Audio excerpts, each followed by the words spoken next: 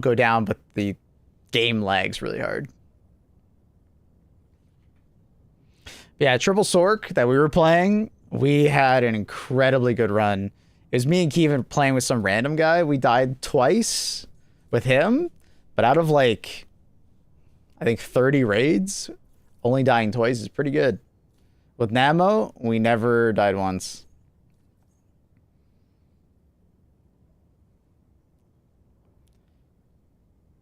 It's pretty crazy. We went on a nice run.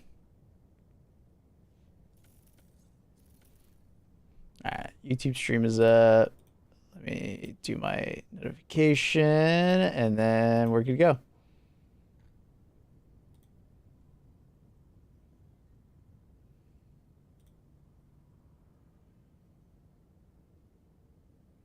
I'd love to play some Mistfall Hunters with pips, but the game is kind of weird. It's like region locking.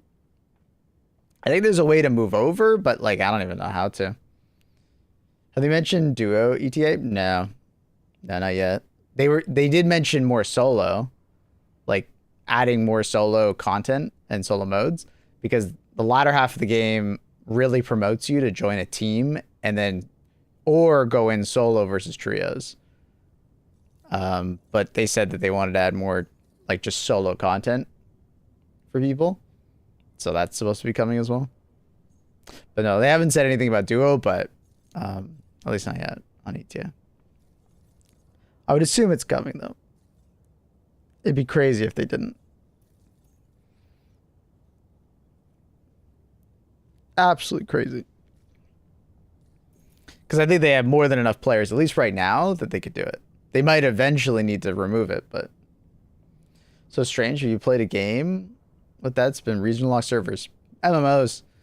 Apparently they had to do it because it's a Chinese game. And you know how the US is weird about anything China, so... apparently that's why. It's a Hong Kong developer, which is, you know... They have certain restrictions on their servers, so they can't all be, like, interconnected.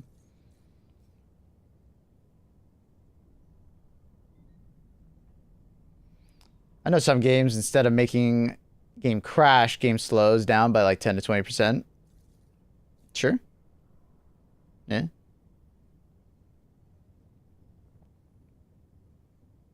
Yeah, I guess most games do a separate game. Yeah.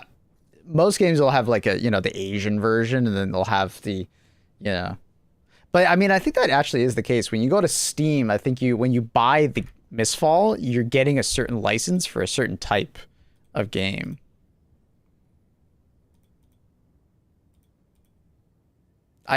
I heard someone talking about it. Apparently that is a thing. When you buy it, you get like the US version, or you get the, you know, NA version. But maybe I misunderstood what they were saying. No, they're all Goomer. They're all Goomer. But I am impressed that there's no actual, like, other than like the skin mechanics in the game, there's no gacha. There is a gacha mechanic for like one skin. It's like the late game, hard to get skin. You have to spend like $3,000 in currency in order to get it. Basically, it's like a Gamba skin. Like every time you're buying spins to get the currency, then you spend the currency on the thing. You technically could probably play free to play, but you'd have to play like a stupid amount of hours. But it's like, yeah, exactly. It's fine.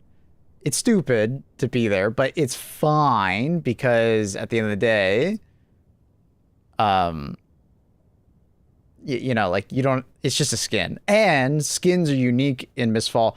Only your party can see them. You and your party. So when you run into another team, you can't see their skins. You can see their melee weapons for some reason, but you can't see their actual skin. I don't know why they do that. The melee weapon can be seen no matter what. I don't know if that's a bug or not.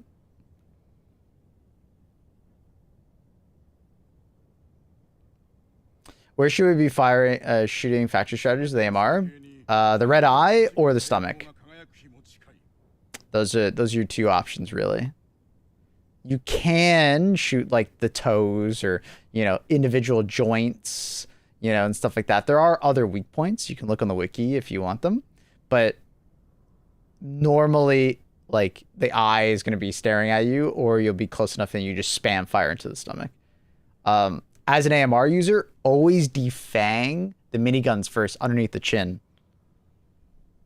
Like that, like the AMR is really good at doing that. You should do that. That's like the most deadly part of a Factor Shredder, and you're purpose built for doing it. I think skins do give a competitive advantage, so I think it's good that enemies don't have skins. I think it's a quality of life thing. I don't think skins give an advantage. But they are very annoying in most games because they hide what gear you're wearing. So I was trying to say to Octavius is that I love that you can't see your enemy's skins, because you can look at their gear and know, are they wearing blue, purple, gold? Are they wearing like a relic? You know what I mean? So you can assess what kind of level of gear they're wearing very quickly in Mistfall Hunters, which is really nice. So you know how powerful that team is and how to play around it, which is cool. I like that.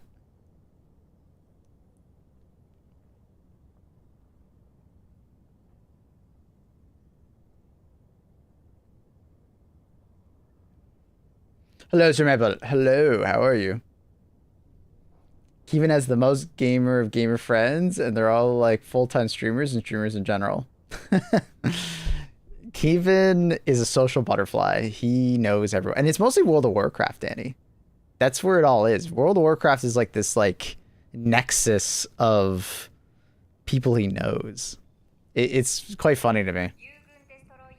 Like whenever I'm talking to Kevin, he's always bringing up not full-time streamers. A lot of them are. Oh, sorry. I thought you said a lot of them are. So, why do you hate Pips, and why did you dox him? Did you play Big Walk with Pips? I would love to take a big walk with Pips and grab his ass. Don't tell him that though, please. I miss Pips, dude. I want to play games with him, but he's always so busy, dude. He's got other friends. Grab what? His ass. It's a totem in Mistfall.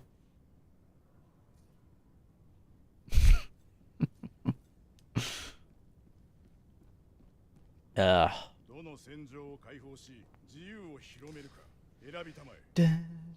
yeah, Mistfall has been a lot of fun. Been really enjoying playing with Key and his friends. They're very knowledgeable. I feel like I've learned a lot in Mistfall Hunters. I just don't really want to play it solo, and there's no real duo mode. Maybe we'll play some later today if we can find some people to play with. I'll be looking around. But playing Sork has been very fun. I didn't like Ranger at first. I could see where I was wrong, where I should have liked it. But I've been liking Sork so much. Just learn to solo. Yeah, Annie, it's not like a learn to solo. I know how to solo. I just don't find fun. It's the same with Arc Raiders. I just don't find it fun. And I think me having fun is very important for a game like for like that. I don't, you know.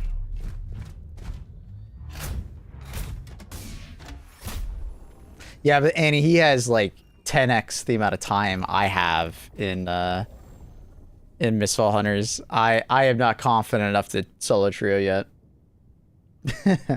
I can't do that yet.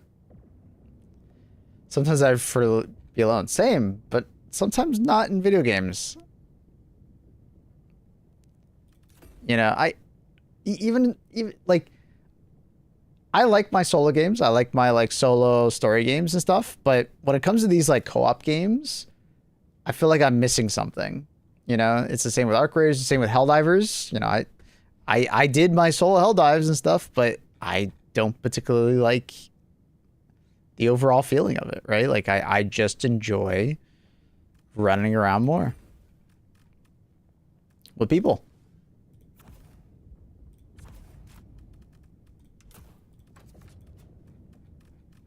So, yeah, I don't know. Like, I can play Mistfall Hunters solo, but I don't know. I played a couple rounds solo and I was like, this is just not as fun.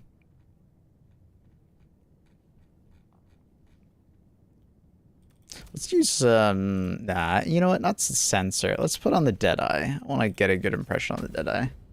It's been a while since I used it. Good morning, I should not be awake. Why, Big Zach? What happened? Just can't sleep?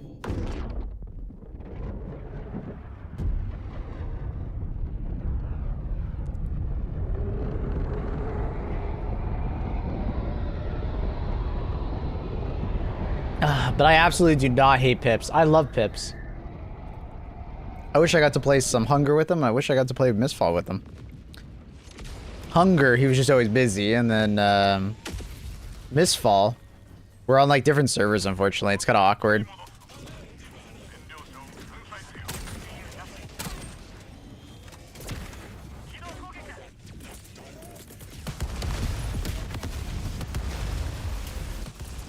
I just realized it's cyborgs. Ooh, I didn't bring the best cyborgs weapon. I had insomnia for a week. I'm sorry. I'm sorry, dude. Hopefully I can make some boring content for you and then you can fall asleep again.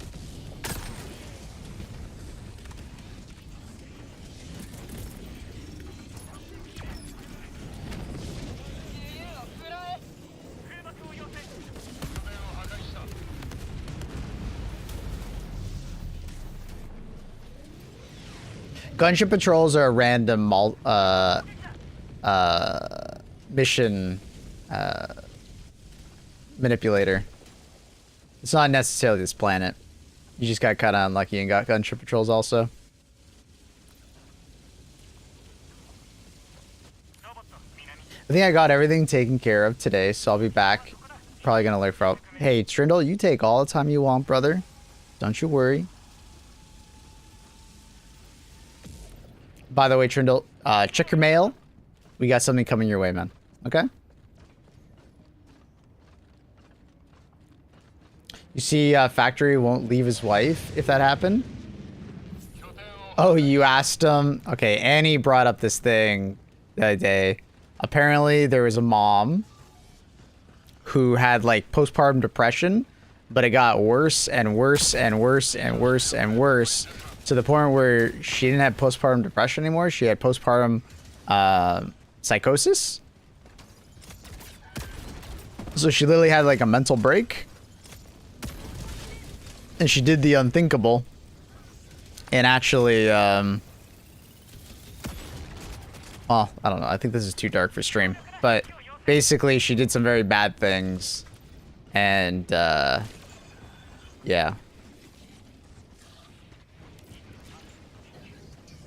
Yeah, probably a bit too dark for stream. I'd rather not talk about it fully.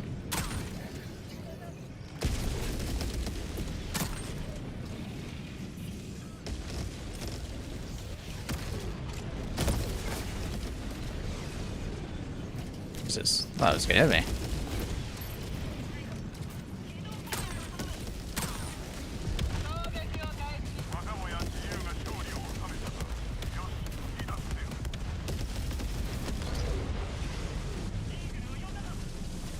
Too dark. Where's my flashlight? I'm kind of feeling like that, not gonna lie.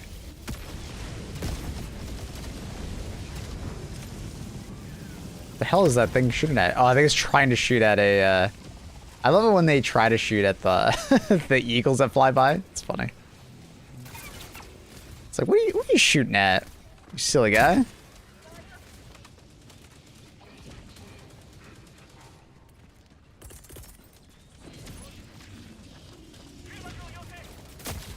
Damn.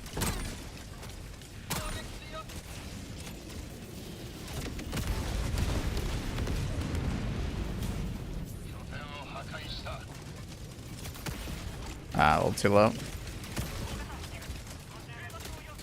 G'day, Helldivers. What up, Truth Enforcement?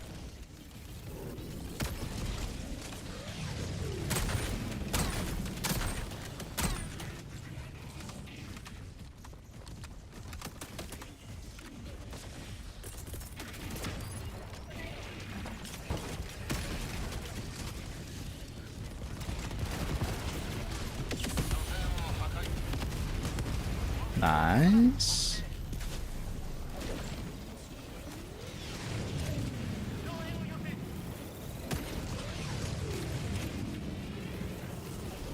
I hope he knows he's not actually doing damage.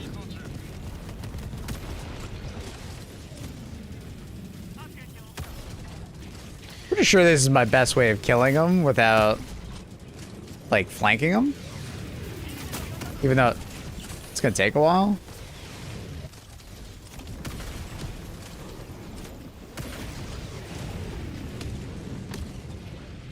I guess he's close enough. I could just ultimatum him. He's close enough.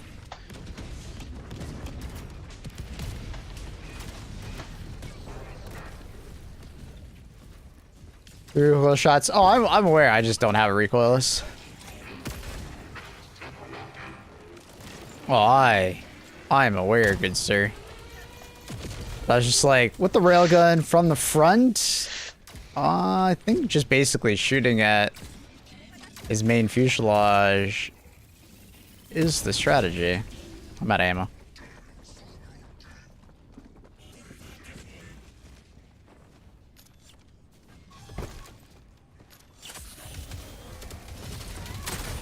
Excuse me, pardon me. Guild Wars 2 will come out too, Maple? You mean Guild Wars 3? I'm excited for Guild Wars 3. Yeah, I would love to play Guild Wars 3 with you, Annie. Guild Wars 2... I think you would maybe enjoy. We could try it if you want. If you were interested, Annie.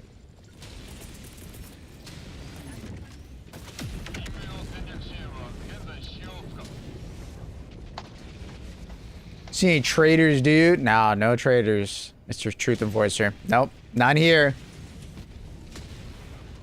We ain't hiding any, I swear.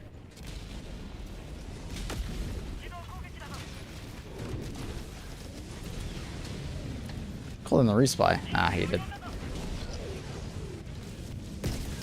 Also, Beast. What's Beast?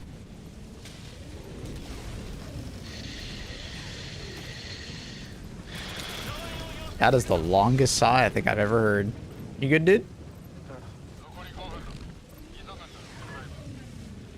Oh, is my mic on? yeah. I just heard you sigh like there's no other tomorrow. Come on. You okay? I just saw... No, I just dropped Eagle bomb and I saw H1 just walk into it. Oh, no. Yeah, that's worth a sigh. Beast of Reincarnation. Yeah. We were thinking of maybe playing that game. Do you want... Should we try it, chat? What do you think? What's the consensus so far on it? I kind of put it on the back burner because I was like, I'm not sure.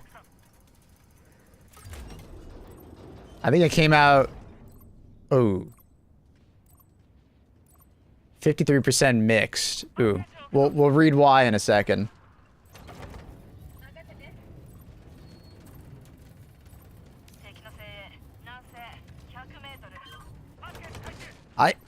There's just something about it that I like ended up taking it off my list. I originally put it on there because I was like, the game looks interesting.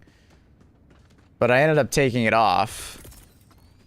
Just because, I don't know, just didn't tickle my fancy, I guess. One second, I'm just getting ammo and I can help you with the gunships. Oh, nice, laser cannon. Yeah. Get his ass. Could be a review bomb. They changed the color of some enemy's pants. Seriously? You buy Korea or Japan? Beast of Reincarnation? It's Game Freak. I thought Game Freak was Chinese. Is it Chinese? I can't remember.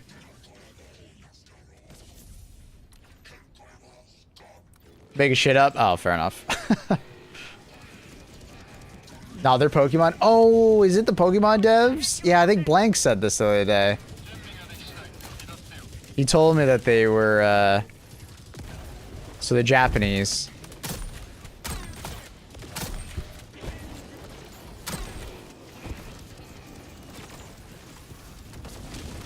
Yeah, Blank mentioned this to me. Yeah, it's the original Pokemon devs. Well, I don't know if I'd say original, but Pokemon devs, and they Beast Reincarnation, which is a weird spin-off for that developer, not gonna lie. That's not good that it's a 53%. I understand some controversy when games come out. People just don't always like the direction you went with a video game, and it is what it is. Sometimes it's not even necessarily the game's fault. You know, they just would prefer it be a different way, and maybe the game is more niche, you know? Doesn't make those reviews not, like, worth reading, but... You know, it's like someone buying a sci-fi movie and then disliking the sci-fi genre, right? Some criticism is just kind of like, well, duh. No wonder you don't like it. It's not that type of game. It's not that kind of movie.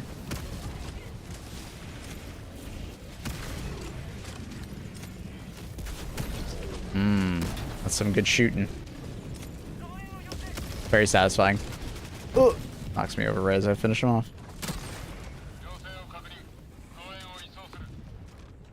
Looking forward to that 40k armor so I can reload faster. Seems to be a good summary of... Damn it. Good summary review I've read. Looks far more ambitious than it actually plays. Ah. Yeah, I've heard that before.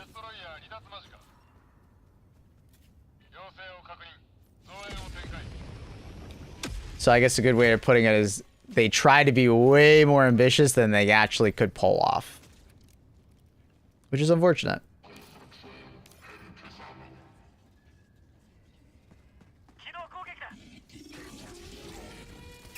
You see me? Damn.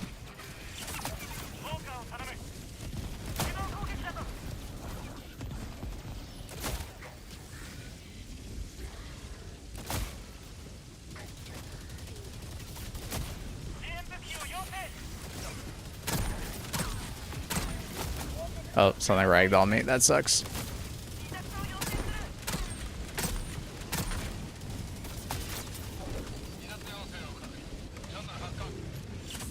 Seems combat just feels bad. Yeah, I mean, I hate to be that guy, but it didn't look like the best combat in the world from the trailer. It looked... I don't know. The bar has raised a lot over time when it comes to like fluidity of combat. So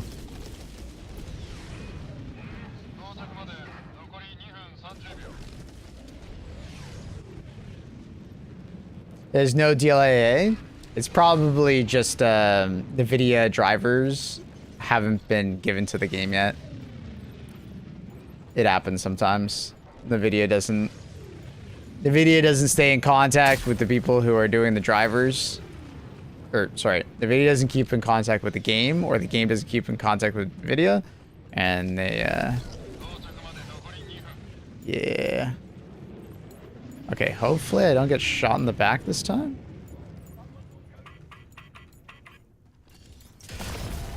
Bro! He wasn't looking at me for the... It's like I interacted with the terminal, and then he immediately looked at me. Come on. Is AMD GPUs good? Yeah. There is more or less an AMD GPU equivalent to NVIDIA for every single price tier, other than like the very top. I would highly recommend NVIDIA or AMD GPUs. Now, obviously, it like depends on where you are in the world. Sometimes AMD GPUs are not as price competitive, and sometimes they're way more price competitive. So definitely check that out.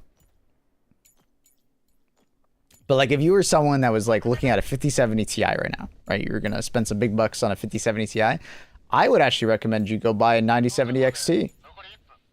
You know, it's a GPU that is essentially the same like speed, if not more power in a card, while also spending less money, right? That's awesome. That's great. Now, what you miss out on is NVIDIA typically has better software, right? So DLSS, DLAA, frame gen, the filters, right? The whole entire like suite of software.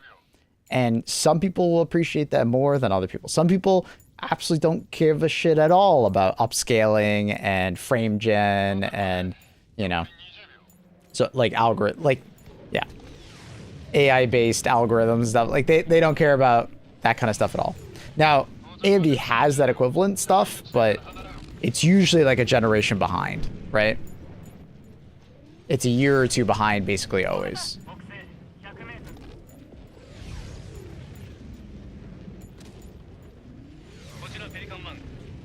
Sure, yeah. Drazi has a great point here. If you are someone who makes content with your GPU, so particular programs, make sure that the program that you use works well with AMD, because CUDA is like NVIDIA's technology, and NVIDIA graphics cards obviously operate CUDA way better than AMD. So if you do like professional work with your GPU, you may be kind of forced to stay NVIDIA. Now, some programs don't give a fuck and they run the same speed on both, but yeah, DaVinci Resolve is one that definitely favors CUDA. Good point. Good point. But like, if you're just a gamer, AMD is a really good option. Really good bang for your buck. You just miss out on some, you know, you miss out on some of the AI upscalers and the frame gen. That's just better. And some people have mixed feelings on it. You know, you might be someone who like absolutely hates the upscaling tech, or someone who really likes it. I really like it personally. In most games, if it's implemented correctly, it's just free FPS. Very little downside.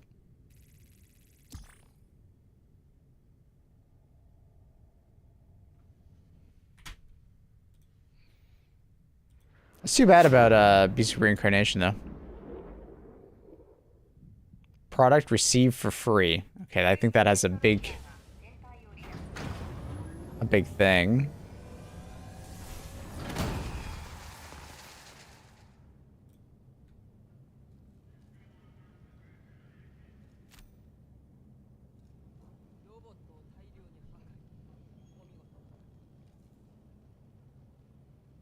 So no ultra-wide support.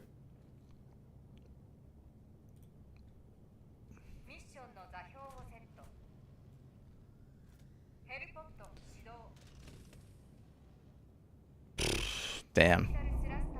People are... Dude, this guy's ranting. I just realized how long... He played for 1.75 hours, and then he wrote this. His review is almost as long as he played.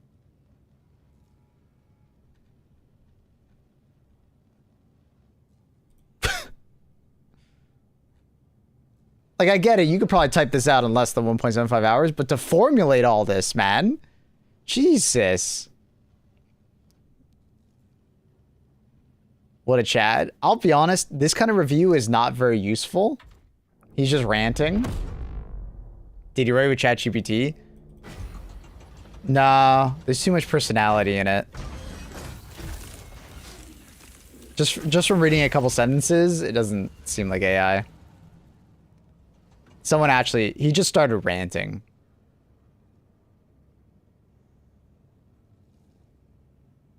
I think.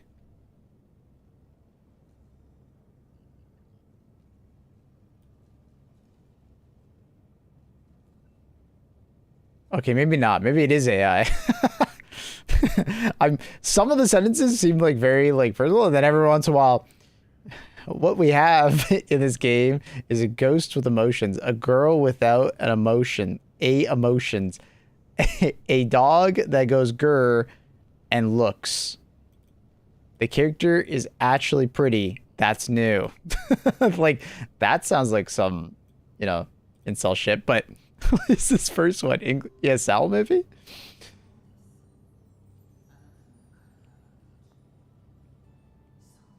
If there's woke, I have not run into it yet. I think it's a person. I think it's a person with some amount of, like, ESL, maybe?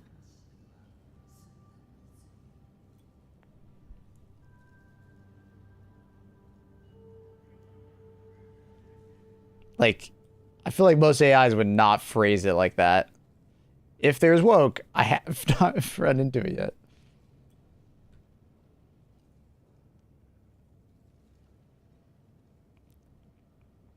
Yeah, I like that. I like that line. Looks far more ambitious than Ashley plays. Wait for patches and a price cut. Some people do like it though. This guy's not giving me. Well, he's not telling me what kind of GPU. I don't like when people do this. I absolutely hate when people do this. They talk about performance and then they don't say what kind of like system they have. Oh, we're down here. They actually shared it. Yeah, that's not great performance for a 3080. 1440p high balance, 60. I think it's mostly his CPU. I didn't realize he shared his specs. Not all of them share specs, I was wondering.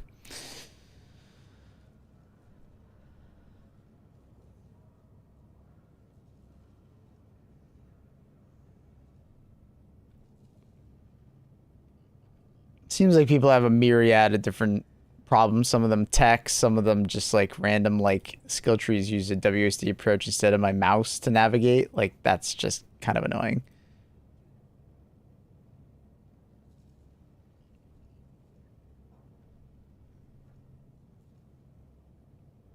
No ultra wide support again.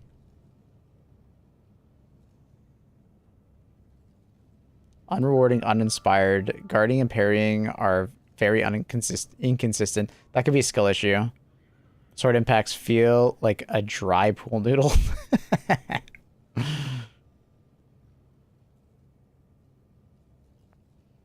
Ran into a bug where the ability threw me across the map and healed the boss to full. So the boss threw him, or I guess his ability caused him to teleport really far, and he went so far that it reset the boss. That's annoying. Kind of feels flat and repetitive. Played on hard, enemies kill you quickly, but higher damage does not make it a shallow combat system deeper. I mean, you only played 1.2 hours.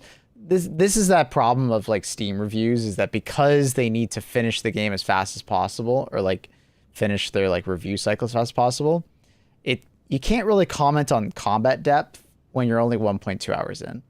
Like, because you haven't seen the combat depth. You're only an hour and a half in, right? Like you're still technically in tutorial area. Because abilities constantly interrupt the flow, turning fights into repetitive stop and start menus instead of something that's more fair. Exploration is weak, movement feels restrictive, and the cam's placement is awkward. Exploration is weak, movement feels restrictive. This could be like a early game thing though. I feel like a lot of games open up movement later on. Yeah, just you got to keep these with a grain of salt, right? Like, it's only an hour and a half in. A lot of this can be rectified very quickly within like 5 hours of gameplay. Because, you know, it's an RPG, you build up your character. The controller camera is painfully slow, even at max sensitivity. Keyboard and mouse support is half-baked. Not allowing normal binding of mouse 4 and mouse 5. That's annoying.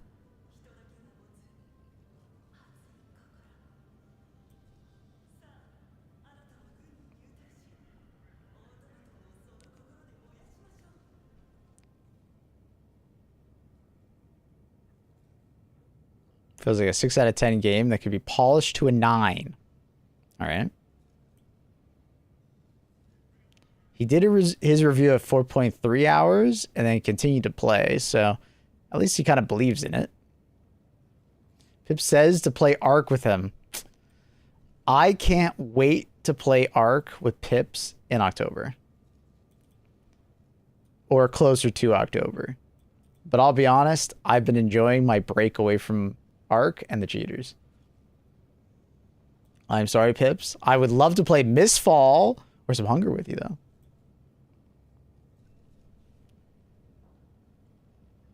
We're seconds away from add to basket. No. Nah, I'm gonna pass. I feel pretty based with my opinion.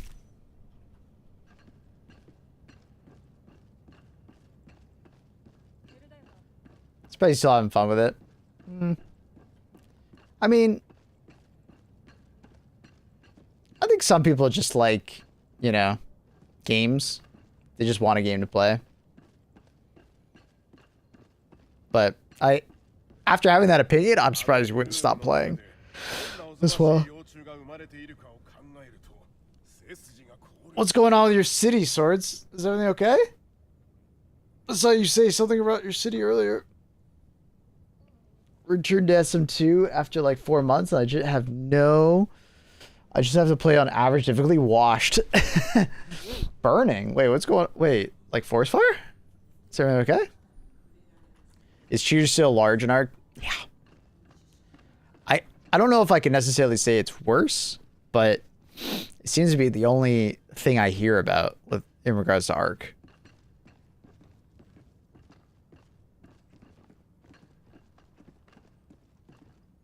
Big fire hit north side. I'm sorry, Swords. Careful, bro.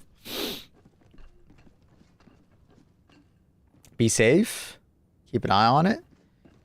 Hoping for the best for you guys.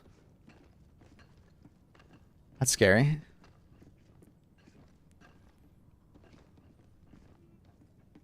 I think that's also because there's nothing else to talk about. True. I think that is an absolutely fair take.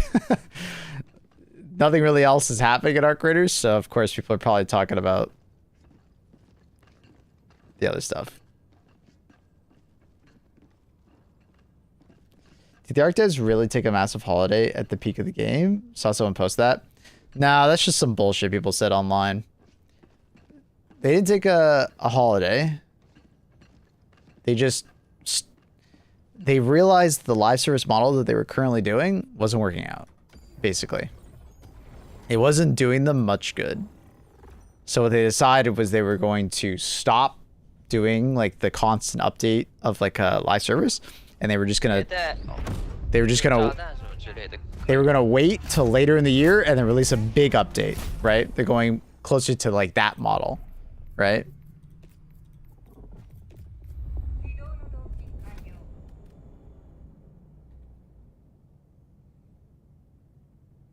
And it's not necessarily a bad strategy. We'll see how it works out, how it pans out. Because maybe Arc Raiders just turns into a game that you play occasionally when they release a big update. And then you leave for a while. Right? They were trying to be the game that you could just like kind of continuously play because they're always adding something new every like month or so. But they failed to meet expectations in that regard. Pip says he misses you, specifically your time together in Sweden, and I quote, twisting your fantastic nipples. He requested that part specifically. I miss Pips as well. Looking into his eyes, holding his hand, walking through the streets of Sweden. It was a magical time.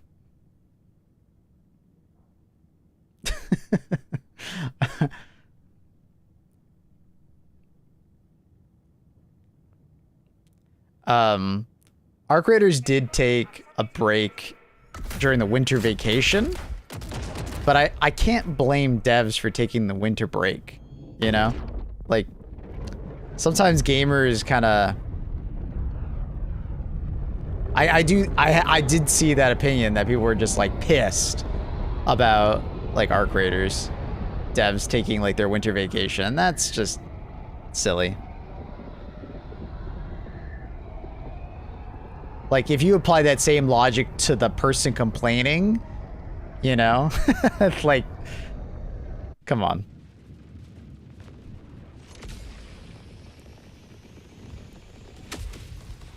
No, it's not even just like American gamers. It's just like people complain, you know, about that kind of stuff. And it's just ridiculous.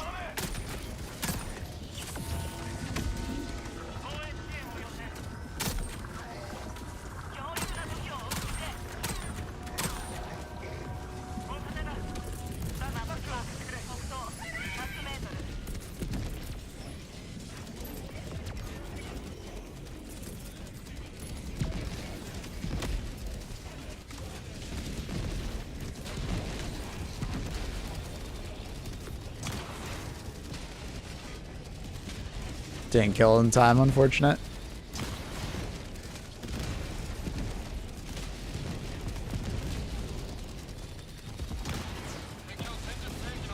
Got him.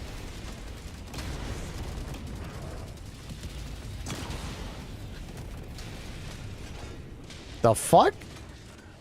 Wait, where did my spear shot just go? Excuse me?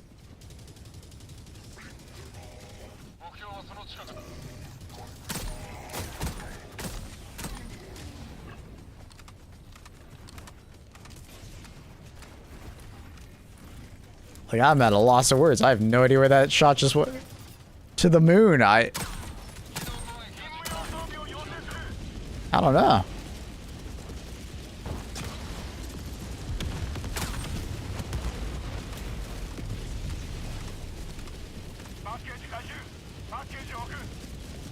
Hustle culture has done irreparable damage to the way people treat employees from companies.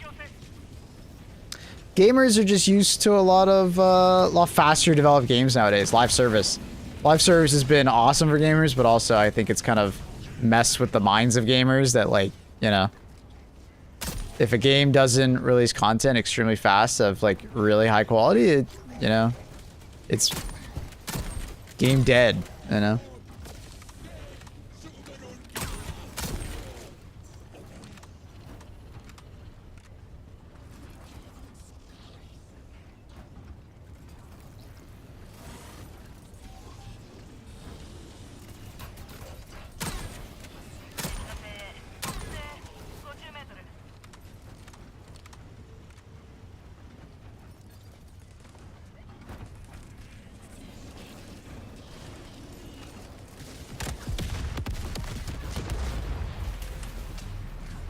What up, Mr. Glazing Asian? Dude, I was watching a Deadlock stream the other day and I just saw Glazing Asian in there. It was quite funny. Who was I watching? Is someone doing a ranked grind? Who was it? Who was it? Starts with a P, I think.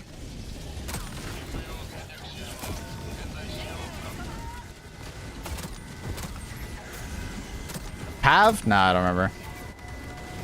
No. It was... Yeah. That was him. Yeah, I was watching him and I saw you in there.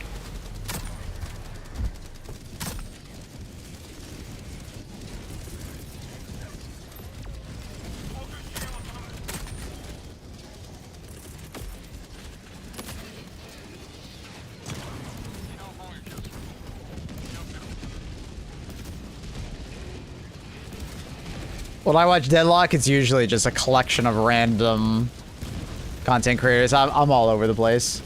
I don't have one that I just watch and enjoy. I've been watching Raynon a lot, just because he plays a lot of M1 characters, and I also play M1 characters. Should be able to release content, even if most of them are on vacation. Typically, they plan a vacation. Everyone gets 3 to 4 weeks. In the case of like Arc Raiders, I think a lot of people were complaining about winter break because the game was left in not the greatest state. There's a bunch of bugs and I'm somehow alive. Balancing concerns in Arc Raiders when they took that break. I remember being frustrated as well. And it took them like a long time to, you know, deal with it. Also, this is around the same time cheating was starting to ramp up in Arc Raiders, so...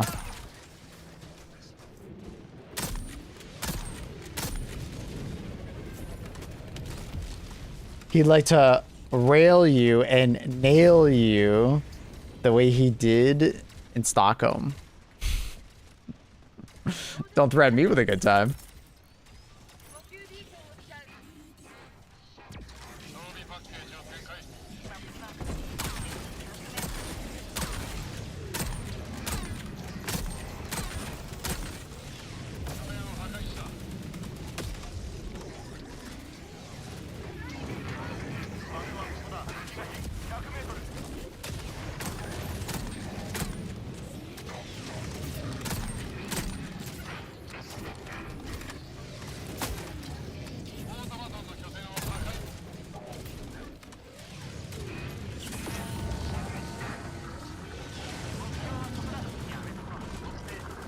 feel like the best way to improve is just watch someone better.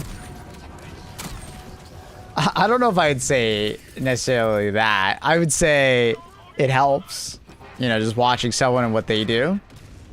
Monkey see, monkey do, but you really got to implement it right. Do you ever just kind of miss HG2 when it was like simpler and focused mostly on fighting bugs? No? I prefer it this way.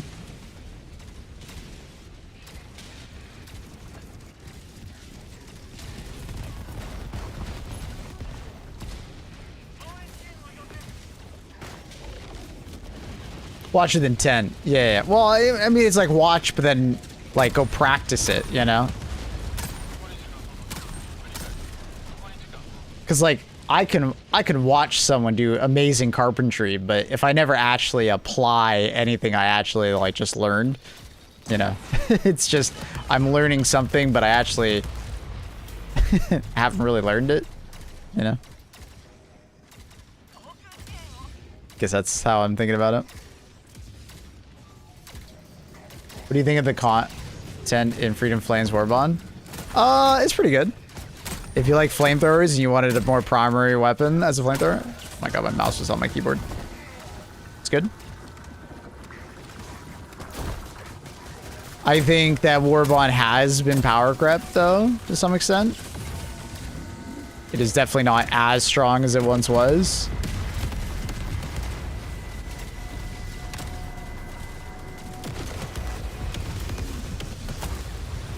Come on. Track, bro. There we go.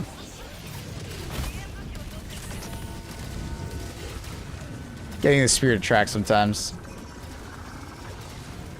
Pip says you guys should play the big walk together. I would like to take a big walk with him as well. Isn't that a game that like just came out? And the characters look like they're like Pengu.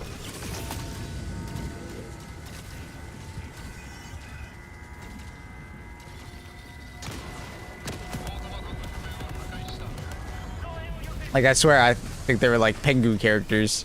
If you guys remember that TV show.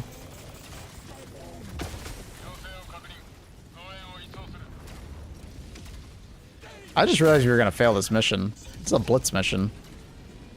Oof.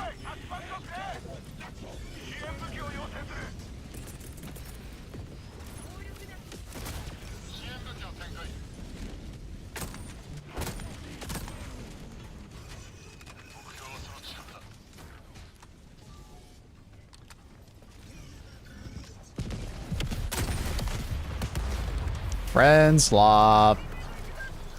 I like friend slop.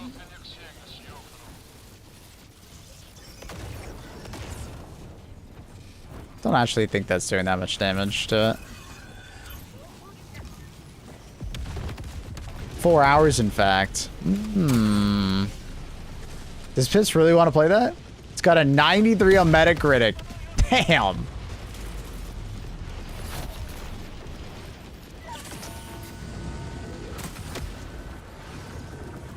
Oh, fuck. We're good.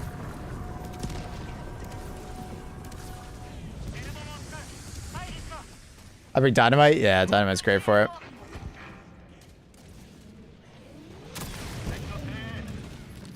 Thermites, dynamite, gigas.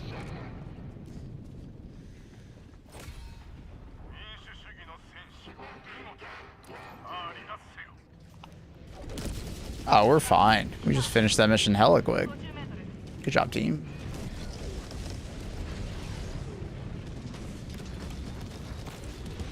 That thing just... Yeah, you got him. It says your night together in Zocom also got a 93 on Metacritic. Only a 93? Did I disappoint?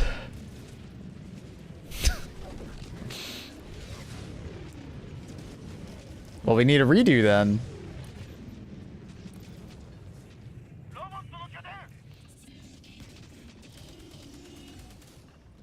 Friend slop, good way to spend a little bit of money. Spend it with friends.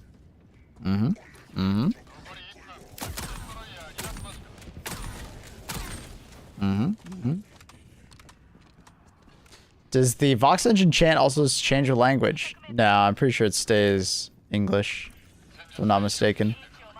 I don't think it changes. Probably the big wog is actually legit. That's cool.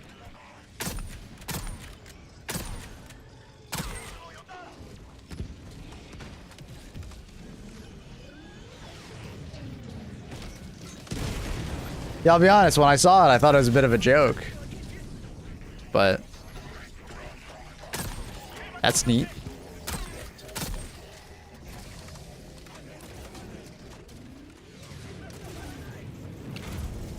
Hey, Swayze. Mr. Swayze.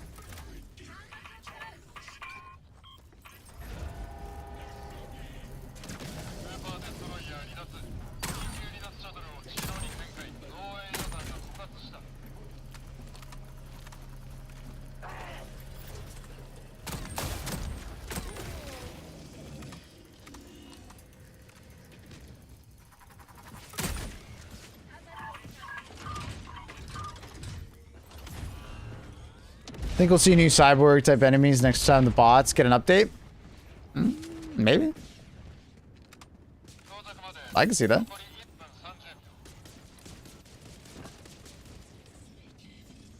Follow here as well. Hey, thank you. Appreciate you. Welcome.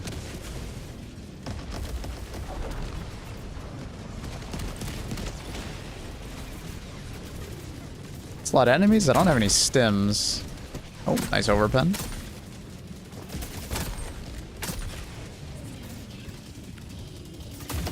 Oh, I'm bleeding.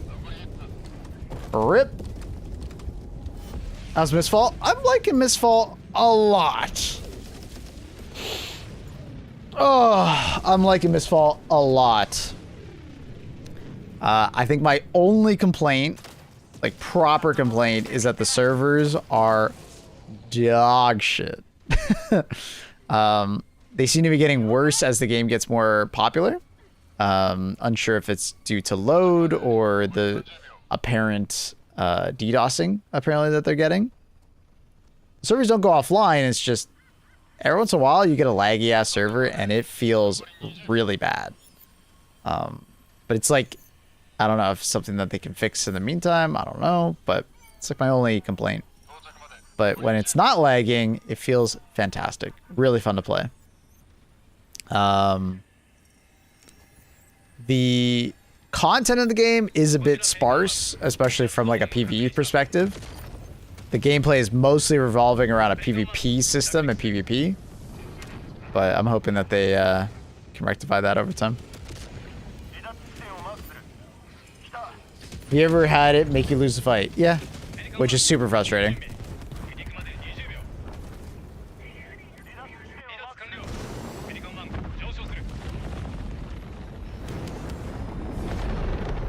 Or DDoS is more and more with new game releases. It does make me wonder if how legit is the, you know, how legit actually is the the claim of DDoS. I don't know if it's just being used as a blanket term for lots of traffic to your game. And then they just suspect it as DDoS. I don't know, but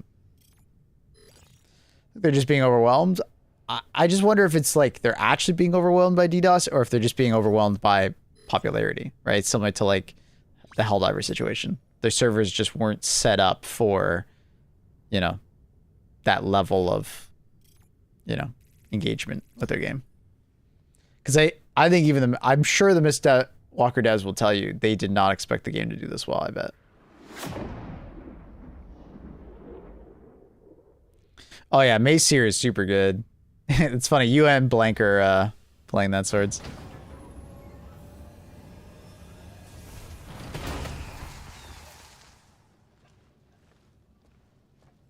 Oh, crap.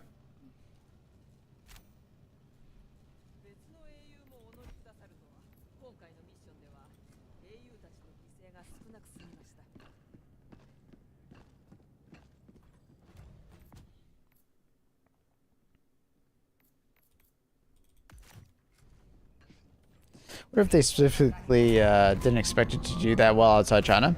I don't know. Because I'm pretty sure the game's popularity is still going up, though. Like...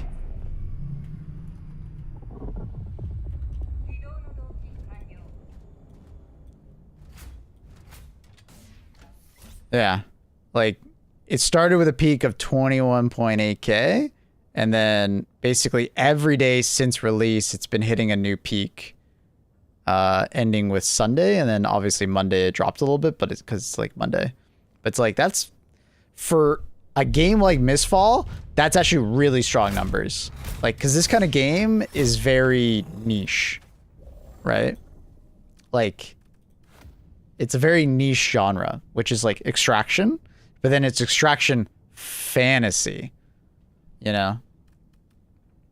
Most people tend to like extraction games as shooters. So it's like a subgenre. But it's doing pretty damn good. Decent numbers. We'll see how it goes into the long range. You know, can it hold on to the players? I think, you know, will always be a big factor, right?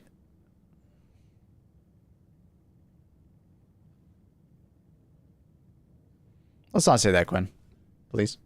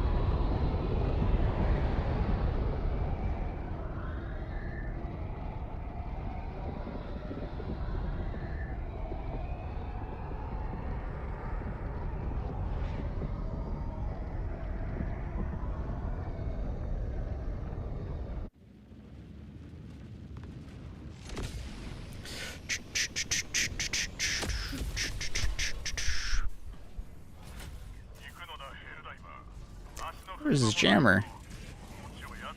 Oh, there it is. Can I run away from it?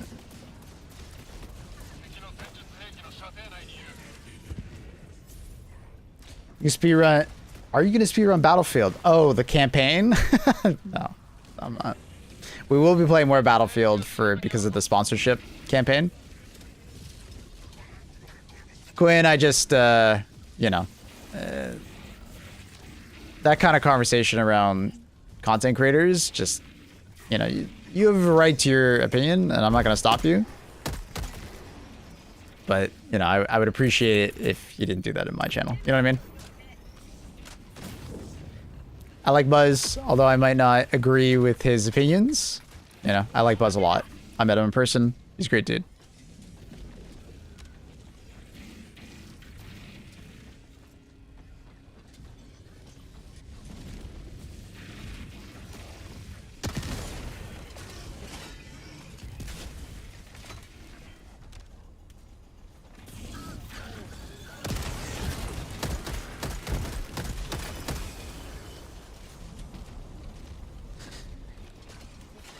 Because I don't want to create drama.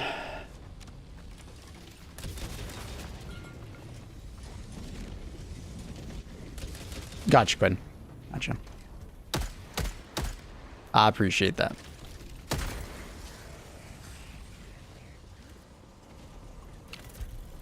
Tell him I said it.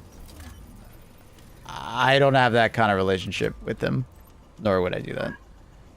If you want to have that conversation with him, go to his channel and comment on his stuff, bro. Just don't do it here. That's a comment for his channel, not mine.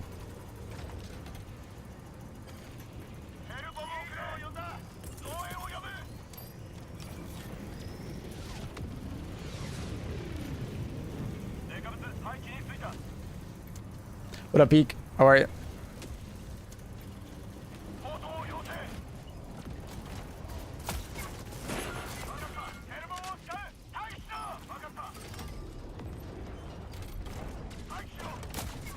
Okay, I can't do that. I couldn't get off of it fast enough. As soon as it started shooting me, I was pressing E.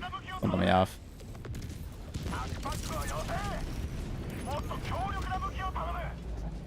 I got a headshot. It's funny, whenever I interact with one of those things, the turrets immediately shoot at me. I don't know what the aggro range is like when you interact with something, but that's hilarious. That just like... I went from just like being... like they had no idea I was there, not shooting at me, to, hey, that guy's doing something over there.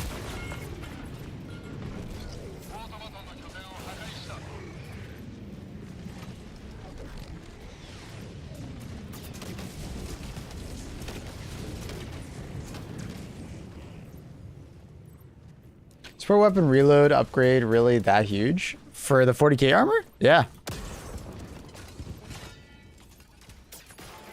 I feel like Helldiver content creators have faster reload times than I do. We're reload canceling. A lot of time. A lot of people reload cancel. So like, so if you look in the bottom left-hand corner, there's a symbol of, you know, the rocket launcher, right? The recoilless, right?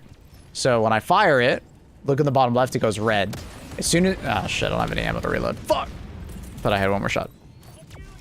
When you reload, it'll turn white at a certain point during the animation. Mostly when he throws it in and he turns it, right? When you see it go white, you can just stand up, press your crouch button, and it cancels the rest of the reload. Right? And then I can fire. Does that make sense? So, you'd be surprised how many weapons tend to have that happen. I thought they nerfed reload cancel. Yeah, but they reverted that change. And they didn't nerf it, they just fixed the timing. Because it's technically a bug. It's not supposed to do that. But they ended up putting it back, like, I think a week or two later. Because people missed it.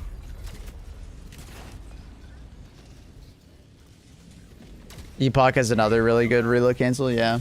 You'd be surprised how many...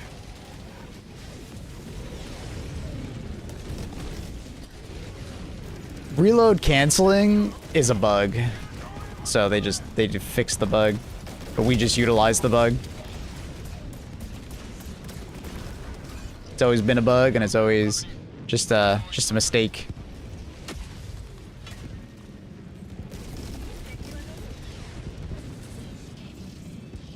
I have a good idea. Oh, I mean the 10% reduction in terminal. Oh, yeah. I mean, the 10% is nice. Sorry, I thought you were talking about the 40k armor. The 40k armor that they're implementing has 30% reduction. But yeah, you should... I mean, it's just a free 10%. Like, it's probably the best of that tier. For sure.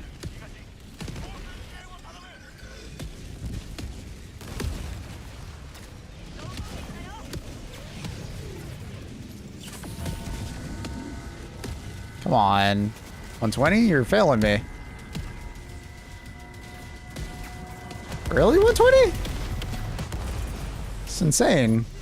120s are usually really consistent at killing that. There we go. It's a nice skill check. Sure.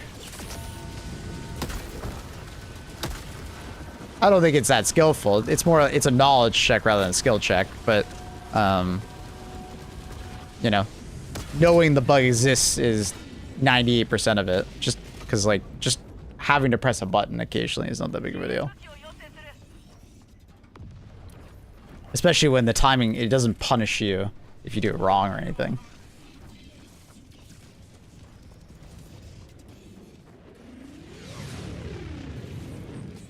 Skill expression. I don't know. I don't see it as skill.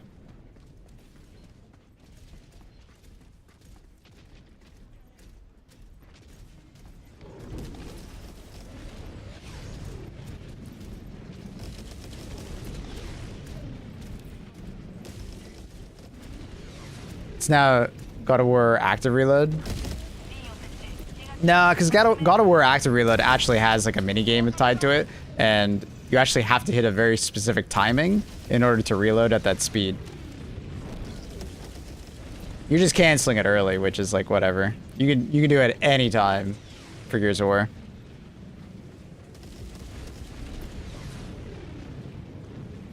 But in Gears of War, you just get a normal reload.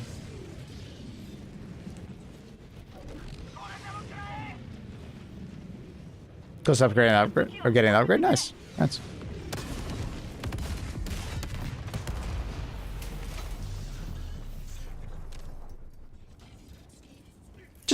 Just knowing it exists is like the important part, which is cool. Don't get me wrong, I don't mind there being, you know,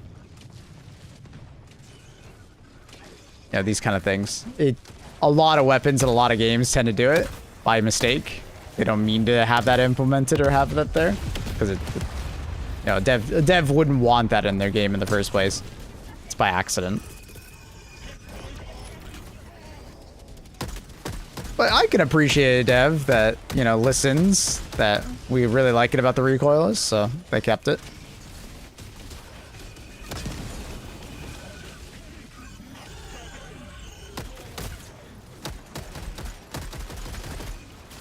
And it's happened a fair bit. A lot of people just don't realize.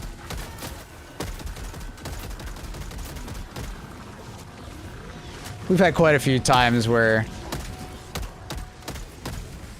the devs have fixed something, but we liked it, and then they reverted.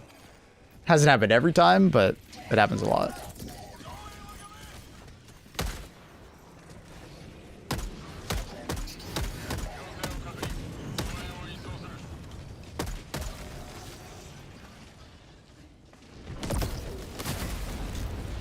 F. Come on, man. That one was aimed at me, I swear. Eagle One. Knowing and properly applying it under pressure is what I'd say is skill expression. I mean, like I said, I think it's 90% of the battle is to know it exists. But because there's no like tight timing or anything like that, it's really easy to implement into your gameplay. Like really easy. You're literally just standing up after you're like do a little bit of reload.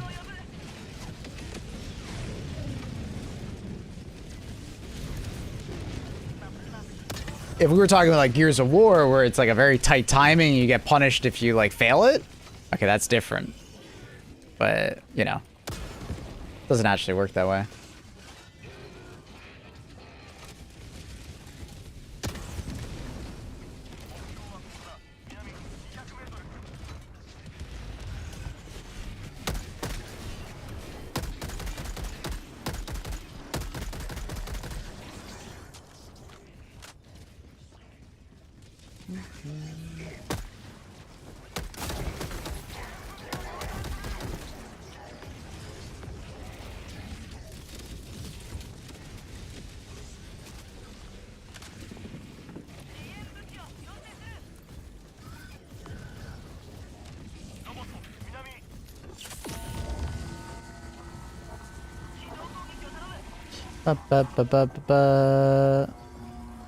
Arguing with streamer is bad candor, however.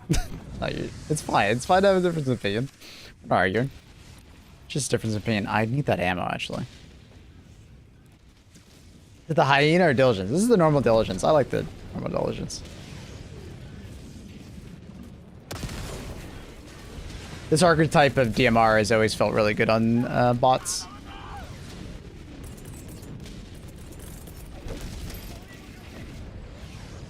If there was a punishment involved in failing a memory check, then I'd agree. It classifies differently. Well, I mean, that's the skill check, right? It's literally checking to see if you have the skill required to do it, right? That's by definition a skill check. You just implementing something or not implementing something, I don't personally view as a skill check. Do you know what I mean, Shad?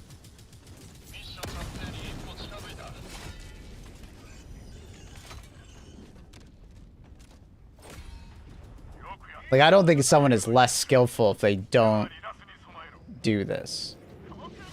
right?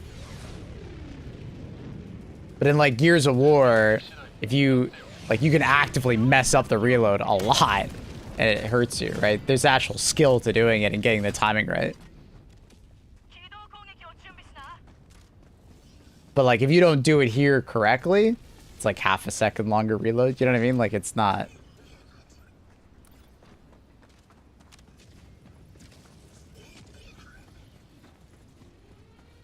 A little different. I had the most swamp-ass games yesterday. What happened? People leave as soon as they can't get easy wins. Yeah, luckily I haven't had that today. But yeah, there's a fair few people who like leave immediately when they die too much. Or they go off by themselves, die twice in a row, and then they just leave because they don't want to run back to their body. Very annoying.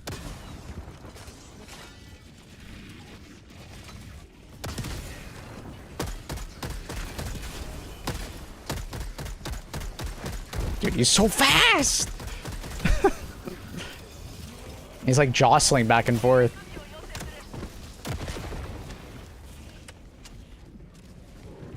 So we know they skipped the July WARBOND. I'm fine with this, but my curiosity is not. Wish I knew what it was. I think the July WARBOND was skipped mostly just because, you know, out of, you know, reshuffling what their plans were. After all the feedback. You know what I mean? I think with this, like, August WARBOND, I think they've kind of, you know, figured out what direction they're going and how they're going to do it.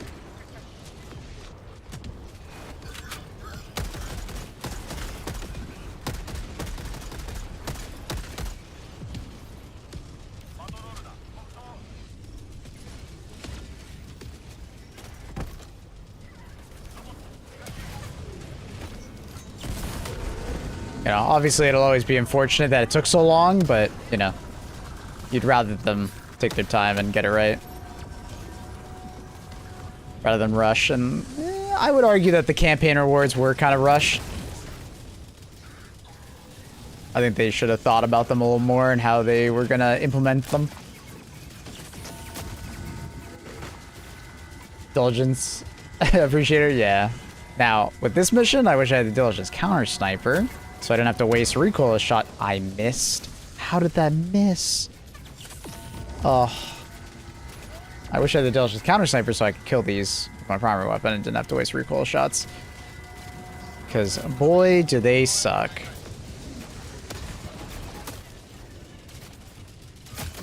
Yeah, I'm gonna die. I need my teammates to help me shoot at them. Oh, they don't have good weapons for this at all. That's why we're not killing them.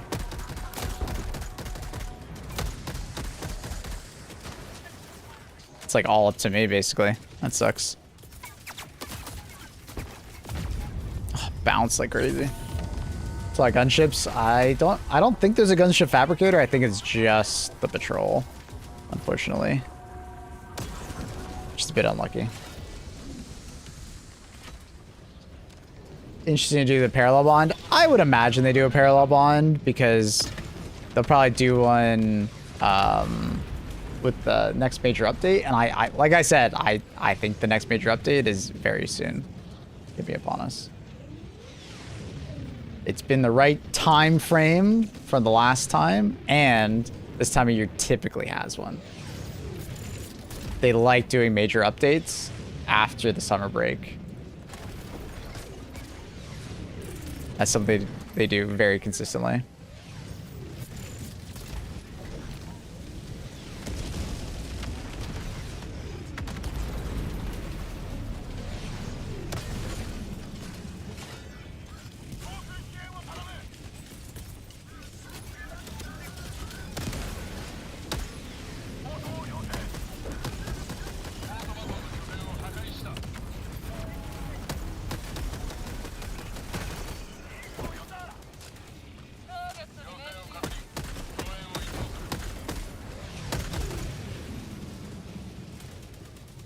Yeah, it's usually about 4 to 6 months between major updates. Like title updates. an HG2.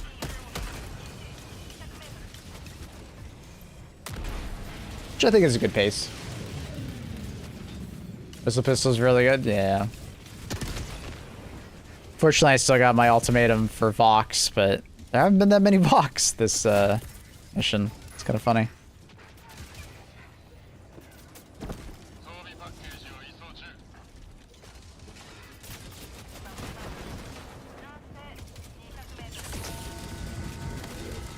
Hello? I saw weapons.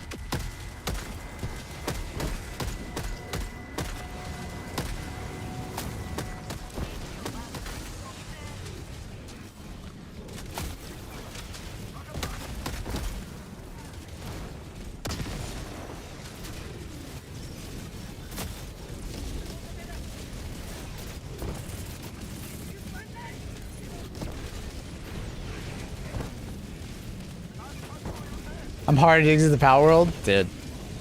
Welcome. I love Power World.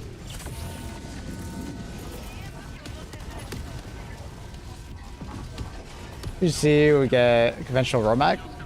Or a continuation of roadmap. Yeah. The roadmap kind of bit them in the ass this time around, and I hope that doesn't dissuade them from wanting to do future ones. Because I think roadmaps are a good idea for HG2 in the way they did it. You know, I don't want a roadmap spoiling everything, but as long as the roadmap shows some things but not everything and keeps some things hidden to us, I think that's good. Do you have a guide on how to take down the Vox engine? Yeah.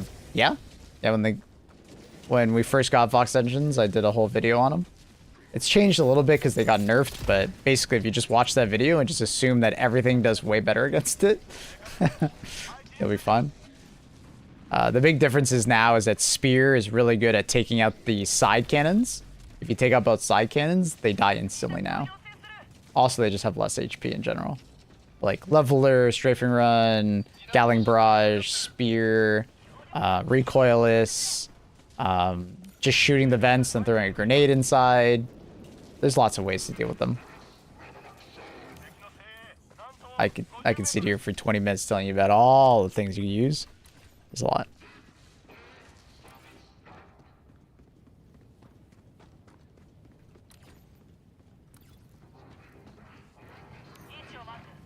Doing Power World with like random spawns. Found a Bimog spawn area. It was OP as fuck. Sick. A lot of coins, I bet.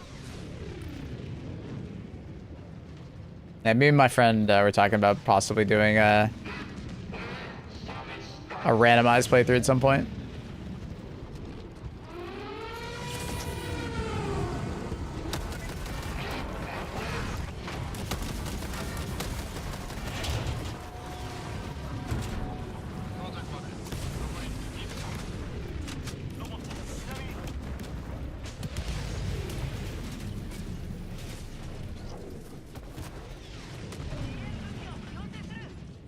Even they didn't necessarily stick to it super strong. I mean, they did 90%. It's just they dropped it on the WARBOND. And I mean, it was outside of their, scope of understanding, right? Hindsight 2020, like, yeah, maybe something goes wrong with a WARBOND and then the community revolts and, you have to change that WARBOND, which means you can't release it and you don't have a backup one. I hope they don't, look at that and be like, we never should have done a WARBOND or a roadmap because of this. Because it's like, how do you know that that's going to happen? Because I feel like a pretty logical, sorry, not logical, but like a very like reasonable person would not have expected any of that to be wrong, like the mech WARBOND to be good, like a bad thing or anything like that. But it was like a mixture of other things that caused it to be a problem. And it's hard to foresee something like that.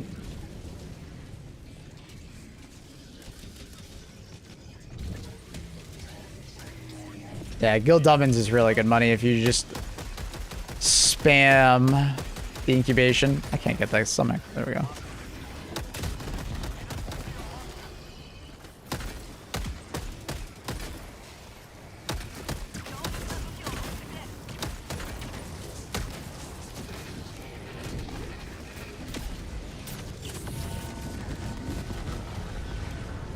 Swan is playing Maple?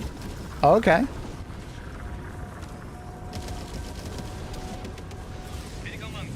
Is he looking for someone? Because Swan likes to play solo.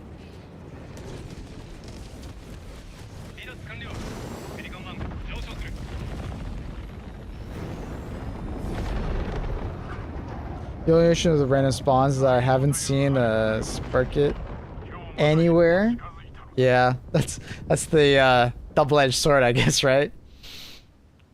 You might find some crazy things off spawn. You might find a jet dragon immediately, but are you gonna be able to find the pals you do want? It's tough.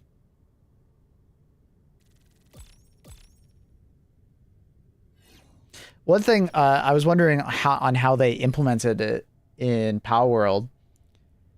So when something spawns in the world, if you eliminate that pal, does it cause a new pal to spawn in its place, or is it always that spawn for that particular pal? So is it like reliable?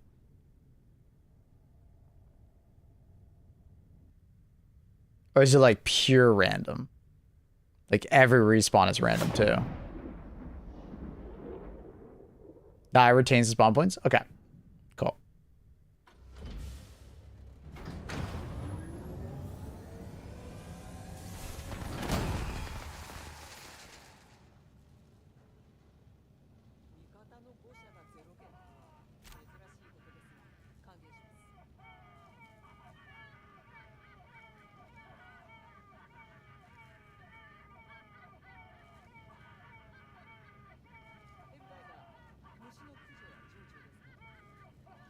Re-downloaded it, but need to get down and play it. I love Power World. It's such an easy recommend if you like survival games.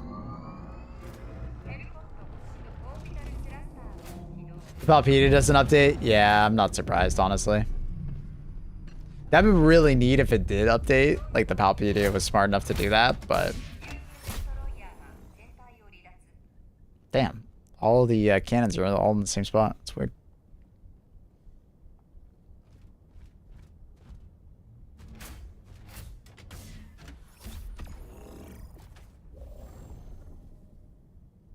With randomizer, you automatically unlock saddles. That's crazy. Yeah, that is a bit cheaty if you get like a jet dragon off the hop.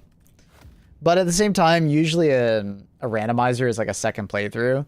So I can't say I'm opposed to, like, you know, the second playthrough being faster than the first, you know? Because personally, I know I would get bored if the second playthrough was, like, extremely slow. You know what I mean? So, I'm not opposed to it. Let's do some walking brush.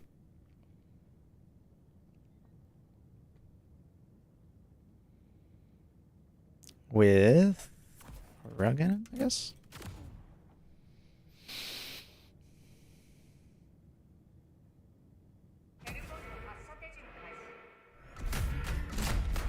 Because the point of a randomizer run is to make it feel unique. So having a flyer at level 1 definitely makes it unique. So, well, maybe I've been playing Dying Light for 11 hours, 1 life, brutal, being the first boss. Nice.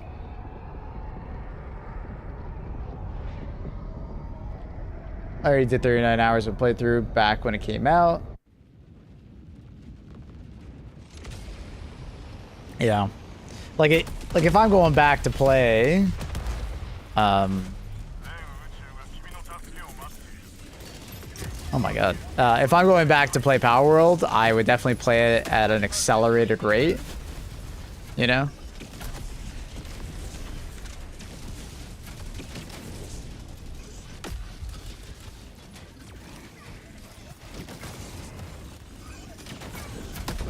Not because I don't like Power World, but it's because, like,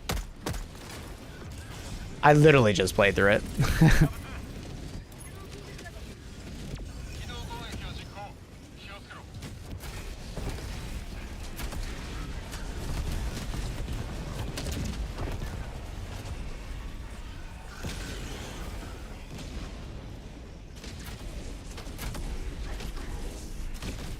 I did try with random levels too. It was impossible. Yeah, I can imagine that one being really tough. Having like a bunch of level 80 pals, you know, camping you at your spawn.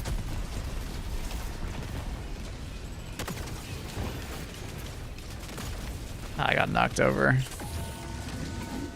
That guy knocked me over. Oh, I missed. Damn, Ergo got me.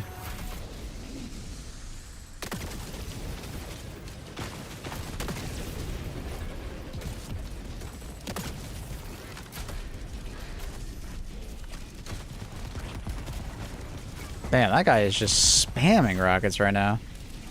I don't know why he's not just shooting his main gun.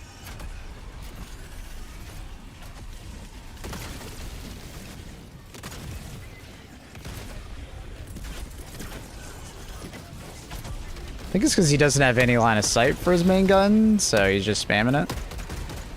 Hopefully that got him, though. Oh! I couldn't aim high enough to hit his head because I was prone. That's so annoying.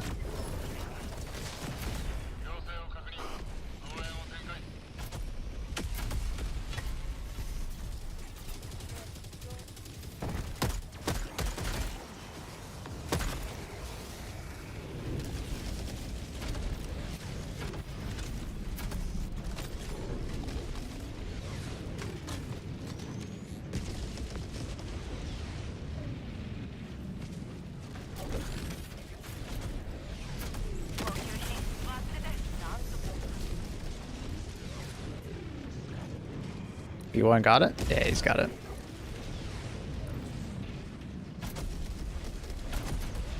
I should grab a resupply before I go to the next. Oh, I didn't realize that was over there. Is this the weekend? Yes.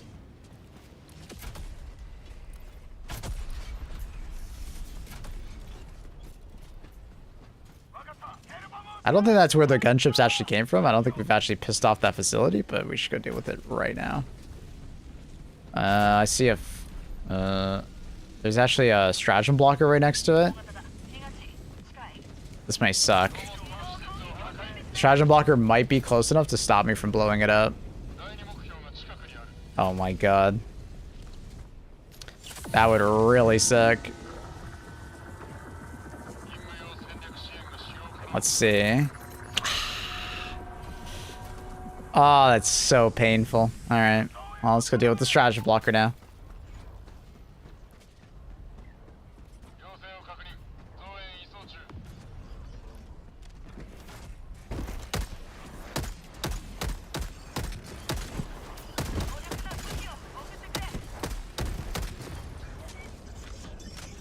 They can grunt. Hopefully they're okay over there.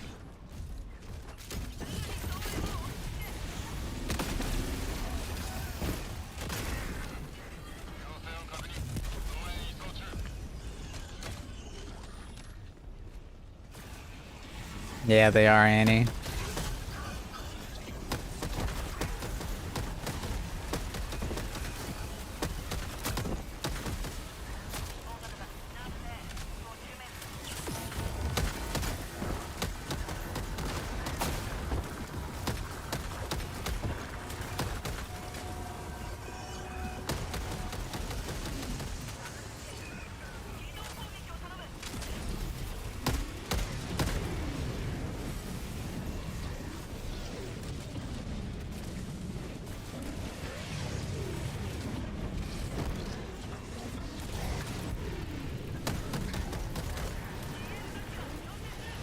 I got lucky that is not activating.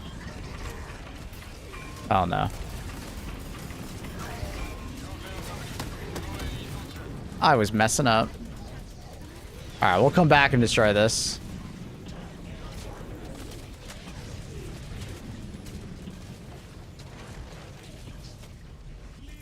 Red Dead Redemption. What? Good game. Good franchise. What's up?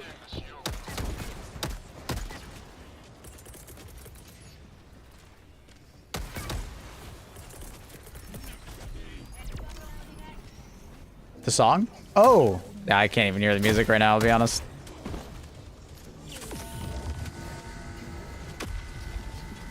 Game's too loud for me. Didn't realize, my bad, my bad.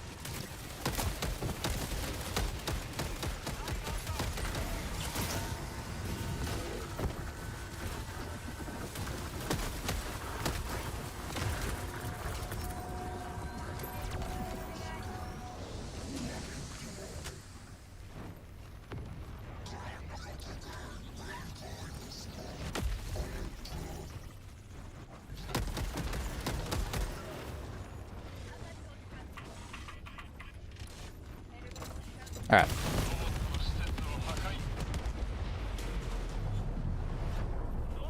That sucks. Damn. Fuck.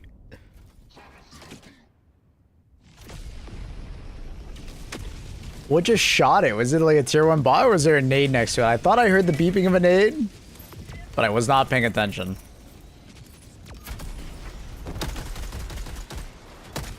Chat, I meant to do that. I wanted to come help my teammates. That's why I died, alright? Oh, that was convenient.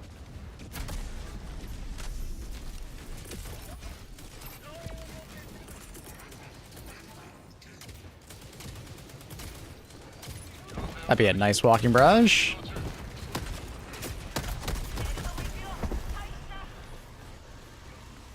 Nobody falling for that. Come on, man. Help me out here. If the walking barrage manages to miss every one of those facilities, I'm never taking a walking barrage again. Okay, got one. I got two! Oh my god, alright. Dead? Yes.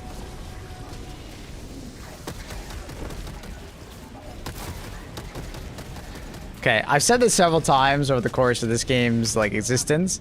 I wish the walking barrage worked more like the creeping barrage of like World War One. Okay. Let me brainstorm here. If they ever add, let's say like a battleship like version of our destroyer, right? We're supposed to be getting new ships, right? Imagine it's a battleship. And then like you get to pick alternative versions of our existing stratagems, right? So instead of walking barrage, it changes it to not be as long, but to be like the creeping barrage from World War One, right? Where it's like douche, douche, douche, and then it moves forward, douche, douche, and it's like way more consistent. Because my biggest problem with the walking barrage is that it's so inconsistent.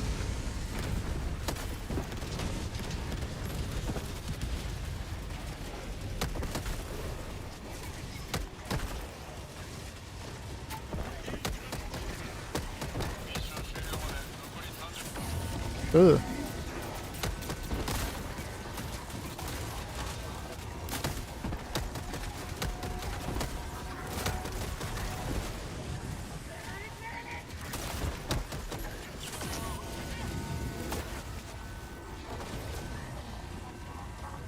Because I think the walking barrage is like a really neat like concept for artillery. And we just don't really have that in HG2. The walking barrage attempts it, but kind of just a worse 380 in many respects. Right? Goes in a consistent horizontal line, moves forward, does another line. The idea of like a walking barrage was just, it was more consistent than the current, or sorry, the creeping barrage is that it's more consistent than it currently is. basically.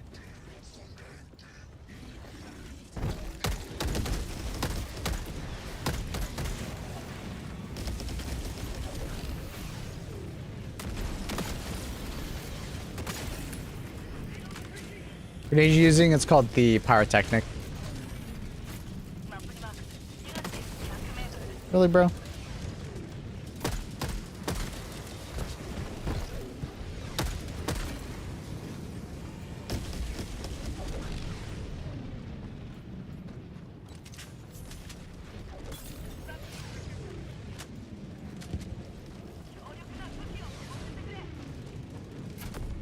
The only reason I could see Arrowhead not do that might be too OP for clearing bases. I mean, I think that's like a good selling point for it, though. Keep the long, you know, cooldown. And we want our things to be strong. Base is already crazy easy to... Like, if that was the case, Glazing Agent, I think they would have nerfed the Armchair Warrior stratagem a long time ago. Because it's by far the easiest way to clear bases. You just put it on a hill outside and just snipe all the objectives without putting yourself at risk, right?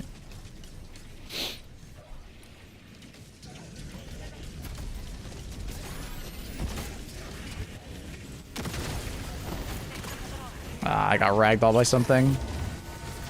The random ragdoll. Oh, alright, and there's just another troll down there.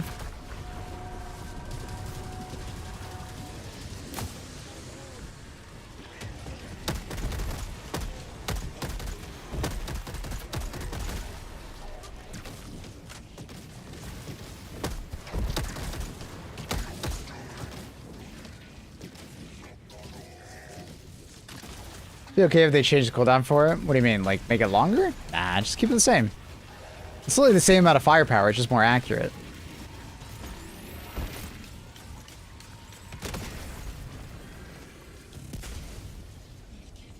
So tighten the radius and reduce the forward gap. Basically, that's what a grouping barrage is. Yeah.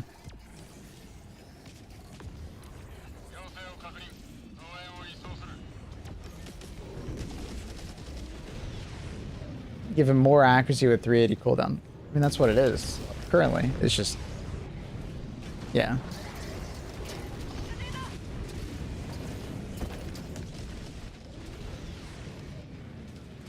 I don't think it's that powerful. I'm surprised you guys say this stuff. Are you guys trolling me? I can't tell. It's literally just changing the values slightly for the walking barrage. Like it is definitely not that powerful. You guys messing with me right now?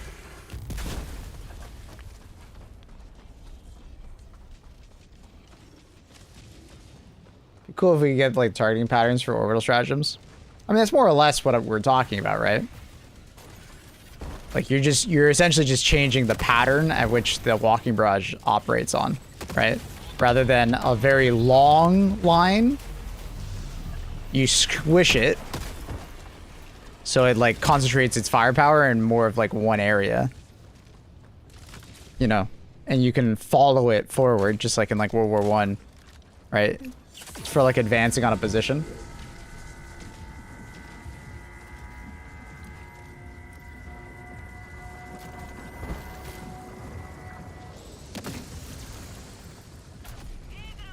And the walking barrage attempts to do it, it's just because of how much like inaccuracy it does, it ends up missing so much. Is it never compared to timers? Yeah, the walking barrage and 380 have the same timer.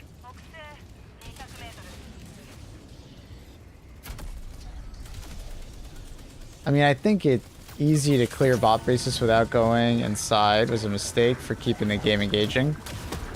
It goes both ways, right? Because some people get a huge kick out of that. From a difficulty perspective, you're absolutely right.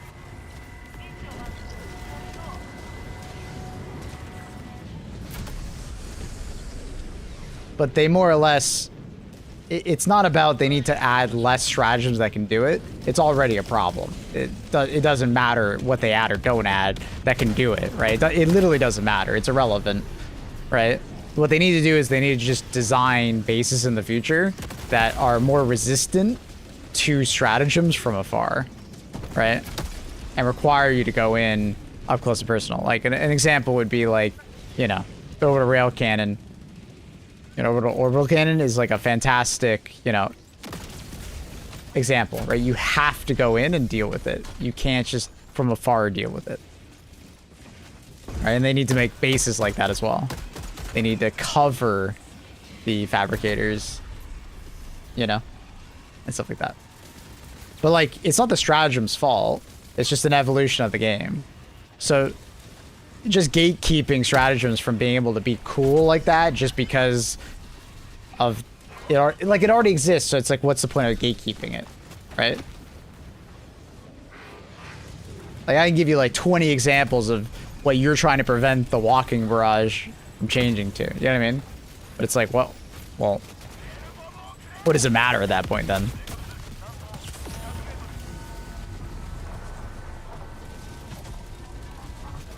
Yeah, I was hoping that stratagem blockers would be more prevalent on bot bases. Now that doesn't exactly change the grandpa chair, the sniping gamer chair, but maybe you could just implement more high walls on average to more address that concern. So it'd be a lot harder to snipe into it.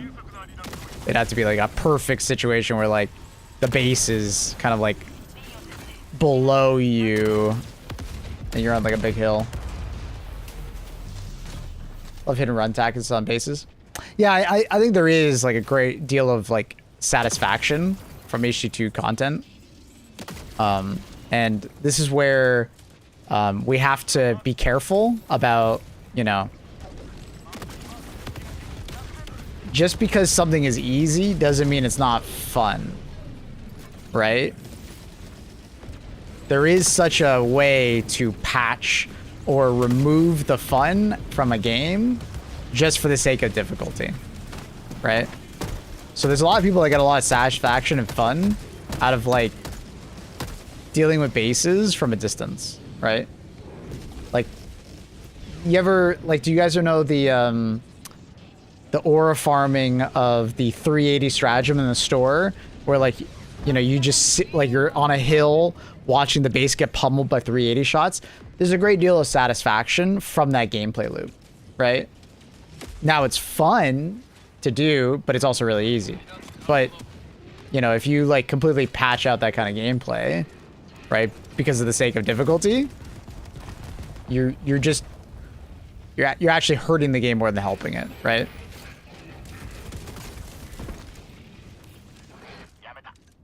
What the fuck just... What happened to my camera? Huh? Wait, I've never had this happen while I was alive. Oh, no, I have. What did I do? Oh, dude, I don't remember this bug. I haven't seen this bug in fucking forever. What did I do? I swear it was opening your stratagem window. Oh, going first person? First person. You just go first person. Nah, you don't even have to aim. You just go first person. Man, what a random bug. I haven't seen that in forever. Crazy.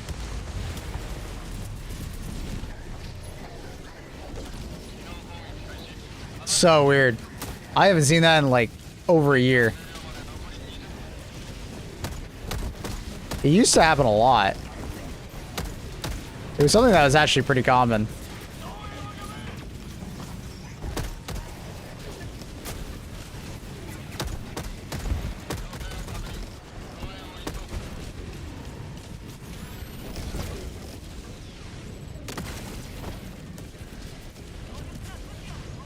Like you didn't get killed there. Yeah, honestly, I thought I was dead for sure.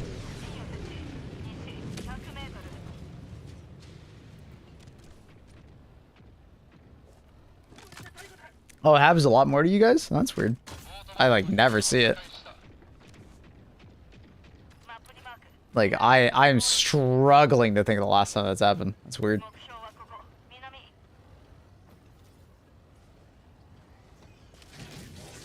Is that the way to fix? Oh damn, there my bug. I thought Fix mine out. What thermite bug?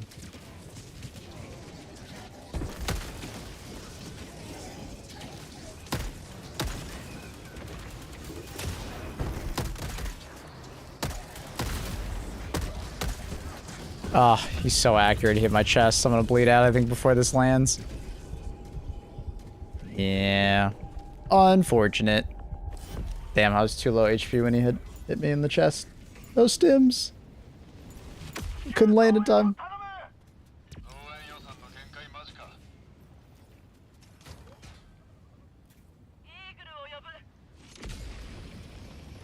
Did you zoom out a hole? I don't know. I don't even know what you're referring to. What are you talking about? You talking about the bug that we just got right there? I don't think it has anything to do with. I don't even have the thermites on. I don't know what you're talking about.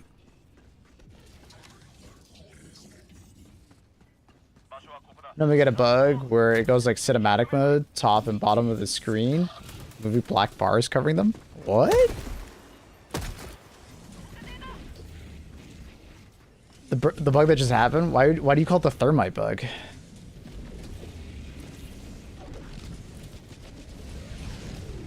I use thermites a lot. I've never had it with a thermite.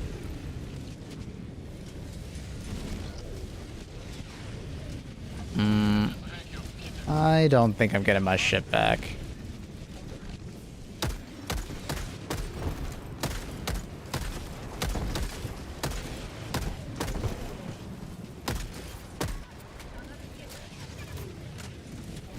Is there any changes I need to know before hopping in again? No. You're good. I can't think of anything major.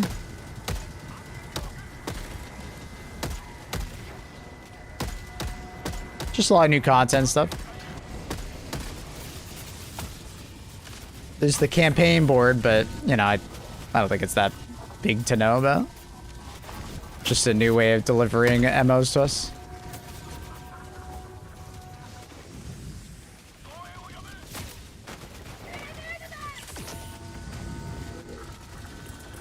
Yeah, I shouldn't revive him. Damn, I got the whole entire horde on me. Nervous that guy's gonna shoot at me. Yeah, I really wish I could get my weapon right now. 20 seconds and I can use it. Enemies and teammates floating above me while it was narrower than me. The hell? I've never seen it. That's some weird desync, I guess. Laggy game, I guess. That's weird.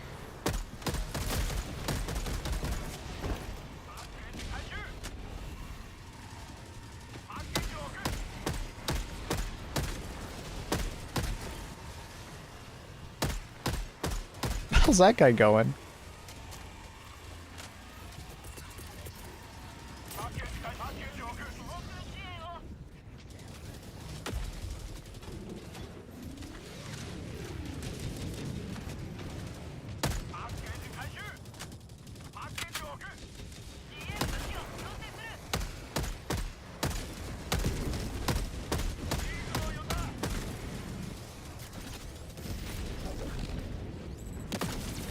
What the hell is happening across the map with my teammates?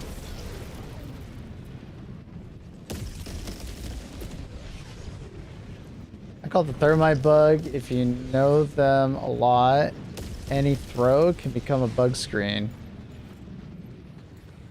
Yeah, I'll be honest, I use the thermites all the time. It's never happened to me. And I was just using something other than a thermite. And I didn't even throw a grenade. So I don't know if I would call it a thermite bug. It's just a weird bug.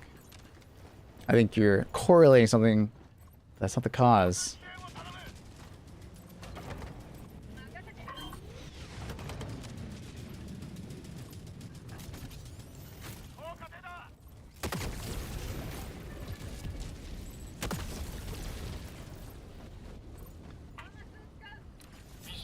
All right.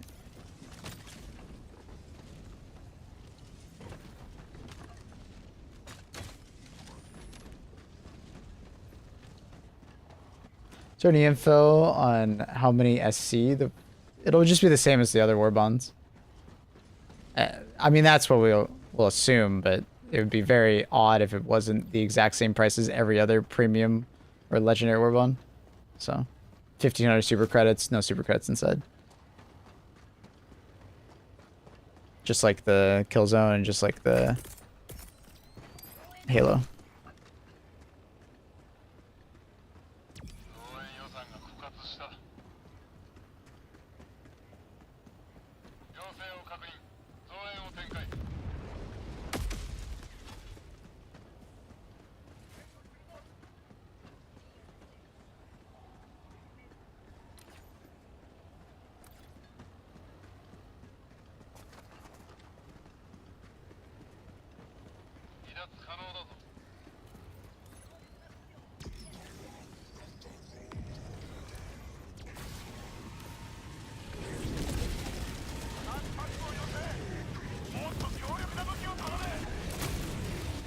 I don't know if we're going to be able to do this sieve. Because this sieve is literally right next to the extract. And the extract is going to, like, multiply the amount of spawns we get. This is going to be painful, bro.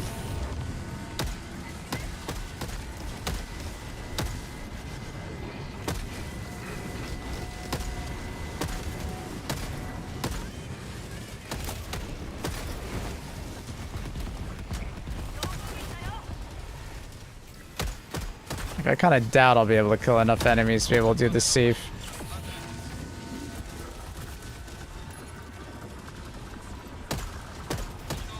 Stop hiding your eye. Stop flinching, mate. Ah, I think it hit the rockets instead. Didn't one-shot him.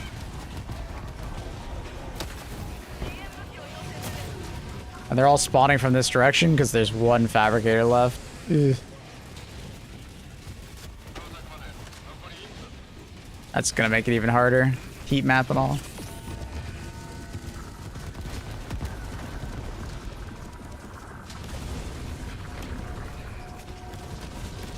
That's crazy shit.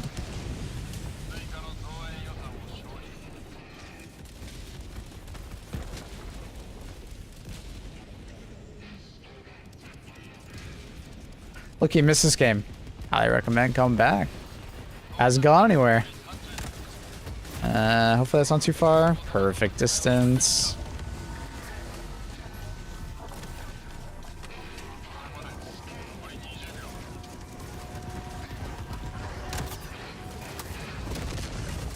What? You didn't die from that? Really?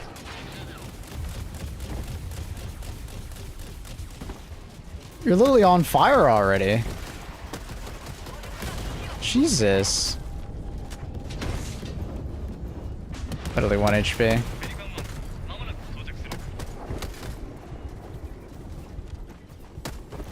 We're getting really lucky. Oh, please die.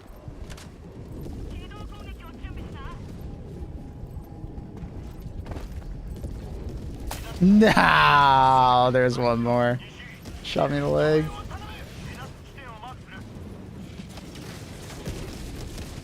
Couldn't justify getting the kill zone war bond because half of it was given away for free. Well, I mean, it makes the price cheaper based on if you got some of it for free. I'm going back. Oh, I'm not gonna have enough time now.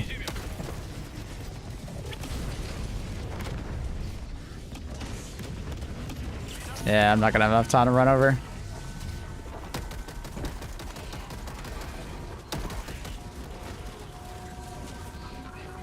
No. Does it? I don't remember doing that. If you had pieces of the war bond, or of the war bond, it was a reduced price. That's the way it should have been.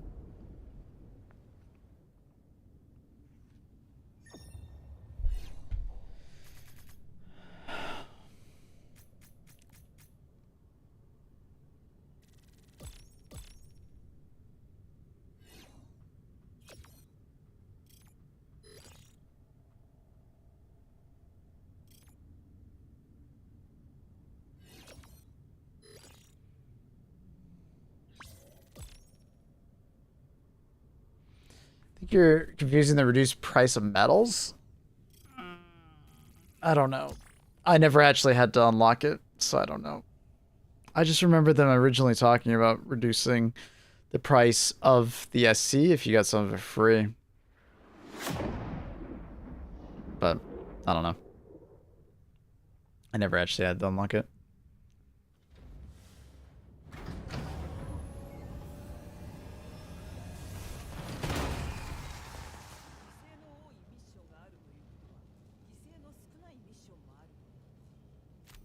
I mean, enough of you guys are saying it. I'll take your word for it.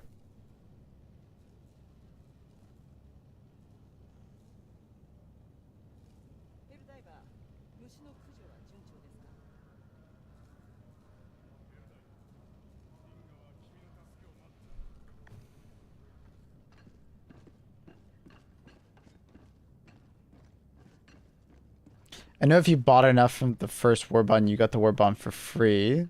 So I have to unlock stuff. For some things come up though. Yeah, I don't know.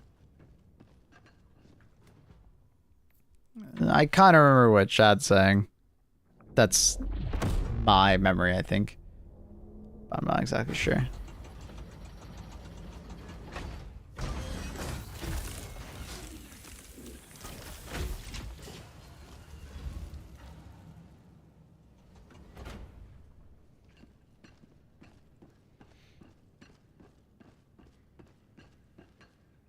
Because I remember being under the impression that it did work that way. That if you had, like, all the stuff that it gave out for free, like the, what was it, the light armor, the sniper rifle, one of the capes, the SMG was included in that. The rest of it was cheaper, but I don't know. You'll have to let me know. Chat, I'll be right back. I'm just gonna get the food. Nah, it's still 1500. Try to, like, go to buy it. It might just say 1500, but like go to buy it. Like when you actually like go click to like, don't actually go with it, you know, go through with it. But does it not like change or anything? Cause I remember them saying if you owned a bunch of the Killzone stuff, it would be a reduced price. No, that's weird. I guess it's kind of like what Chad said. You had to actually buy some of the original page. And maybe it would reduce. Yeah, it's just not worth it. I don't think anyone's going to buy it. Like, literally, what's the point of it? That's silly. They should change that. All right, I'll be right back.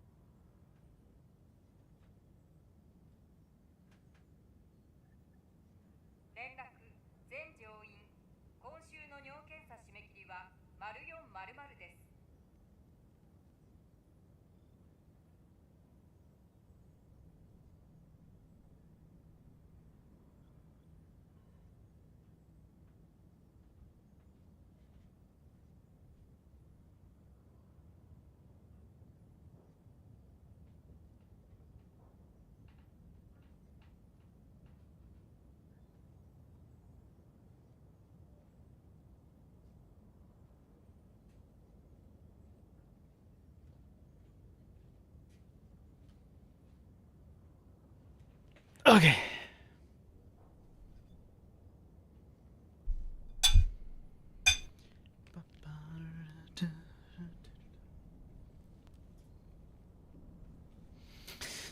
Yeah, I was thinking about it when I was upstairs.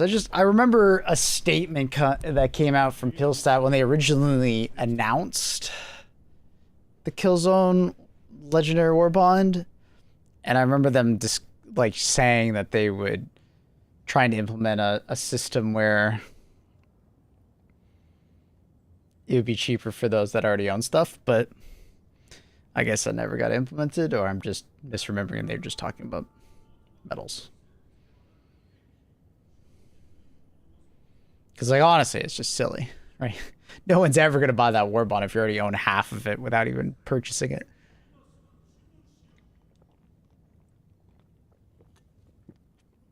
Just a massive waste of credits. It only counts paid items, not the free giveaway. Oh, okay. Okay, so, okay, so it is how I thought. Yeah, so you would have had to have bought the original pieces. Gotcha. And I guess people just assumed that, well, I guess me included, that the free items would also reduce the cost. Gotcha. I understand now. Okay, so if you bought, like, the assault rifle originally, it would reduce the cost of the war bond. Okay. Okay, that makes more sense. It's still really dumb because, like, do I think 1,500 super credits is worth it for the top page? Hell no. I guess if you have, like, overflowing amounts of super credits and you have nothing to spend them on, sure, but, like, nah, it's not worth. Way too expensive for that.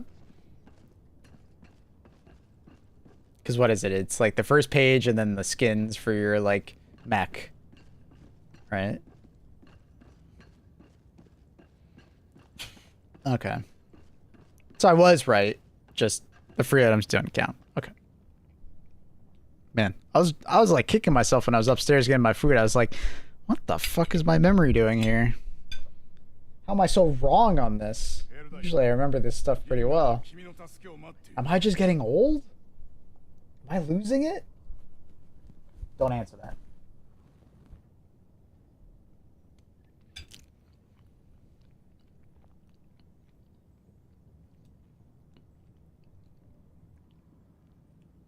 Not reduced price, you get it for... I don't understand.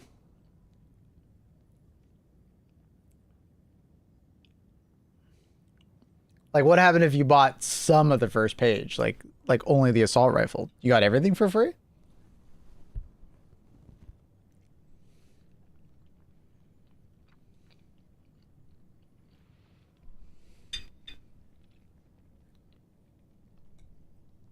I don't quite understand, Benzie.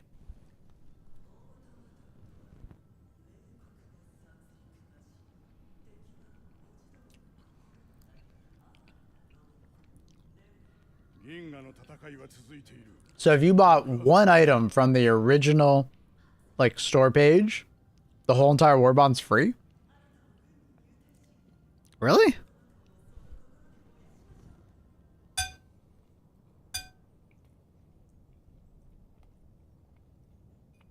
That's just weird. That's crazy. Sorry, I'm just eating real quick. No way. That's insane.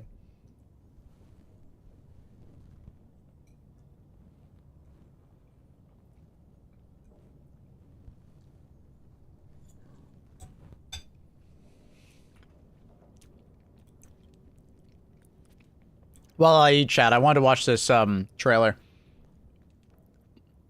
It's a new PvE game. I think it's co-op. It's kind of cool. Yeah, it looks co-op.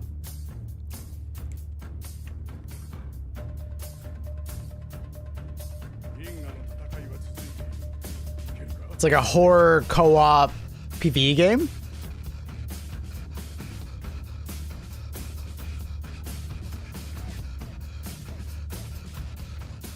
Got a little milsim look to it. Cthulhu. Tarkov. Yeah, that's a fair way of saying it. But I watched it yesterday. It was this scene right here that was like, am I looking at Helldivers? Like, what? Tell me this scene doesn't give you some, like, weird Helldivers, like, like deja vu. You know what I mean? Like, I swear I'm on a Helldivers planet and there's a fucking Terminids running at me, you know what I mean? Like, that's so Helldivers coded, right?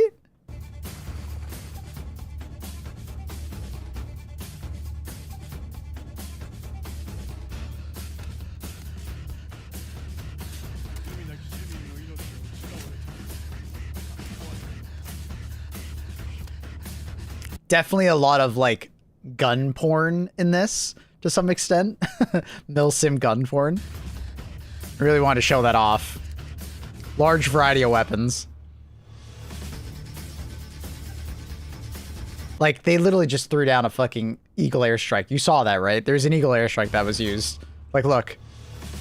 It was a helicopter, but is that Hilo 1? Oh my god.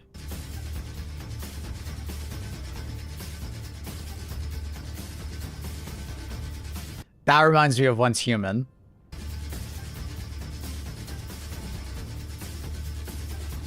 That reminds me of Once Human. That reminds me of Once Human. Like, I swear I'm looking at Terminids right now.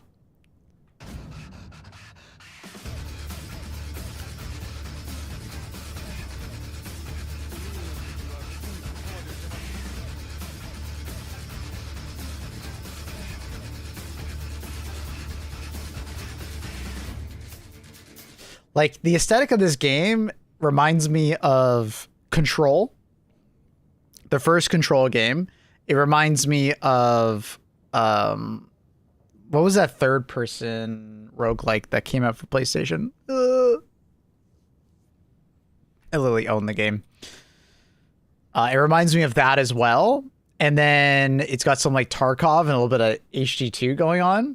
SCP, yeah. Yeah, I can see the SCP as well. Returnal. It's got a little bit of Returnal's look to it as well. But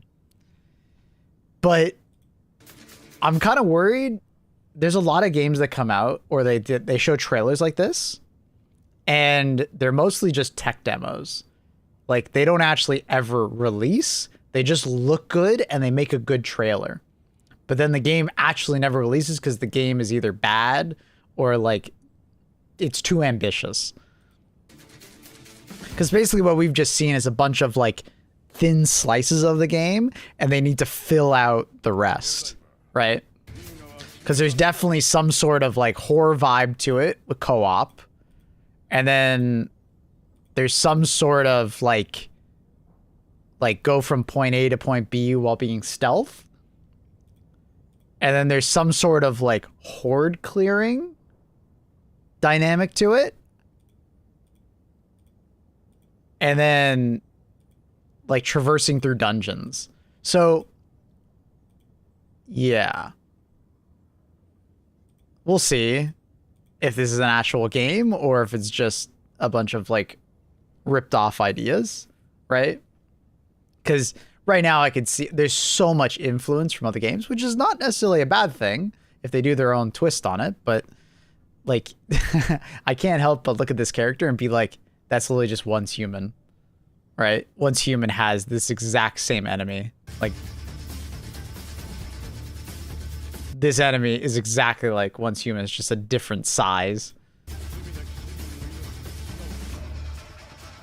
Same thing with Once Human. Normal appliances doing weird shit.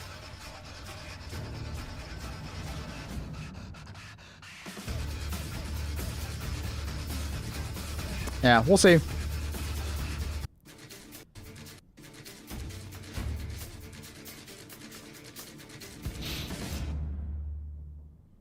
We'll see, we'll see, we'll see, we'll see.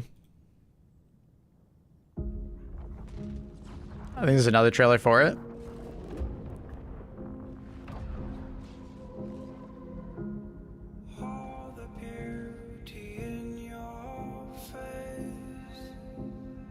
I mean, they do a good trailer. It's intriguing. You know?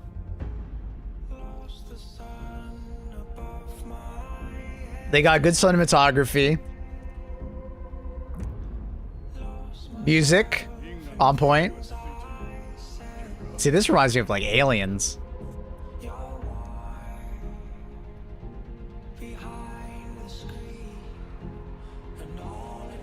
I've got goosebumps. The UI is so fake. Oh yeah, that was some fake ass UI for sure. Like this is not real UI, I bet. That's not gonna be real. If it is, it's kind of cool looking though.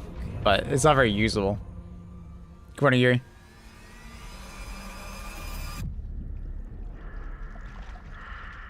This is some Cthulhu Tarkov? Yeah, yeah.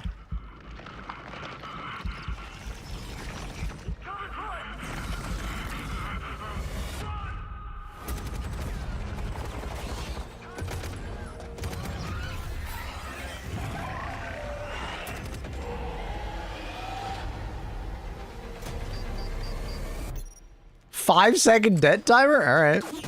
That guy is dead. He's standing in front of the bomb. What?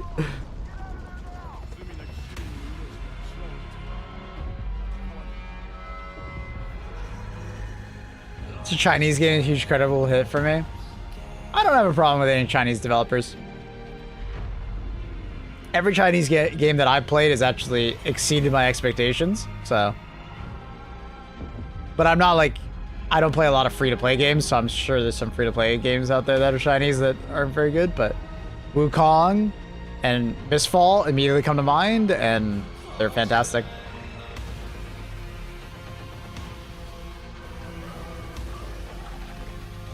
So it just being Chinese doesn't immediately give me like a negative opinion. I have seen it, Akuma. Yeah, Pips told me about it a couple months ago.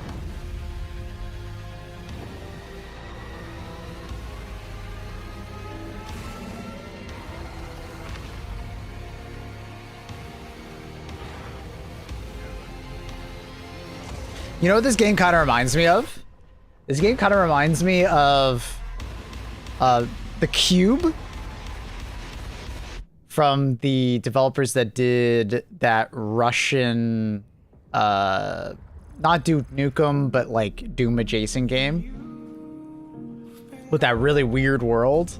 I like the game. I hear what it's called. The Cube is like an interesting one.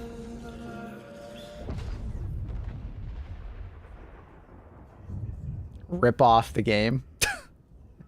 There are a lot of inspired things going on here. Atomic Heart, yeah. Atomic Heart, those developers are making this like PvE game that is like, you know, weird. It's essentially like a cube with a bunch of biomes on it. It's supposed to be a PvE game. It's supposed to be somewhat MMO-like.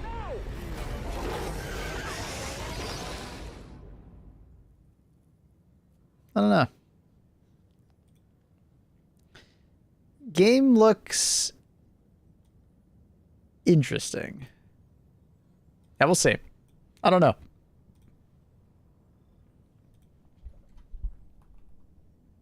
Oh, sorry, what was it called? The Gray State? Oh, there it is. Rules of engagement. Yeah, no play and release date, no nothing. In its current form, it's just an impressive tech demo. That's all I really see from this, is that it's a tech demo.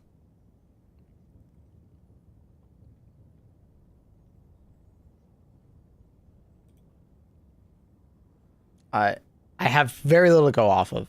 I've just seen so many PvE games like this,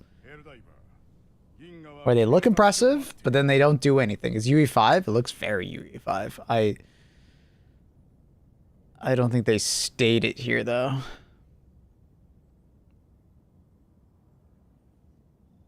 Visit the website.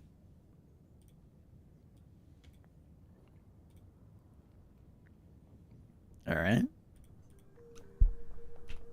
The fuck? I can't. It says press enter. Oh. All right, well, this is... I have to scroll down. Okay, this is definitely a website. What am I looking at? Luna, what am I looking at? I don't know what I'm doing. I'm scrolling to go through this. I mean, this is a pretty cool website, I guess.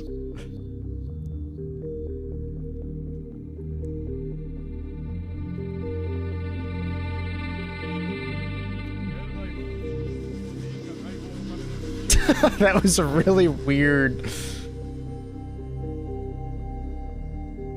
That was a really weird website homepage, but cool, I guess. Even the website's a tech demo. I don't even know. Anyways. Yeah, it looks very UE5. I would assume it is, but we'll see, I guess. Did you watch gameplay trailer? That's what we watched just before. I think there was an engine pop-up at the end of the trailer. Oh, was there? Oh, I missed it. I'm not surprised, I guess. Luna, you're in the way. I can't see.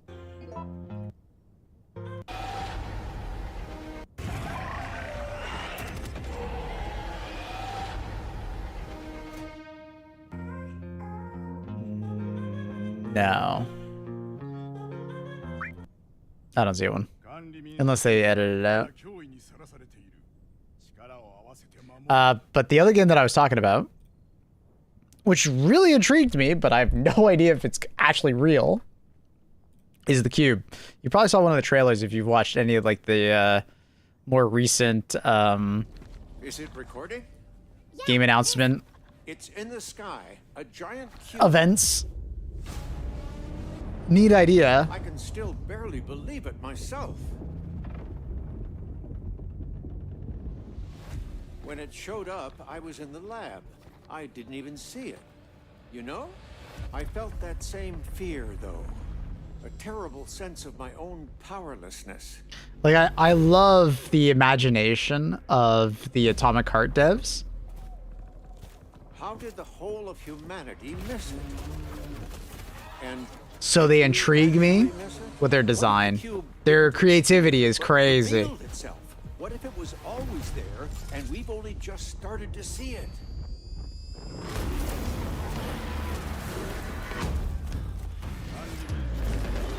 Yeah, they like a little bit of Gooner. So it's supposed to be some PvP game, I think. Like there's some amount of PvP, I think, in this. I think. But not sure.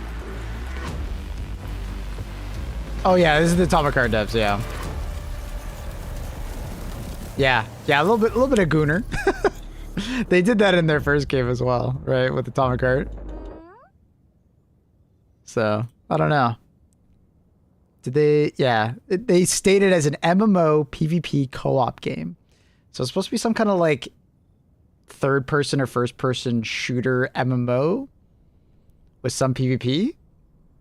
Once again, extremely ambitious.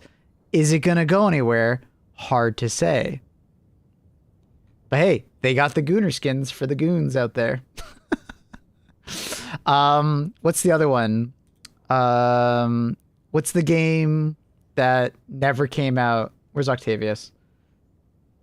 That game that literally never came out that you were like, you were transported back in time to like medieval ages and you have like modern day weaponry.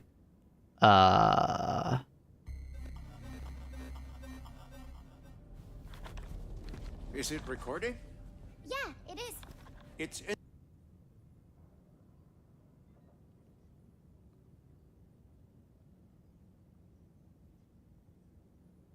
Kingmaker, yes, thank you. Kingmaker. Is it even here or is it just one word? Wait, where is it? Did they take it off of Steam?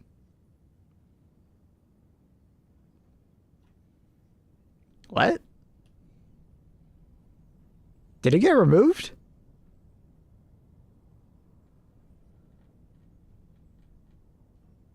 Oh, because I didn't put an S? Are you fucking serious, Steam?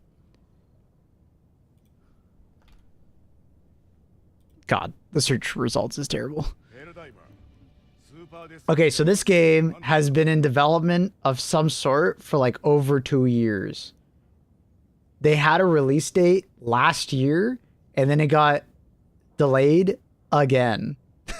Like, I think this game is basically vaporware at this point.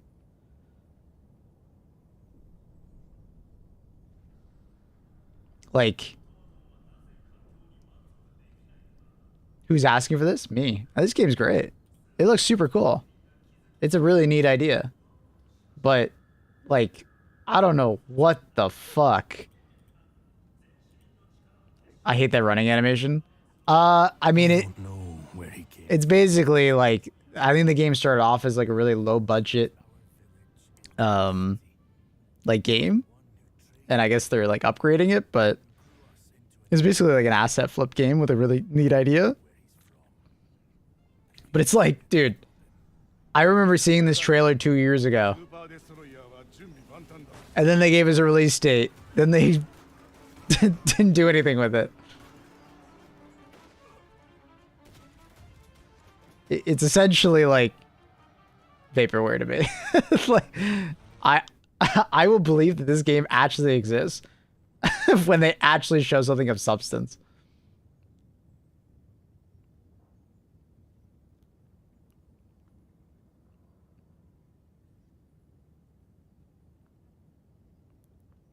There's so many cool games like that. Yeah.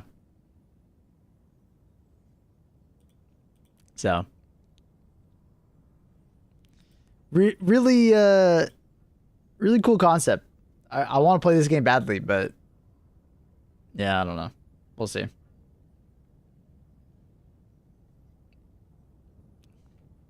I just feel I feel kind of burned by this game because they just, yeah. It was playable in a booth in China. I don't know how much I believe that though.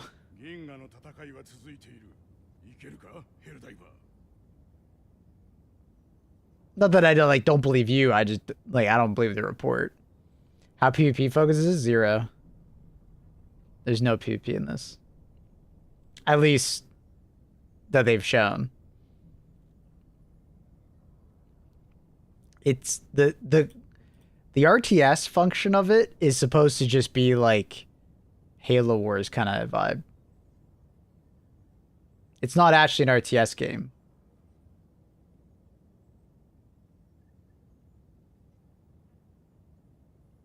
It's kind of like Dynasty Warriors. But imagine you're transported back in time and you get the opportunity to like manipulate history. What kind of parrot? It's a kitten. A kitten. She's got a big butt. Okay, you've been spamming it over and over again. What's Skur Ritual? Have I seen this game?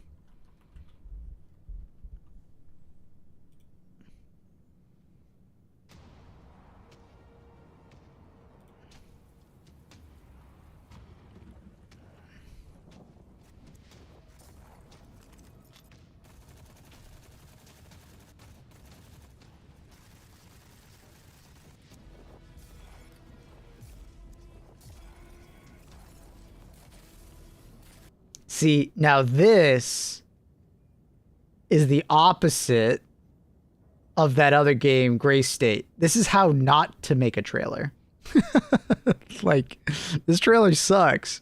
This is making the gameplay look really bad.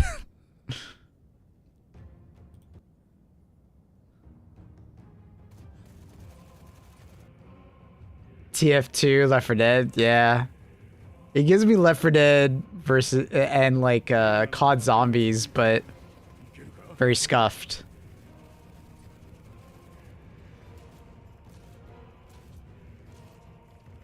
This is actually giving me a lot of Call of Duty Zombies look.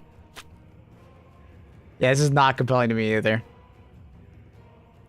COD Zombies but standalone and better than whatever. I disagree. I played the recent Call of Duty Zombies.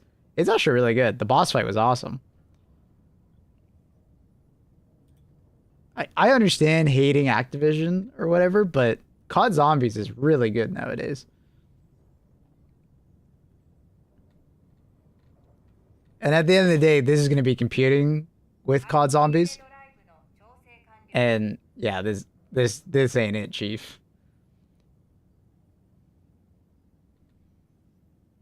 I can see the inspiration of COD Zombies, though.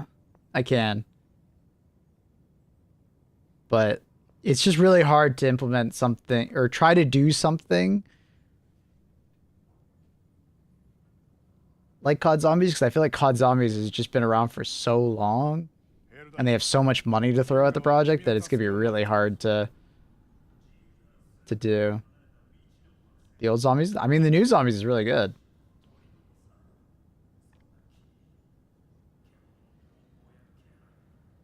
I haven't played all of the new COD Zombies maps and stuff like that, but at least the ones that came out, was it last year or the year before? It was really strong.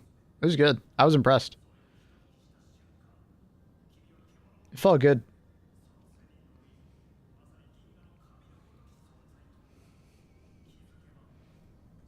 I think the only complaint that I really saw was the boomer COD crowd was like upset that it was easier if you didn't turn on the hard mode. Basically, they're just making it more accessible.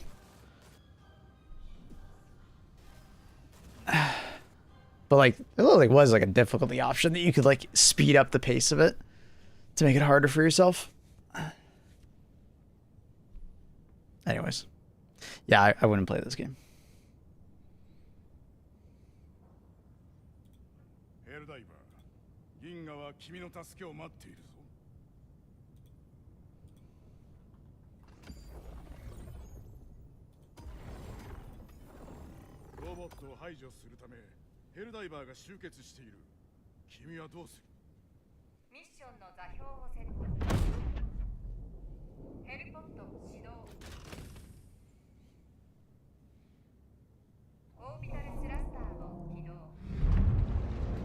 All right.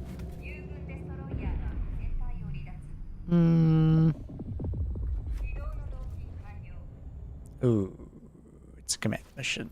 No, thank you.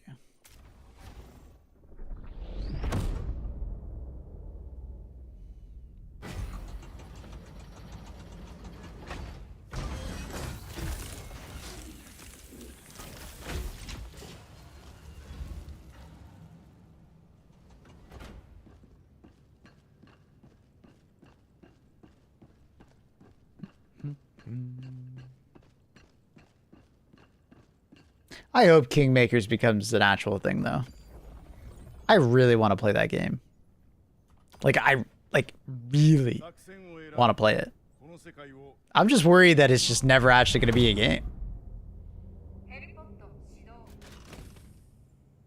Like,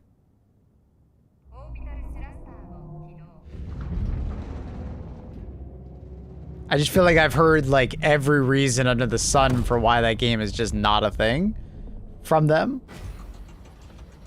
And I just, like, I understand they keep doing updates, but I feel like they're like nothing burger updates.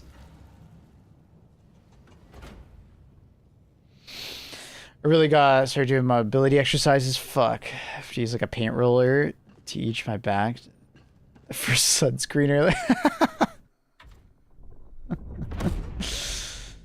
Accurate. I think the game will try to dodge GTA 6. Bro, it's been trying to dodge releasing. It had a release date a year and a half ago, Mordecai. Like, dude, it's trying to release, it's trying to dodge everything. Every game in existence it's trying to dodge. Like, it's just fucking crazy. Like, no new trailers, no proper updates, like Steam page, like it's trying to dodge its existence. Yeah, exactly. I don't know. I have very little faith in the game at this point. The devs have given me no reason to actually trust what the fuck they're talking about. Like, but some of my friends wanted to play it, but it was not but I was not interested in it. Gotcha. I think Reddit had some animation clips. See, that's the kind of shit that reminds me of that zombie game that came out last year? That was a complete scam. Do you remember that game? That's the kind of shit that they just drip feed to the community to convince people that the game actually exists. The open world one, yeah. Yeah, it was an absolute scam asset flip. What was it called? The Day Before? Yeah, The Day Before, right? It was an absolute scam game. I don't even think it's on Steam anymore. I don't think so. Yeah, I don't think so. Yeah, absolute asset flip bullshit game. I played it, by the way. I bought it and I played it on stream. It was funny, just for the memes. It was not a real game. It wasn't. It was a bunch of trailers that made you think it was a game, right? And then they tried to fill in the slices that they showed off in the trailer, because they show you gameplay slices of like, oh my god, it's a real game, but it's not really, because all the interconnected parts between those slices aren't made. So it's just like a disjointed wreck.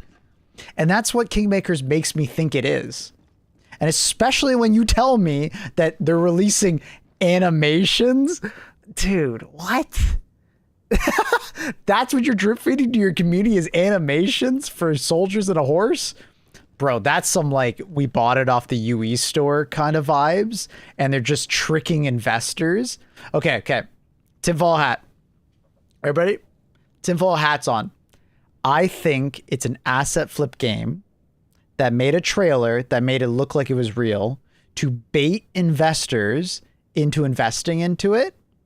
Because, hey, look it, we have all this attention on Steam. We have all these wish lists. It's a real game. We're making it. Look. And they just like, they drip feed like stupid like little things out to convince people that it's real, right? And it's being developed.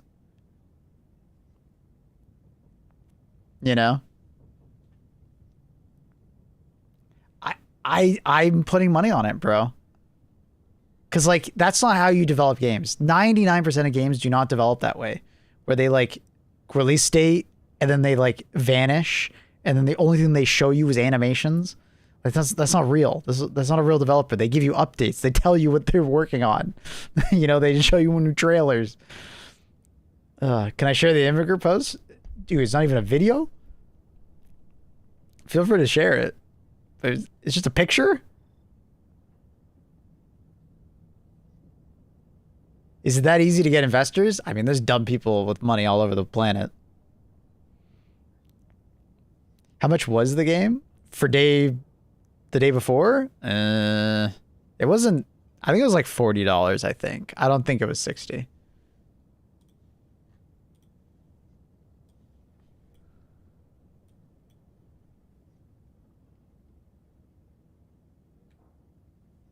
This is AI.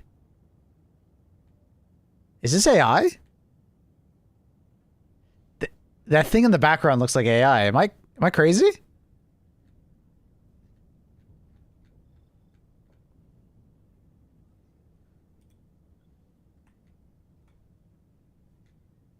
I want to... Are they actually playing the game? Why does this look weird? Is it just me? Why does this look so weird? Like, the rest of the photo is so... Like...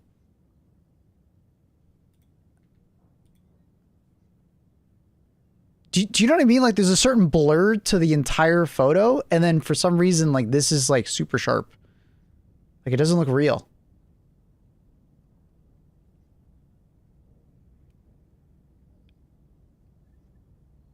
And then all of the art is just pulled from the trailers. I don't think this is real. This doesn't look real to my eye. Because, like, so much of the image is blurry as fuck. And then for some reason, this is super sharp. And then all the art in the distance is literally just from the trailer. There's nothing new here. That's from the original trailer.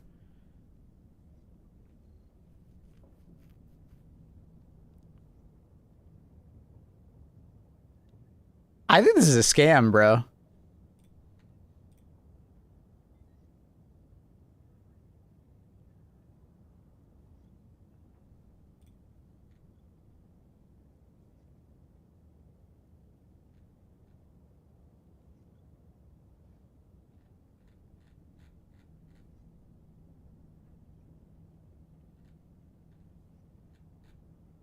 Yeah, I don't know.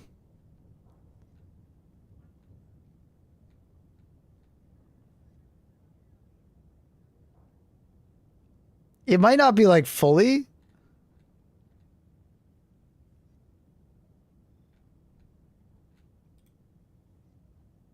It's just the weird part is that how crisp the image is in the background. Like it's been like modified somehow. It looks weird to my eye.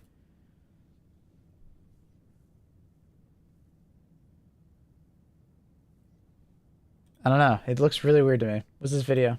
Is someone actually playing it?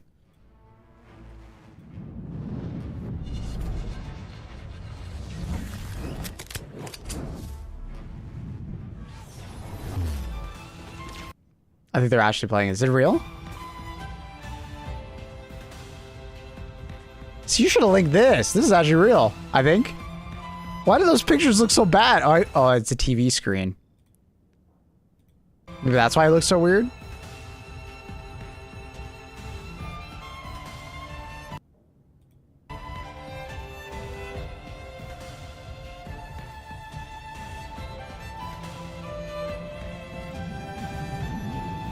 They were cooked on AI. Man, those pictures did not look real legit.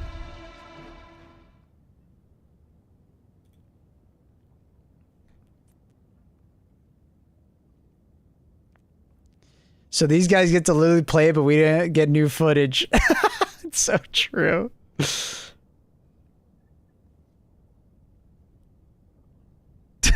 All the comments are like, just why aren't you showing us anything? So you guys have active playtesting but can't give us actual footage? I'm not the only one, man.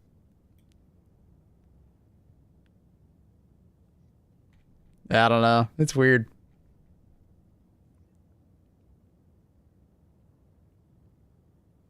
In the blog post, they say deep dive gameplay coming soon. Okay.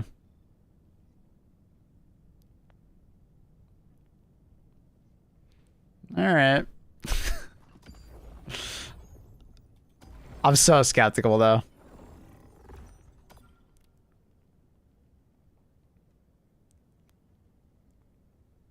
I'm so skeptical. I'm looking at everything. So skeptical. I think they promised a deep dive 6 months ago, did they? I'm not surprised to hear it.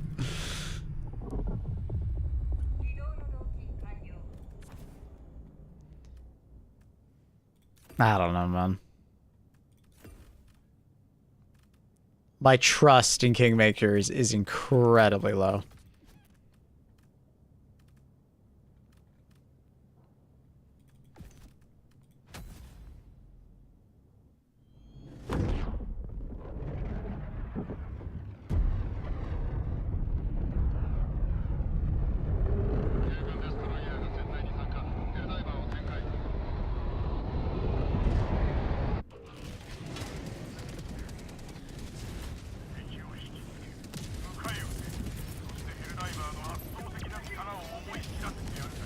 This is the post. So October 2025. So list of game news since October 2025. Worth polish and 15 to 20 hours of content worth paying for. So this is when it was supposed to come out. Publishing developers shift focus game development itself from marketing. Deep dive video or taking back head interviews. New bio and reworking. Publisher only playtests. Polish. Netflix acquires it, or like the story rights. Closed test, only 200 players. Reworking the in-game store to buy weapons and other future tech. Really? And that was in January. It's like they're saying all this stuff, but it's like they don't show any of it. It's like how can you trust them?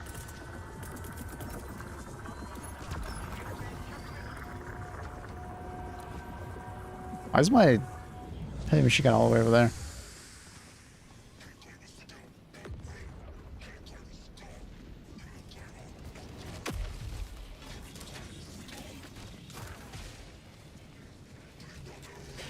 Tinfoil on Netflix bot.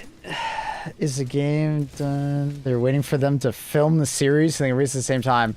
Ooh. Ooh.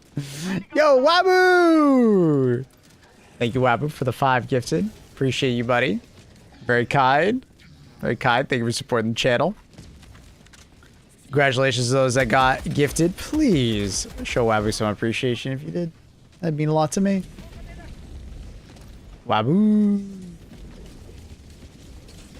Thank you.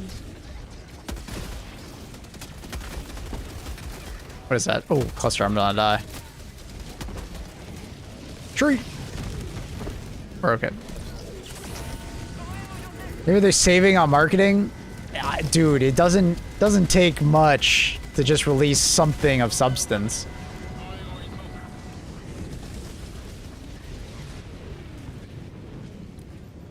Like, to show gameplay or something like that. Like, it's not like it's like expensive, you know?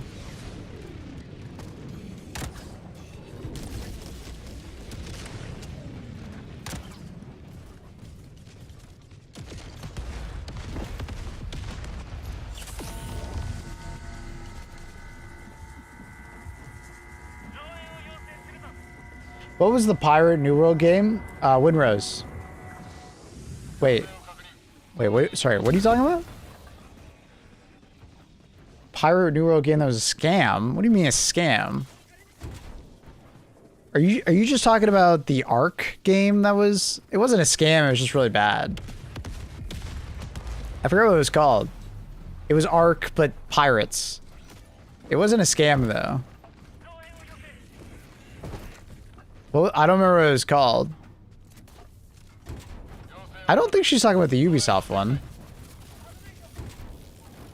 I think she's talking about that, like... Atlas, that was it. Yeah, Atlas. Yeah, Atlas was like, you could call it a scam, and I wouldn't, like, blame you. I don't think it actually was a scam. Because I think, you know, it was a game, it was just bad. Like...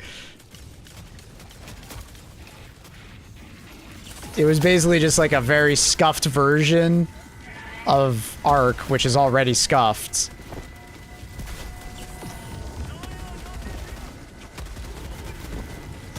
But people played it and it technically was a game, so... Just wasn't good. Pirate Software, Ethereum. Oh, Annie's talking about Ash's creation. Annie, why'd you say... Oh, Annie's... Pirate New World game. Annie's talking about Pirate Software, and she's talking about it being an MMO. Annie. I love you so much, Annie. But you are the most confusing person sometimes. We got there. We got there, Annie. We got there. Oh man.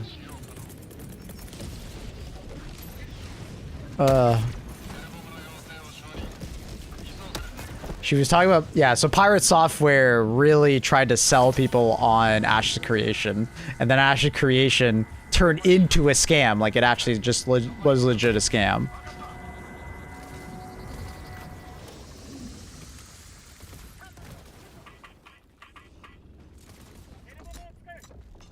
What was the question? She was just wondering what game she was wondering the title of a particular game, and it was Ash's Creation.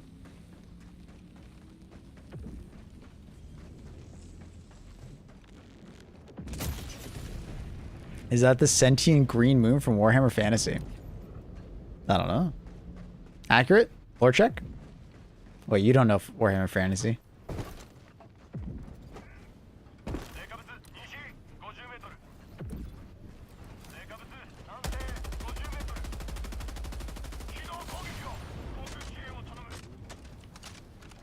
Good thing I don't like MMOs. I love MMOs.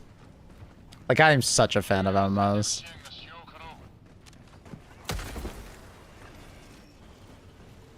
What happened to Ashton Creation? Oh, it's gone, Annie. Like, it's a scam. It closed down.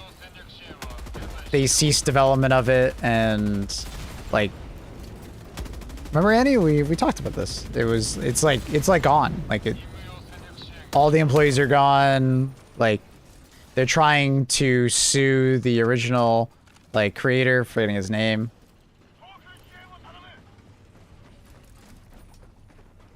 What do I have? Oh, they're scammed, Andy. They're not getting anything from it.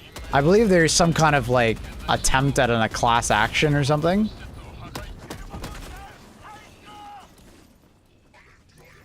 But I don't think it's going to be very successful. Because unfortunately in this situation, the developer has a lot of way to just say, well, it failed, right? You know? We couldn't continue production. They put money towards a product that could have failed. And it's probably in the EULA somewhere that like, hey, you don't get a refund if the game never comes out. Kind of energy. The reason why I was always so skeptical of it was the guy who was running Ash's Creation was known for pyramid schemes. And there was actively a pyramid scheme in Ash's Creation. Content creators or people in the community actively tried to recruit people to play the game because there was like a revenue share model where if players convince people to buy the game with their code, you would get revenue share, right? You would get like a percentage of the profit, right? Pirate would have made like 100 grand plus off of it. Did they get refunded? No, not that I know of. If they did, let me know, but I don't think they did.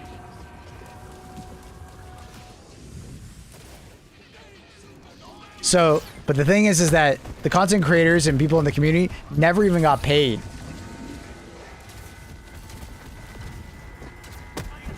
The guy just bolted and never paid for them. Give them the revenue share, right? It's a proper pyramid scheme scam, right? Am I surprised this happened? Absolutely not. The guy was known for this kind of shit, basically.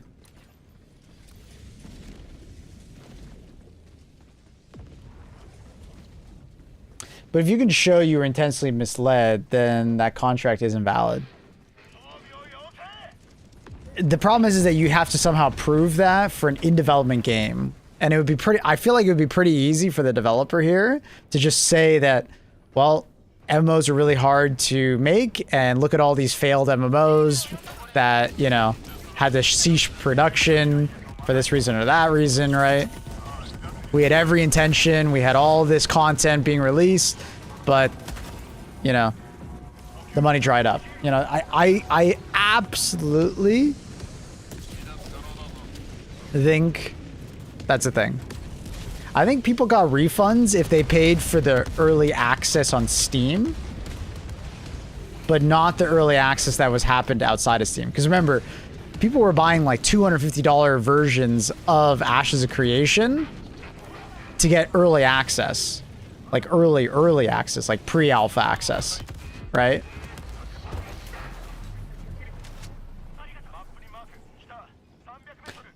Well, sooner or later something will come out that will replace D2 for me at this rate. Starting to close in the backlog of solo games. Yeah, it's sad, isn't it?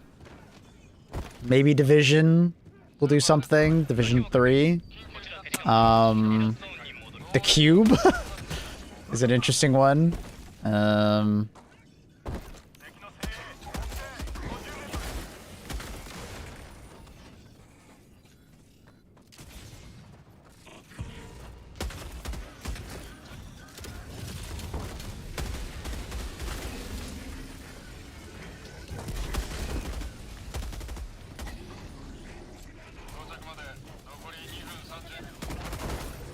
I thought you died. Ooh.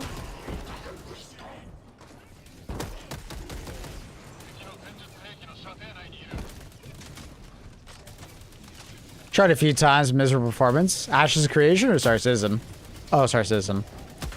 I technically own a copy of Star Citizen. I've tried playing it 3 or 4 times with my cousin, who got me into it. Star Citizen, sorry. No, you're fine. I misread, or I didn't read your first statement. Tried to play it several times, and each time I just didn't enjoy myself. It either, like, crashed immediately, or like we were hyperspace jumping and it crashed, or we were in combat and it crashed, and in order to get back to them, you know, it was a pain in the ass. Like, I understand it's better now, but I don't like their business model personally. They're incentivized to never release the game, and I don't like that.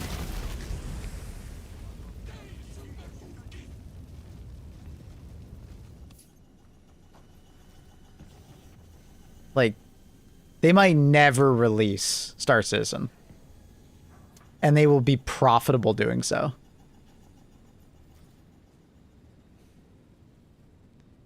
I feel like the game has become so pay to win, and the whales have consumed the business model so much that I feel like it's actually detracted on like what the game is supposed to be.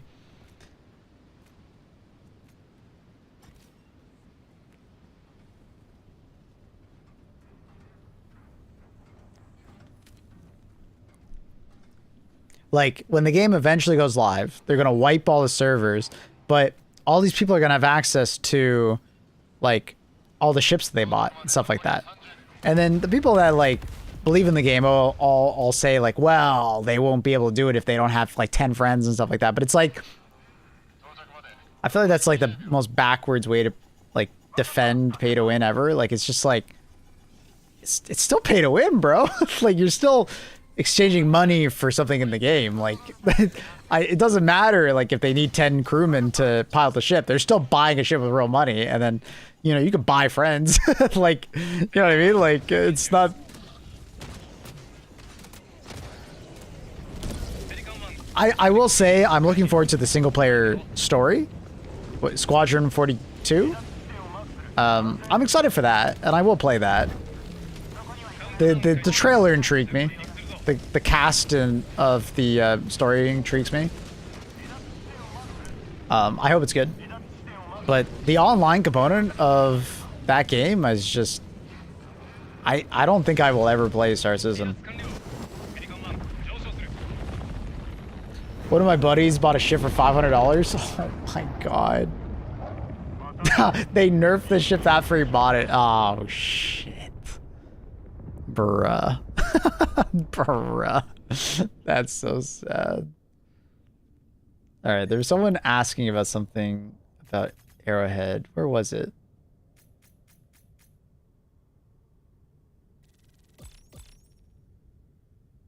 Someone asked something. Where was it? Oh. Chefs. Seeing a lot of talk about Arrowhead having scrapped the cultists from the game. Has anyone else heard this? Apparently it was said by a game director. In an interview. I have not seen the interview personally. You ever seen Road to Vostok? I have. I have. Kind of Stalker-esque. In development though, so I heard mixed feelings about it, but it seems like it has potential.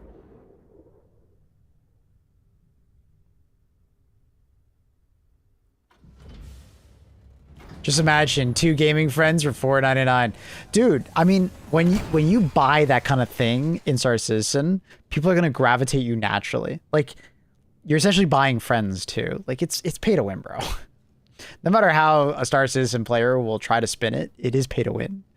You're exchanging money, pure money from outside the game to buy an advantage in the game. Like, it's... And it's supposed to be a PvP game, right? Like, it's not like it's just some, like, Helldivers experience where you're just, you know, buying a ship early or something. No, it's a PvP game.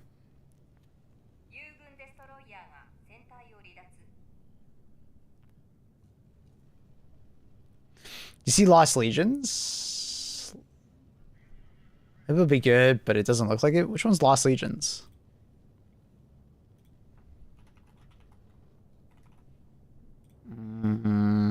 Have I seen this game?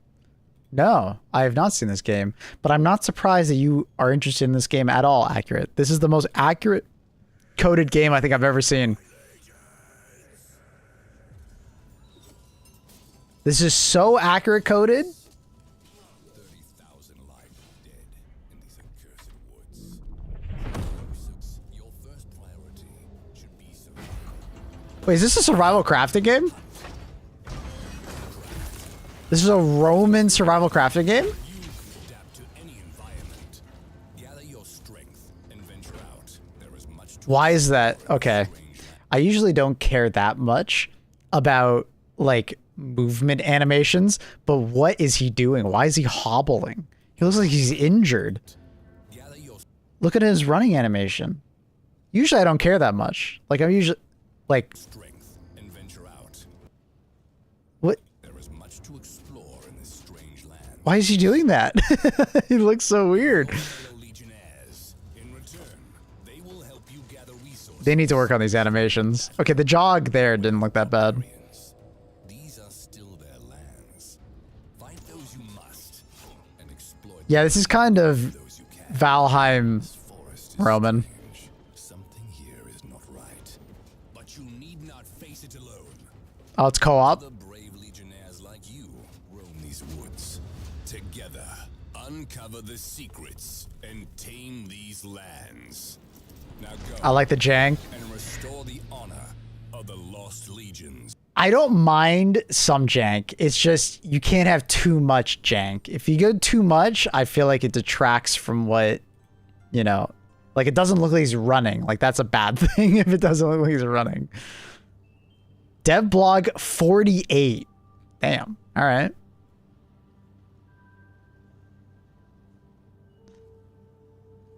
It's been a while since the last. Wait, when was the last? It was April to May? It was a month. What do you mean?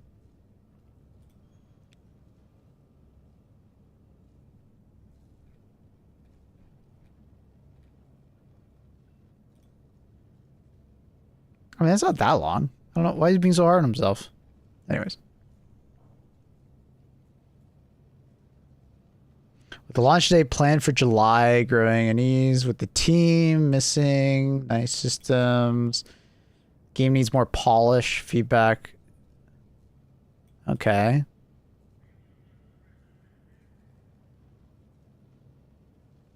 You can throw spears to break shields. Feels super fun, but only very few players ever figured out how you could do it. That's not good. All right. Hey, at least they're identifying problems. Good for them. The game doesn't do a great job of making you feel Roman. Yeah, that's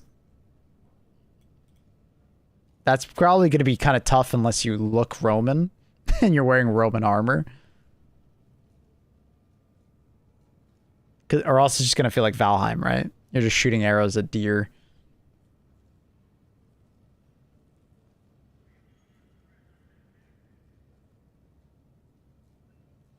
So delay the release until early next year. I think these are valid reasons for why you delay.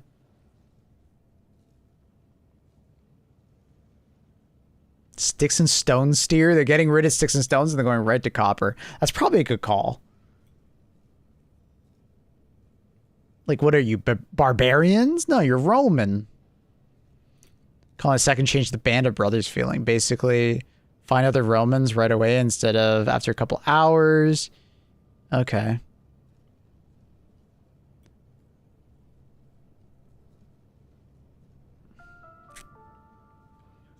We'll see. I'll keep this on the radar. You know what? You get a wish list out of me. Trindle's already wish listed. Trindle knew about this game.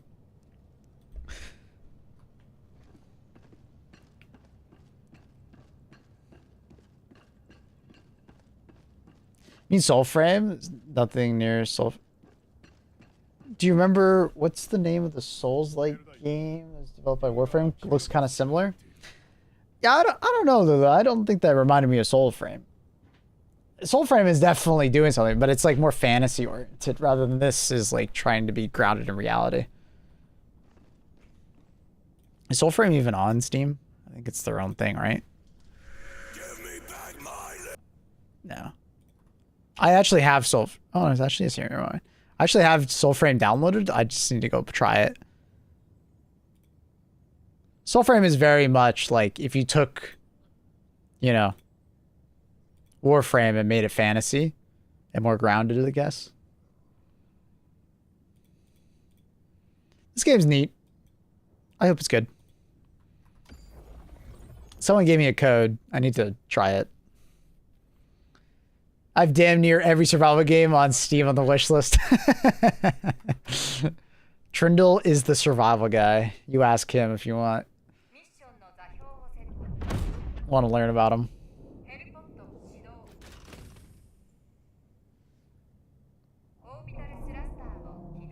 It's funny.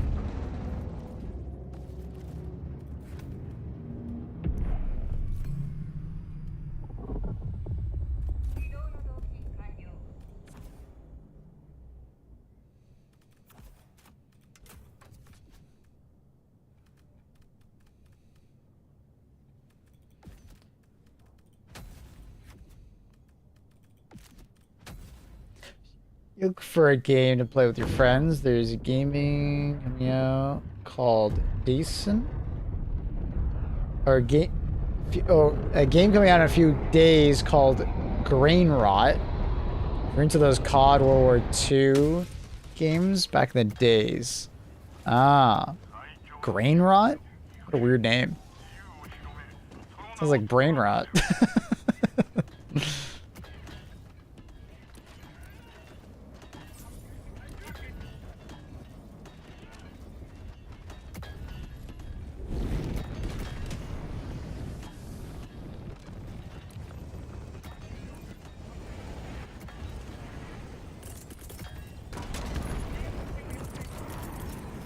Did my teammates just die from the thing getting picked up? Now if they add dinosaurs to the Roman game, it's 100% me game. And they need to have dino nuggies too. And you need to be able to work out. And then, oh, you know what makes it even more of an accurate game? You need to give people the option to play as the Holy Roman Empire rather than just the Roman Empire.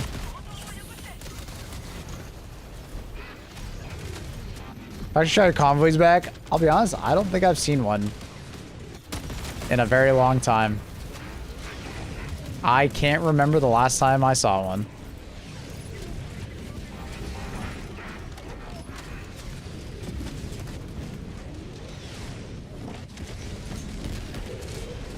How crazy did they change every sector name? Hard to say. I don't typically pay attention to sector names.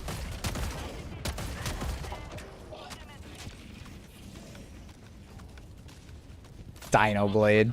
Has anyone actually played Dino Blade? Is it good? I had that game as like a, maybe I'll play it.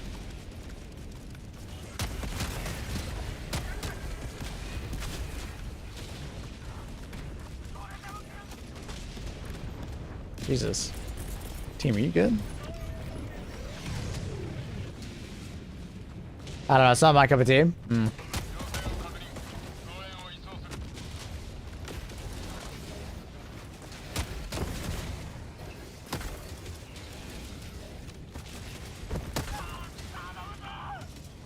Play the demo. I wasn't impressed. Wait, there is a factory strike convoy. It's right there. Huh. Apparently it's right there. Apparently they're back. I haven't seen one in freaking forever. I can't remember the last time I saw a convoy. I didn't realize they had already completed it.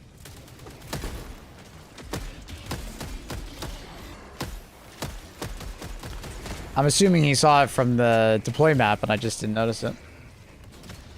Keep getting recommended ads for this game on Reels, which is basically Minecraft, but you raid additional Indigenous villages in Africa. It's kind of fucked up. Like, what? Do you play as, like, colonizers? Like, what?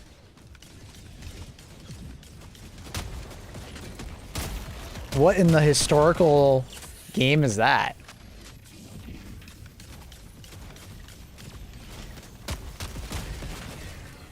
Do you play as, like, the British?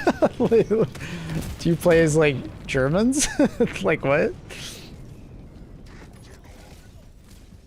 That's a... I think that's kind of a fucked up game. Like, that's more than kinda. Like, it is a fucked up game.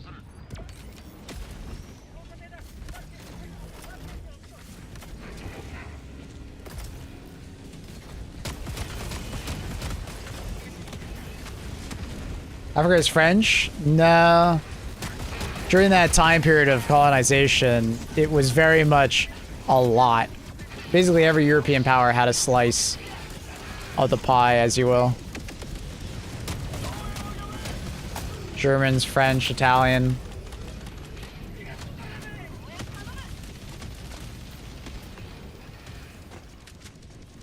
So that's why it could be like a lot of European nations.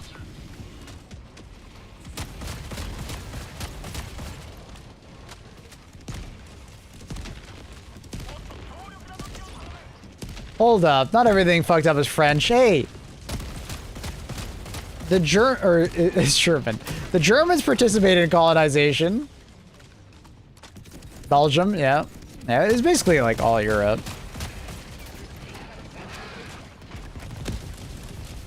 They all had their overseas Epstein Islands, you know?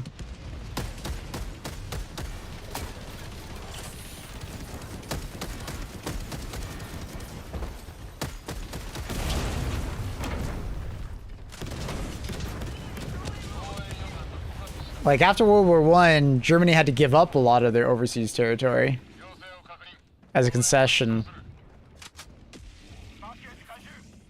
So are the convoys with cyborgs now factory shredders? Maybe?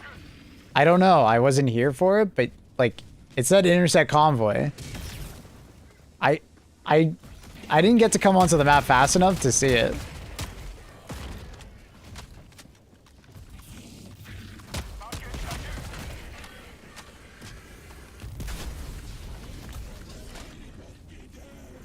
Were the Germans late to colonization game? I mean, they had a lot of territory. Like, the Germans were no slouch. They definitely had African territory. They just didn't go to North America.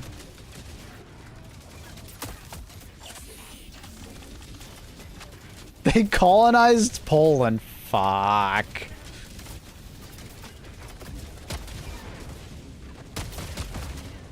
Oh my god. Fucking A, dude. I can't believe you just said that. Like, I mean, I can, but at the same time, I can't. I think this team is gonna fail. I'm like the only teammate that actually fights these bot drops when they happen.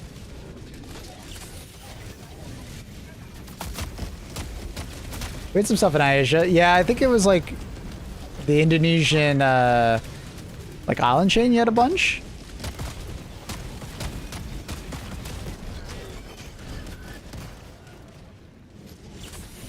I'm still laughing. Fuck.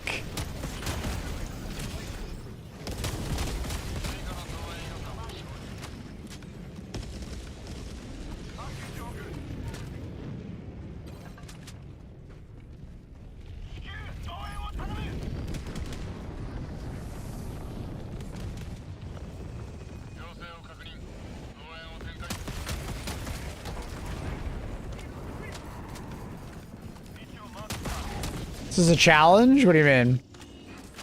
To carry this team through this mission? I mean, it's feeling like a bit of a challenge.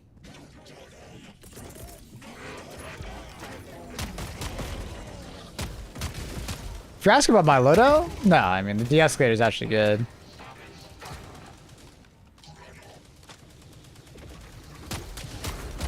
Or who had the better war?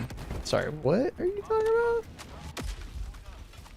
Our previous topic was colonization of Africa. And apparently there's a game where you play as a colonizer.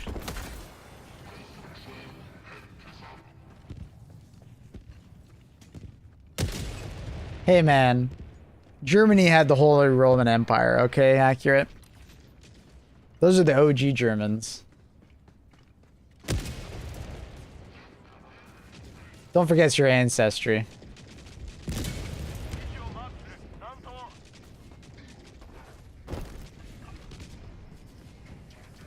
You guys just wanted to be Roman so bad.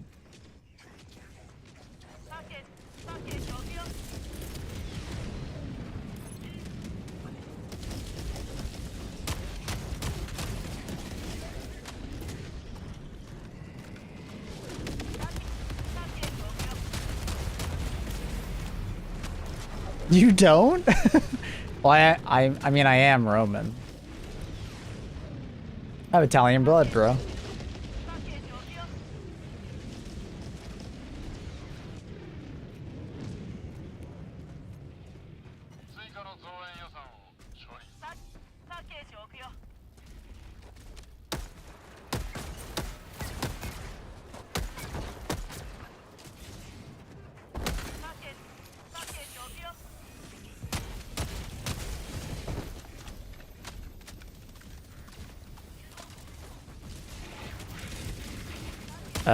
I don't feel so good about this. I think we're just gonna run away. I don't have a great loadout for this.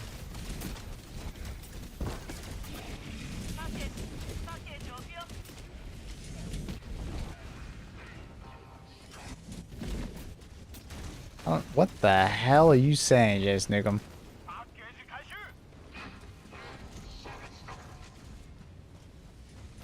I think you're trying to make a joke about my dead grandmother?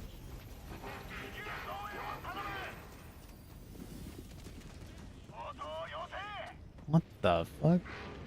I'm German, but I never had the urge to be Roman. Well, maybe you just haven't discovered that yet, you know?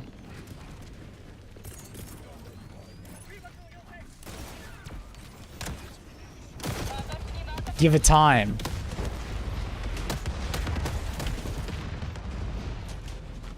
Yeah, Benta, what's her name, yeah?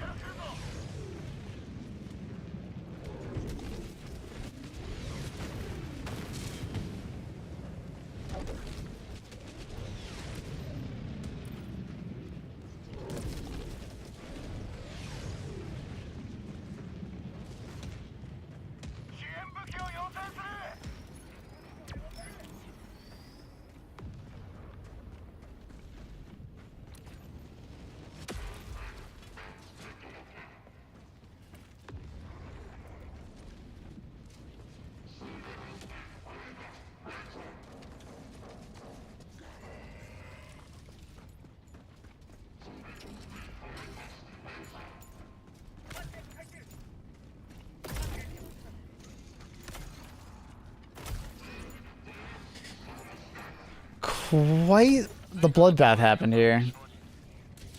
I just see body parts and weapons and stuff stricken everywhere.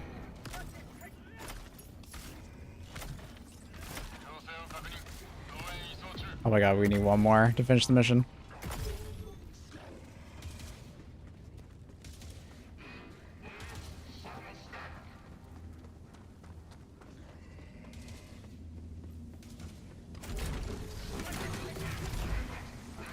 Hey man, I'm still waiting for the Greek version of the Odyssey.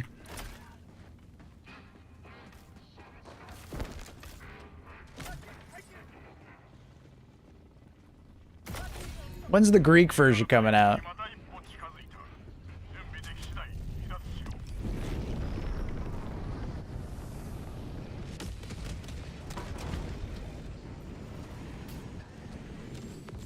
They can't film at the moment. Country's on fire.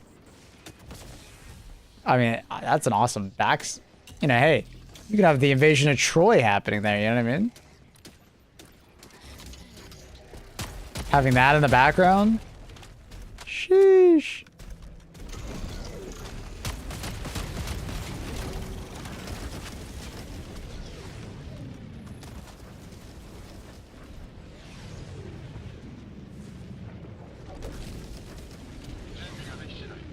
Roman, English, French, Turkish, Greek. Man. Not even putting the Macedonian? Sheesh. No Macedonian respect. Take the Turkish off there. Put Macedonian.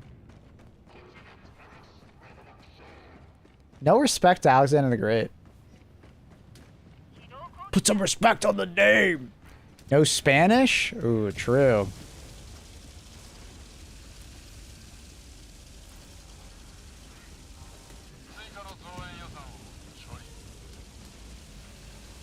Alexander the Mid. Wow.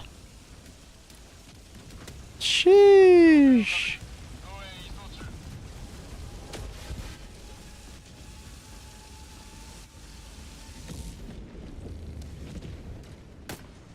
The Americans in chat. What about the American Empire?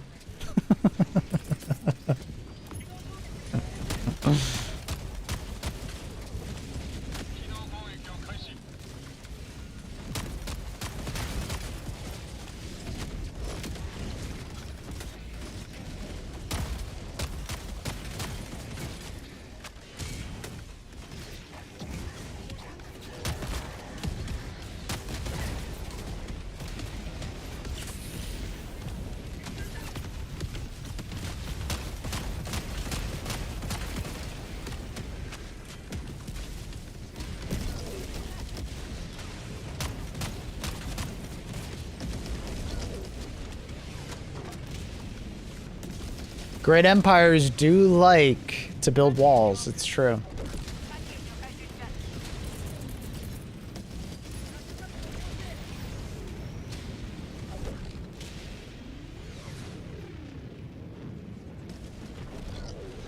Helldivers 2 changed a lot. Wasn't here for a while. Hey, welcome back.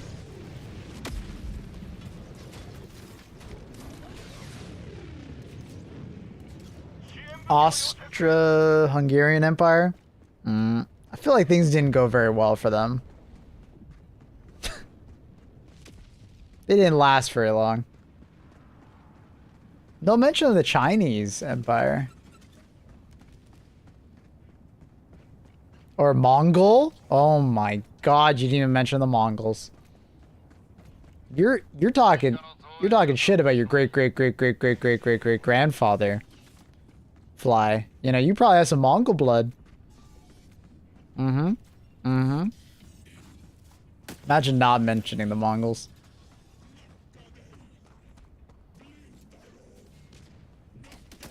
Did they patch the bugs too? What do you mean? Like add new bugs? Yeah, of course. There's new versions of them.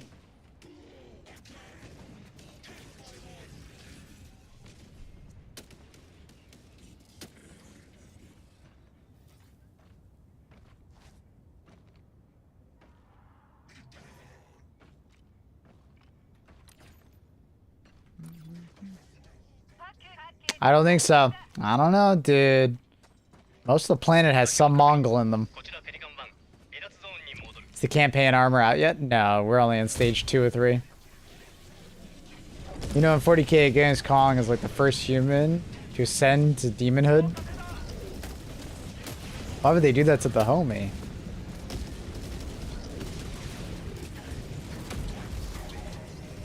Refer to the Austro-Hungary. Not a lot of empires made it through World War I. True. True.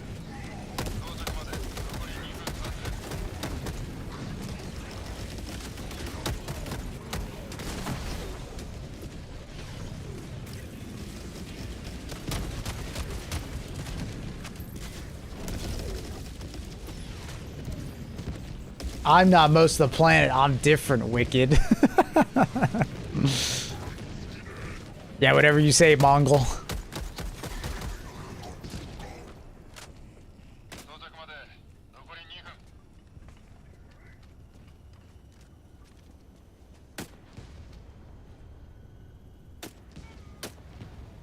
My grind over the weekend on Battlefield 6 has been new boat, nearly 50. It's 47 now. Nice. How's the boat? How does it feel?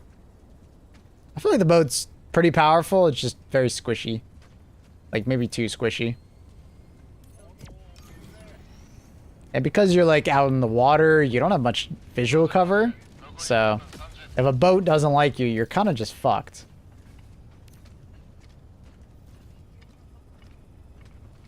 Yeah, the mortar is really hard to use.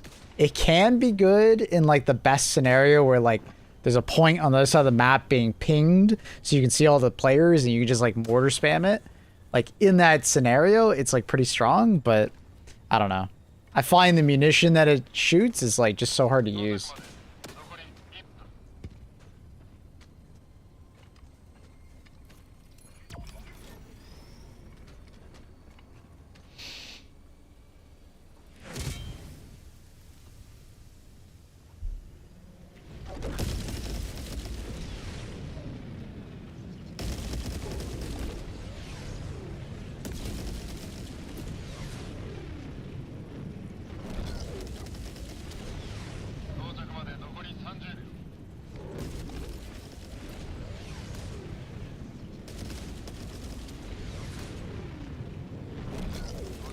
Bum, bum, bum.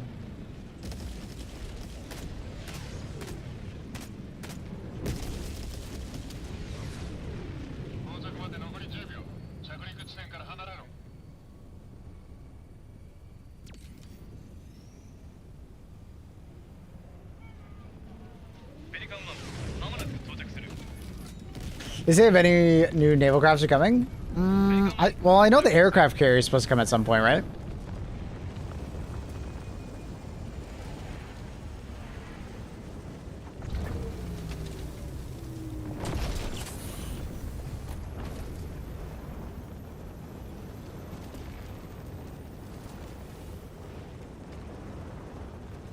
Yeah, that's true, Dizu. It's hard to shoot the boat because of all the waves.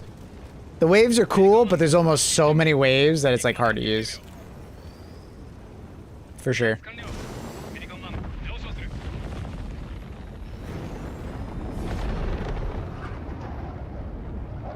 You still have sponsored streams? Yeah, I believe it's one a week for the next, like, you know, I'm doing one next week and then one a week after. That's the campaign. I have to double check the dates, but I think every Sunday, basically, we're going to do it. I think having them on Sunday is like a good idea. It also coincides with, you know, viewer game day.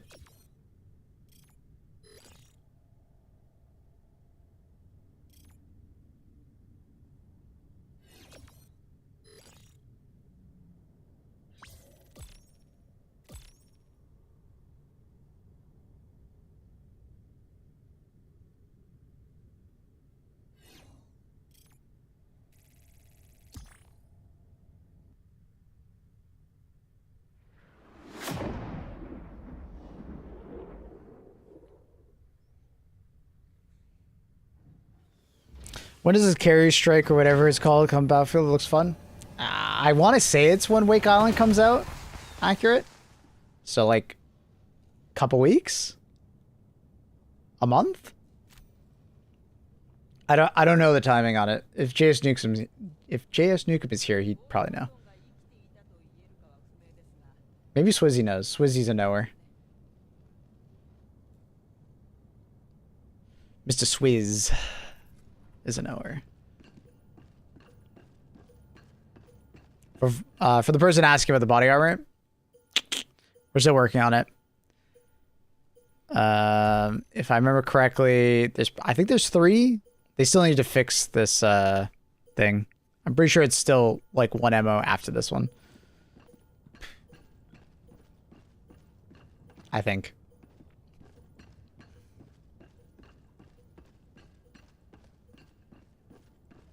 Wick Island is on the 19th. There you go. Do we have that on our list? I can't remember if I put it on my list or not.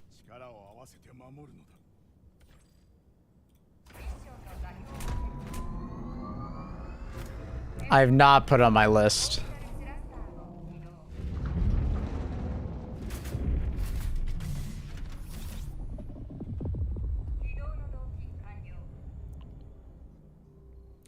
Man. August is just becoming busier and busier and busier. Like, look at this, man. We have Gears E-Day pre-order beta. Then we have the 40k Warbond. Hell Let Loose is probably going to get ignored because of the 40k Warbond. Mortal Shell 2, which I'm so excited to play. BF6 Season 4 Part 2. I don't know if we're going to play the Gallipoli game, but maybe. I feel like BF6 is going to take my interest, though. Then Alien Fireteam Elite 2, I really want to play.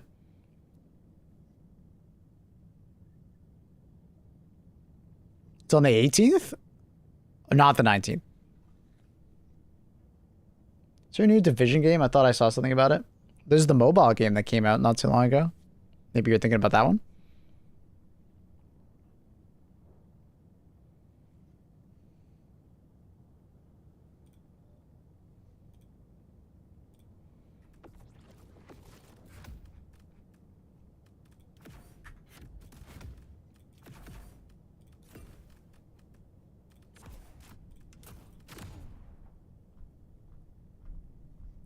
Just started playing Mortal Kombat 1. Boy, how am I bad at it? I'm a Souls lover. It feels a bit weird as a Souls game. I didn't like Mortal Shell 1, personally, just a fish. But Mortal Shell 2 felt so good in the demo. Did you play the demo? I thought it felt amazing. I was so happy with it. It was a really cool mixture of like Bloodborne, Dark Souls. It was nice. I had a lot of fun.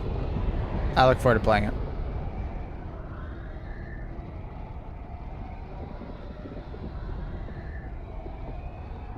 It's been 10 years, but Dead Island 2 trailer is still goated. Dude, I remember playing Dead Island.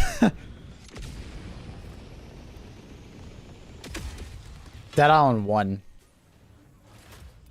Man.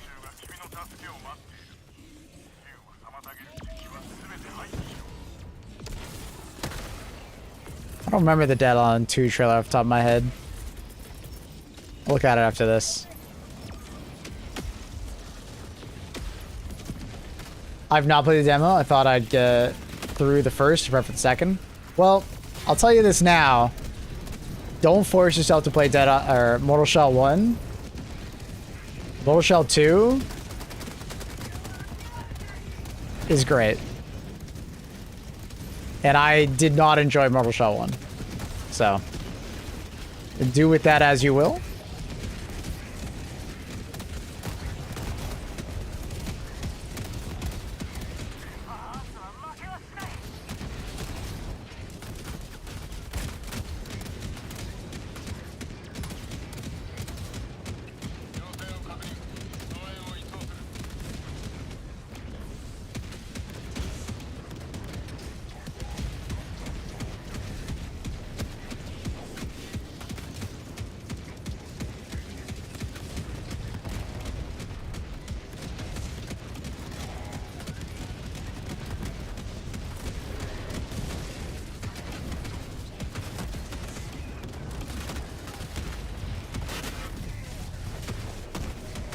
Man, remember not that long ago? My mech would be absolutely cooked. Cooked.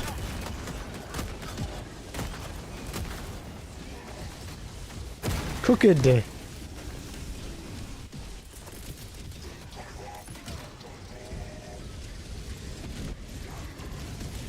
But Drowsy, I know there's a Division 3 is supposed to be in production right now. We'll see if Ubisoft lasts long enough for that to become a thing. And then I know they're still making DLC for Division 2. So, I don't know which game you're thinking of, but I would assume it's one of those two. That's my guess.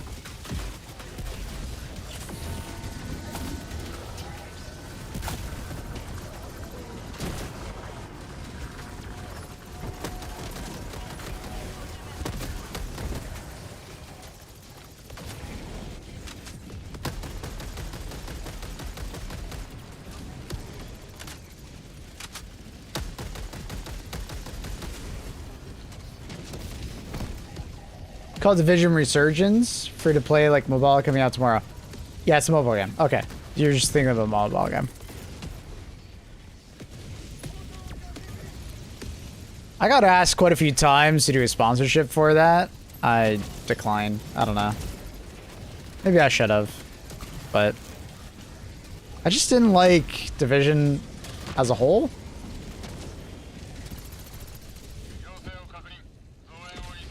I just read that Moshot 2 isn't coming to Switch 2 yet. Oh, that's sad.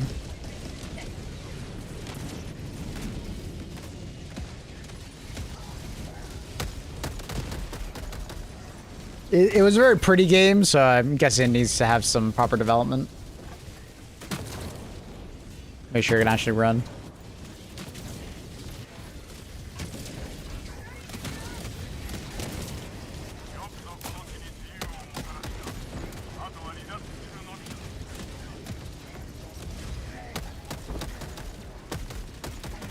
We'll see. Maybe I regret not playing Division 2 on mobile, but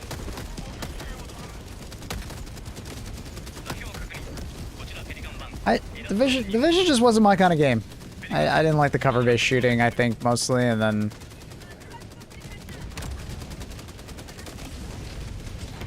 it just never sold me on it. I feel like I would really enjoy all the systems in Division, though, like the build crafting and the weapons and the classes and stuff like that. Like, it's just a shame that the gameplay just never got me.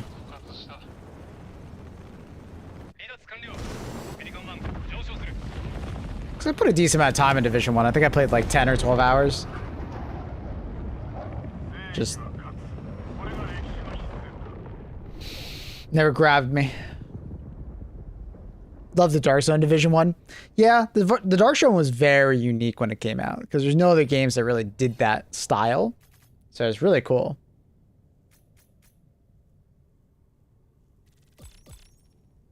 So, a lot of respect to Division 1 for that, for sure. Absolutely.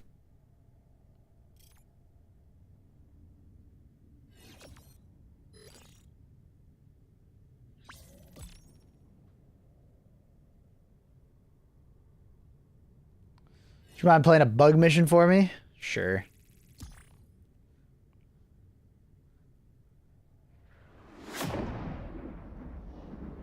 Sorry for the 40k WARBOND. I can't sleep, bro. I know, Reese. Isn't it so exciting?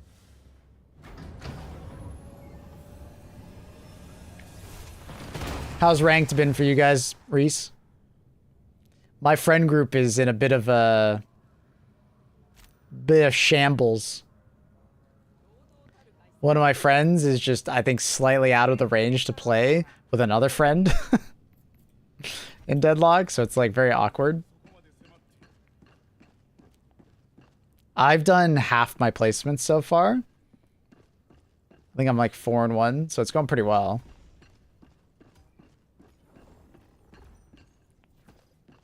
Playing against a bunch of like high mystics, so we'll see where I get placed.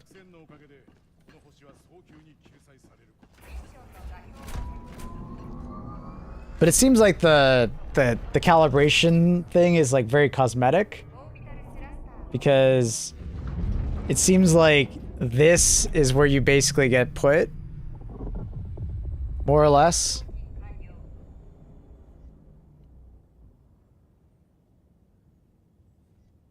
I guess you could have like really bad placements, but this is more or less where you get put. I got placed bronze 6.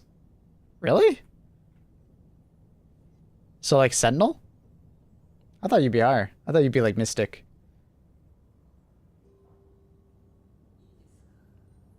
Because in my placements, all the people I'm playing against are Emissary. I think.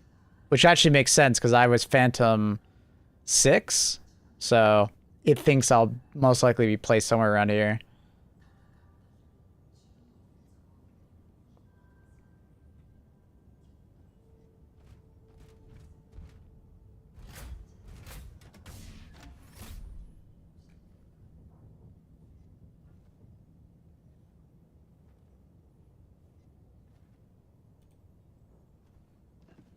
I've been playing HE2 with Pradana. I think it'd be rough because he's Australian, so much lag. And he's the host, I bet. This graph is crazy. Apparently it's pretty accurate, though.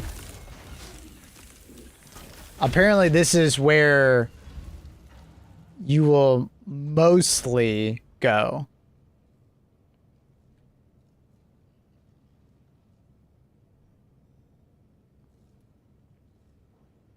So, what are these ranks for? This is Deadlock. This is the hero MOBA shooter that that Valve has been making over the last couple of years. Not doubting, it's just crazy to look at. Yeah, I think it was on StatLocker. I think StatLocker released this information, if I remember correctly, because they were looking at like how people were placing. Got you, I nice. Yeah, I've been playing a lot of Deadlock off stream. I absolutely love it. It's been a lot of fun.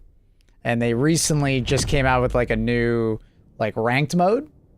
And they like got rid of the old ranks and made new ranks essentially.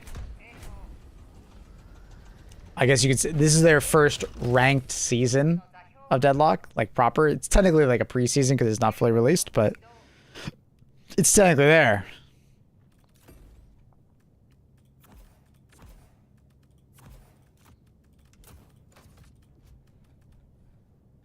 I want fire resistant armor.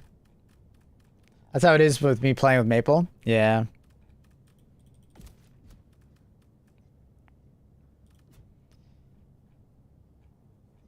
Whenever I play with someone who's on like a Chinese host, it's mostly just like I have really bad latency interacting with like terminals or like Seaf shells and stuff like that.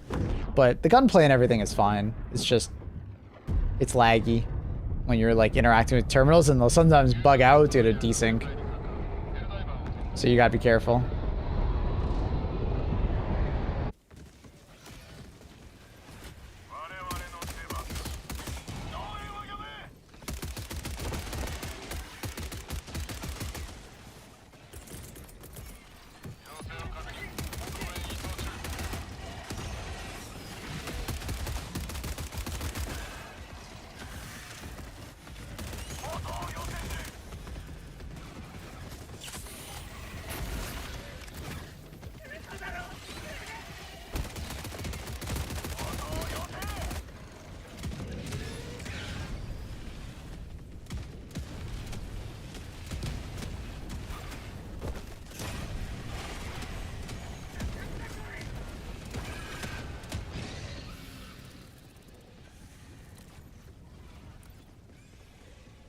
Dun, dun, dun. Get those bugs, boys.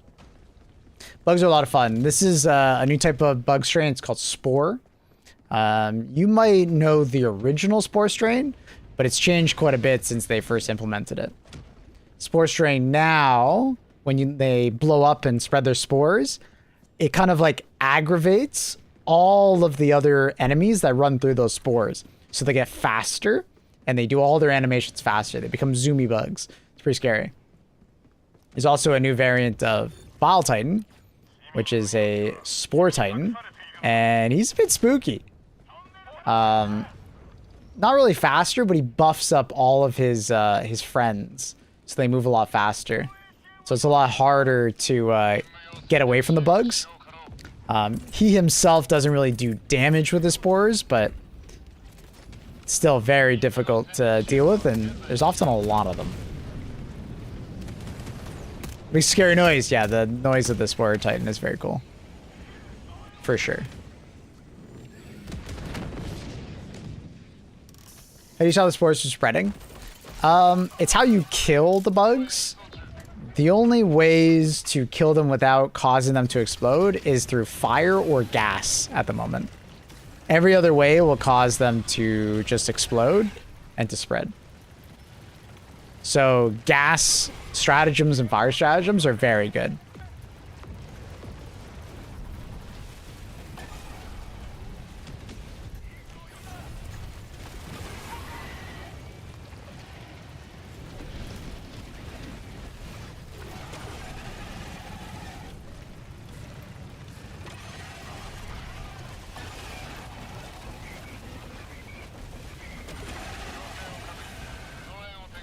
They're all just coming from one side. It's weird. Nice and easy for me. Thought fire and gas made them explode too. Nope. If they died to the damage over time, they don't explode. That's why you saw none of them explode right there. So fire is kind of like... Fire plus gas combo is really strong. Sterilizer works really well versus these guys. Gas guard dog, flame guard dog. Yeah. This is a good flamethrower. So all the flamethrowers are a lot better. They basically improved fire damage a lot over time, but also like the direct damage of the fire does a lot more too. Right now I'm using the newer flamethrower, which has like a backpack attachment, and it's kind of like the heavy flamethrower. But the normal one is still really good. And what's nice about that one is you can have a guard dog too to watch your back. So, kind of pros and cons.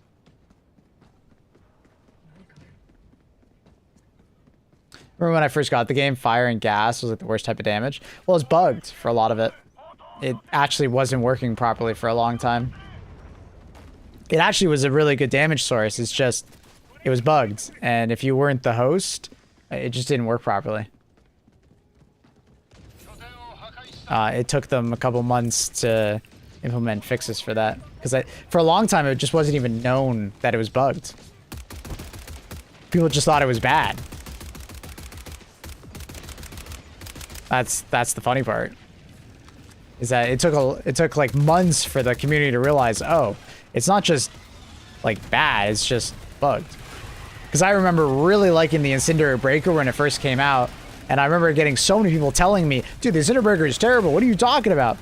Turns out, the reason why I like the Incendiary Breaker so much was because when the game first came out, I hosted all my matches. Chat was always joining me, or people were always joining me. So the Incendiary Breaker always felt good to me because I was always the host. But it turns out I was just biased in that regard. And that's actually what kind of led me to start playing quick play more often. It was because I was playing with friends and I was always the host, I had kind of this like bubbled perception on the game. I didn't have like the full perspective, right? I was missing out on what a lot of people were experiencing, more or less.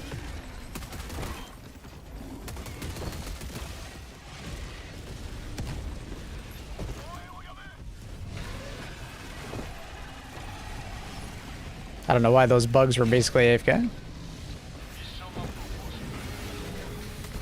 Uh-oh. Hello, friends.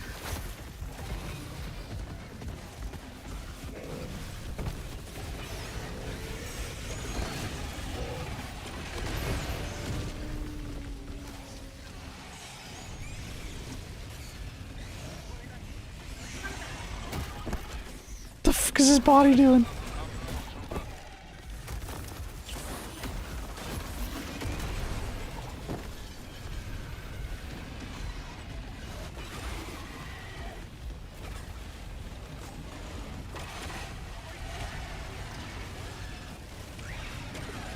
I don't know where that Ball Titan went. I think he's flanking me. I can kind of hear him to my left. He is! He's so smart. 1 HP flank.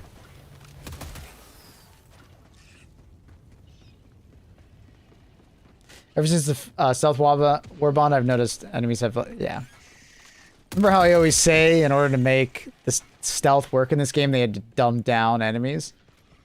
It's exactly that. Enemies just aren't as smart as they used to be.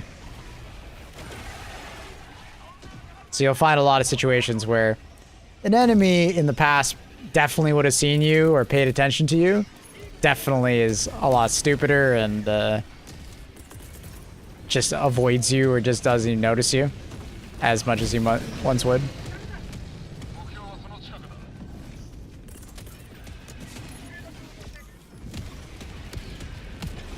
Oh, he got shit on.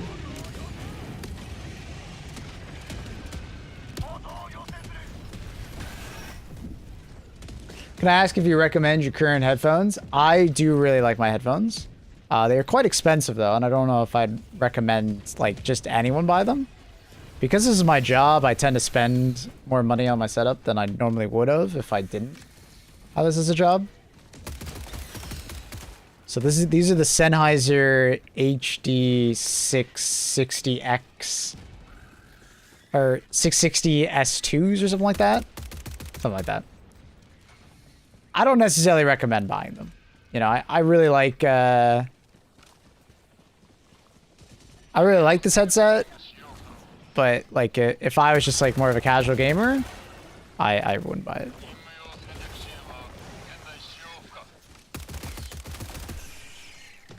Convoys are like 5 Vox sessions. Nice, sick. So they're back. Cool.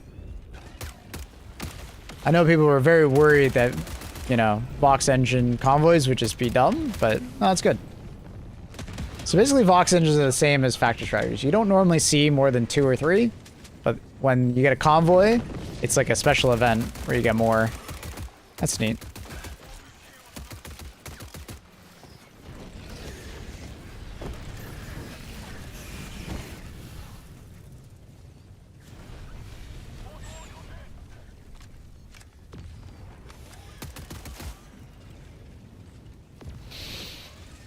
Are there bigger bombs than the 500 kg? Out of the Eagle? No. From your ship? Yeah. You know, we still have, like, the Hell Bomb backpack and stuff like that. Bigger boom. The 380 shell is kind of the same? Kind of?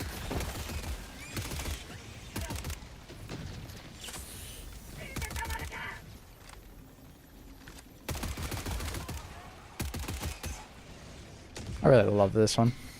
Ship your destroyer. You know, the one in the sky.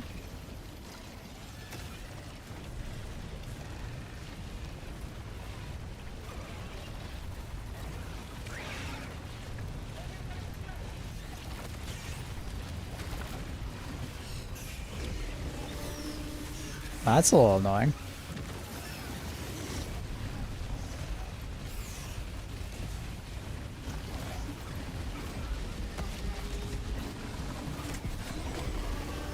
Oh, there's another one. No, I didn't even hear him.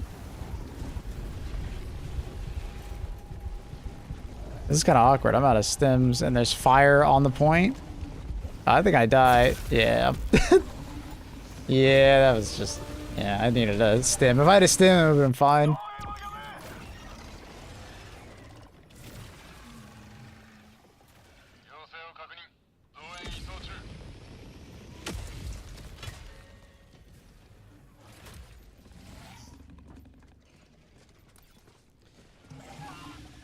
Vox had such a... What do you mean had? I mean, it's still there. I still use it.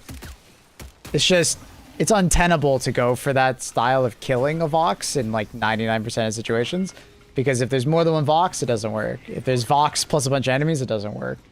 So it was always a unique way to kill a Vox, but it was never going to be like a meta way to kill him.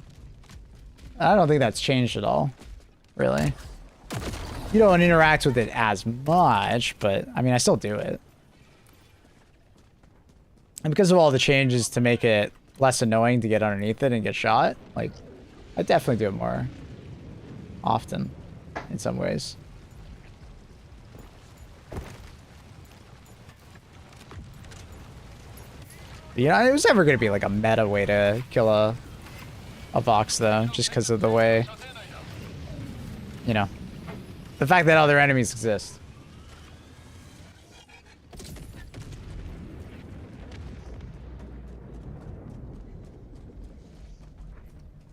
Exactly, Drowsy, exactly. if anything, I find myself doing it more often than less. Because before, I would just get, like, he would literally just aim down and kill me. So it's like, I ended up not doing the grenade thing outside of the first week because the novelty wore off. And then it became like, well, I'm just going to die if I do that. So I might as well not do that. But now, if I run underneath, I know I'm pretty safe. Other than from, like, other Voxes and enemies. So if I see, like, one Vox, oh yeah, I'm going over there and doing the grenade strat probably.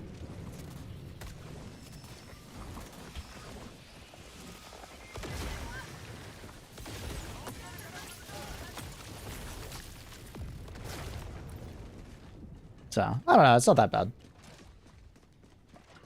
I still feel like the Vox should probably be a little more tanky, but...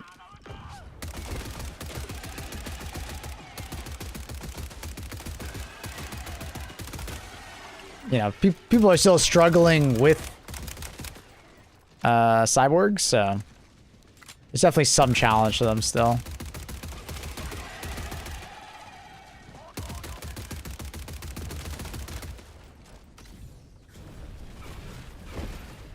More tanky, more than this? Yeah, I mean, I don't know if you've been around, but the Vox engines actually just recently got nerfed. You know, just this last month. They dropped their health by a significant margin. So things like the orbital rail cannon can have one shot. They also buffed the orbital rail cannon. To one shot the Vox. Like one Gatling barrage is definitely enough now to kill a Vox engine. One leveler, one soul silo. You know, 2 spear shots, 1 to each cannon on each side. So in general, like the Vox engine is a lot easier to kill. And I do like some of the changes. Like I am happy that some things are better, like orbital rail cannon, but you know, they also made Vox engines less deadly because, you know, obviously they are, you know, not going to shoot straight down. There's less of them. They've put a hard cap on how many there can be, which once again, I'm not opposed to, because I'll be honest, fighting Vox engines really sucked when there was like 5 of them, right? And it was just, there was too many. It was just annoying as hell. It sucked.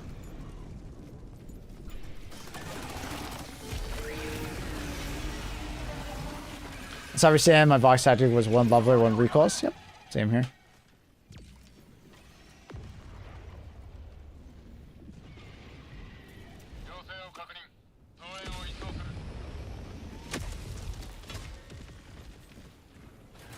So. Never got tired of Vox convoys seeing all the missiles rain down.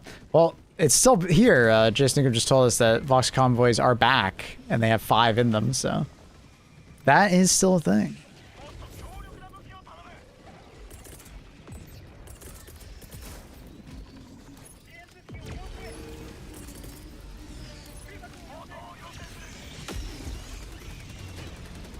Hey, how you doing? Just got back from the gym? Yo, what up? Welcome back. No, there's just a random sentry I can't see.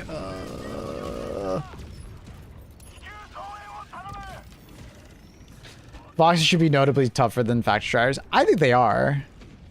Like, I don't know if you mean like tougher as far as like damage, or you mean tougher as far as difficulty, but they definitely are tougher versus difficulty.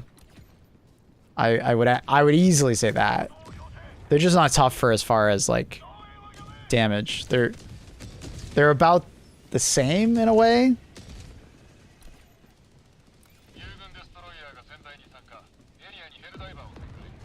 I would probably give the advantage to the Vox as far as being tougher, but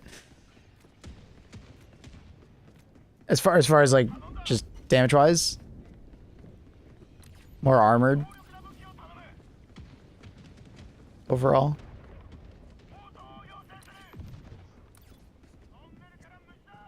I think the Cyborg should be brutally hard. Cyborg Planix should be one of the lead Helldivers, no noobs.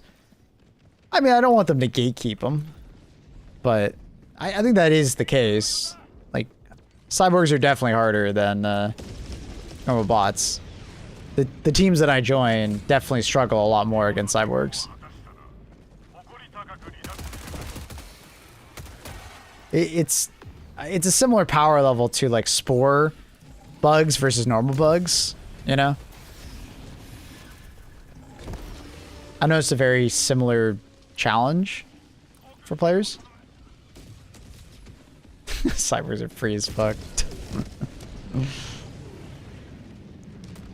Like the Hive World missions, yeah, they're good.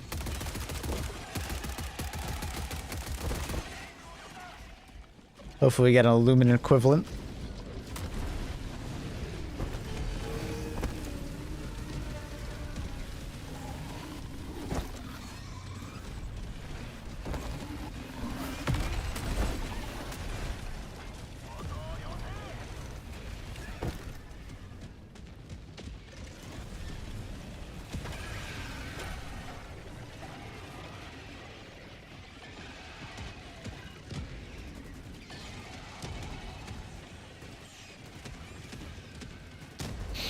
Chadwick, you can still play the Hive World missions though, if you really want to play them right now.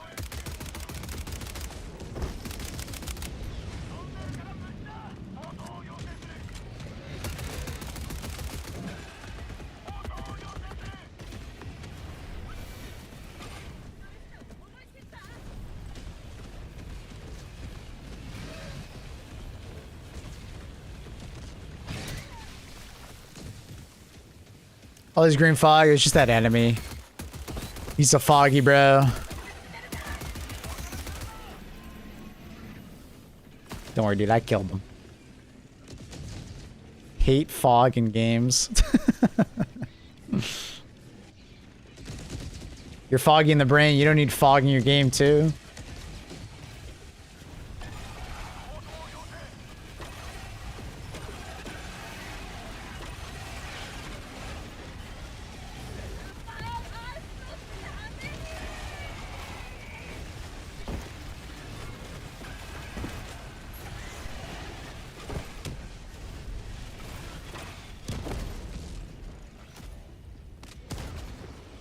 Spur on Hive World, give me more. It's happened a decent amount.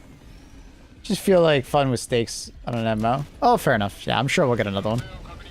It's been a month or so since we last got an MMO, I feel like, on there. Maybe one more.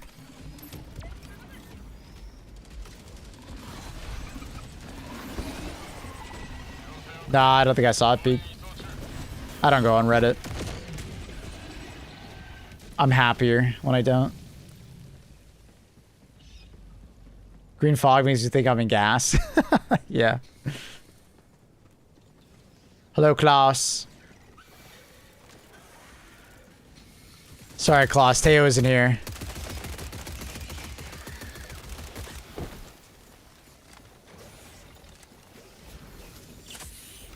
Bring back Reddit Reacts. I mean, there's some part of me that does like miss it, because like Reddit Reacts were like the best yap. Oh, they were such good yap. But I have a new Discord kitten. Oh no. Part of me is intrigued and wants to know more, and then the other part of me is like, God, no, please don't tell me.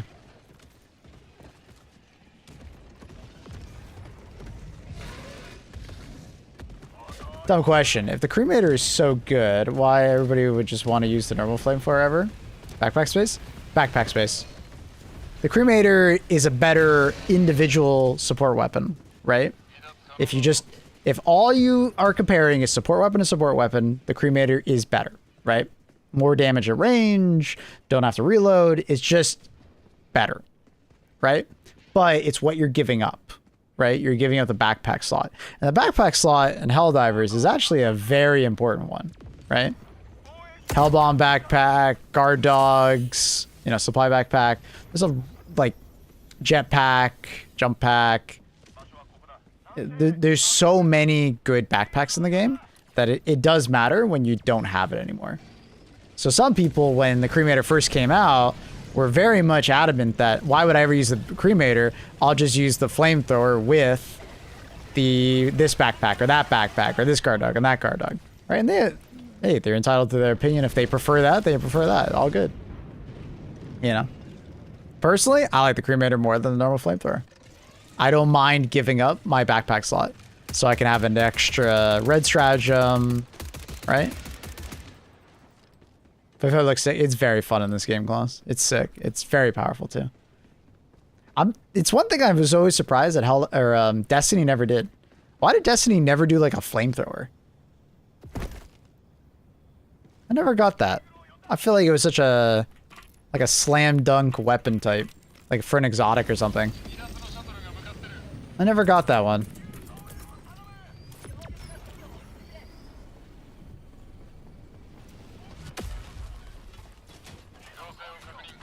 They experimented with a lot of different, like, unique type of weapons and never did that one. Does fire damage stack? No. Once you apply fire damage, that's it. So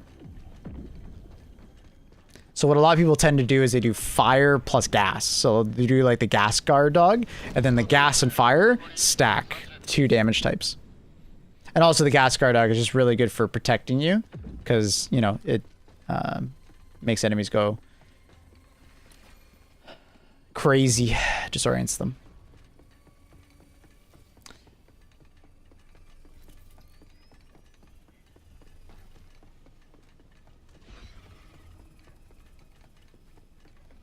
But that being said, fire damage does increase with the size of the enemy. The bigger the enemy, the more damage over time they take. That's how they balanced it. Because it used to be when an enemy is on fire, it takes a flat amount of damage, which was kind of lame because if you lit a Bile Titan or Charger on fire, there's really no point of it. But now, when you light a Bile Titan on fire, it's taking more damage than if you, like, lit a Hunter on fire. So lighting a Bile Titan on fire is not a bad idea at all.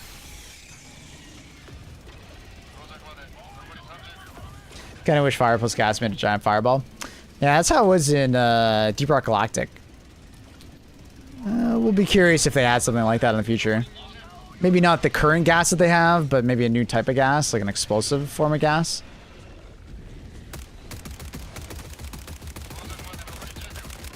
Because I do like the current gas, right? And I don't want it to just ignite all the time. So maybe a new type of gas that could do that would be neat.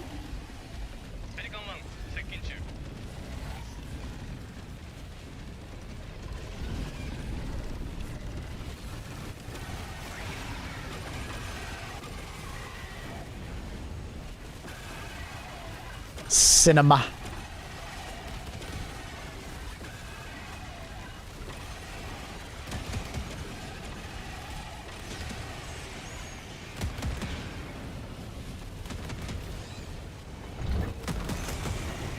Wishing for a Deep Rock Galactic Helldivers 2 collab would be cool. when I was in Sweden talking to the devs, they did joke about it. Now, that's nothing to go off of, but they did joke about it.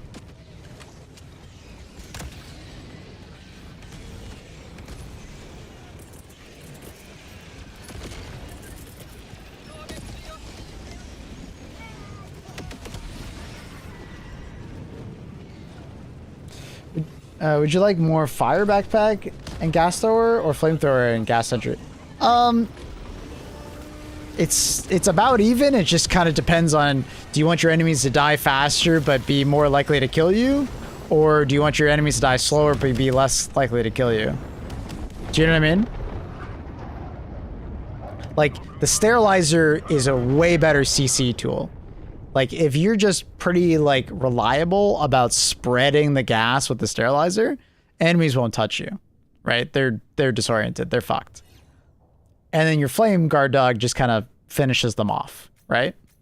But if you do the opposite, you do flame thrower and you have gas guard dog, flame thrower is way better damage, but enemies are going to run up to you and potentially kill you still, right? There is some amount of CC with the flamethrower if they're like under the effect of the flame, but like the actual beam of fire, not just being on fire.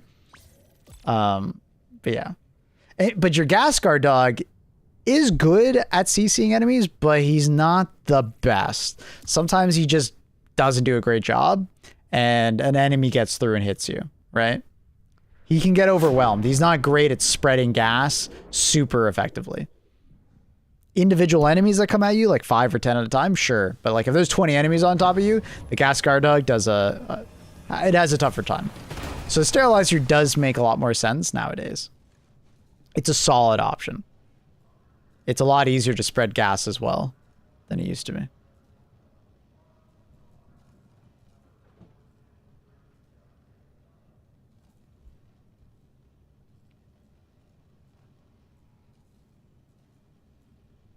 was funny watching the new Inferno FFV being used as a bomb. Yeah, when we first figured that out, it was very funny.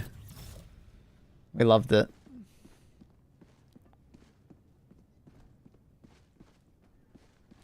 I just ran over the metal plate cover for the Vox engine eject and died instantly.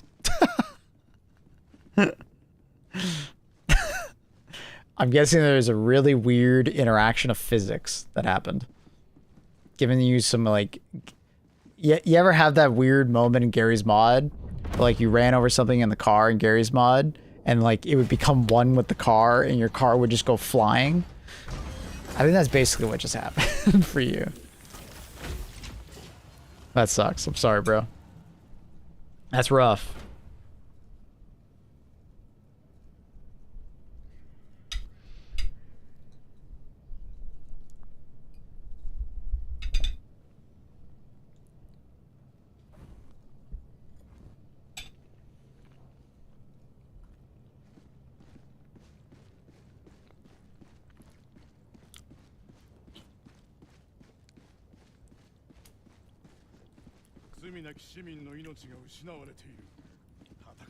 Does the hot dog blind them too? So the way it works is that any beam of fire will disorient the enemy that it's currently on, right? So if you're using a flamethrower on an enemy and the beam of fire is hitting them, they're disoriented. But as soon as you stop flamethrowing that thing, they're no longer disoriented, right? That's the balance between gas and fire. So fire is like in the immediate moment, they're disoriented. But as soon as it stops aiming at it, it's no longer disoriented. The fire guard dog, you know, it will disorient individual enemies that it's trying to attack, but it's not going to do like a wide sweeping CC, right? It's way better damage, but not as much CC. That's the balance, right? So I think they're both great. It's just different. Now, the fire guard dog can actually hurt you way more often. The gas guard dog is very rare to give you gas and hurt you. So that's another balancing point. They both use ammo. They'll both run out of ammo at about the same pace.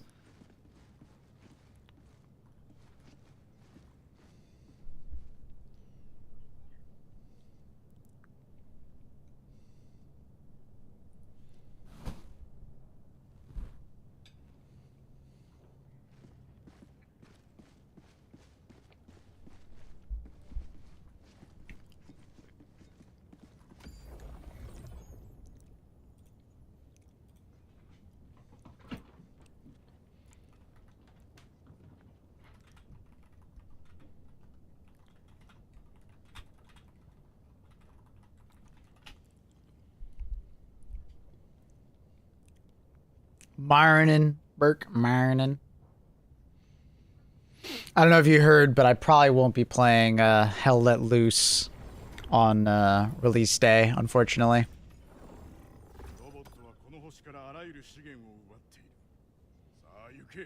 I'm kind of sad, but at the same time, I'm excited for HG2's update.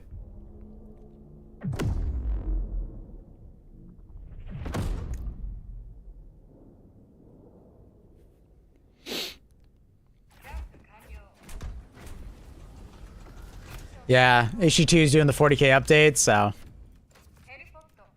just bad timing. I was looking forward to Hell Let Loose too. I think I definitely would have had a good time.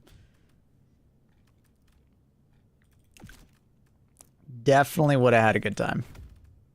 Can't you play HG2 for a bit, then Hell Let Loose?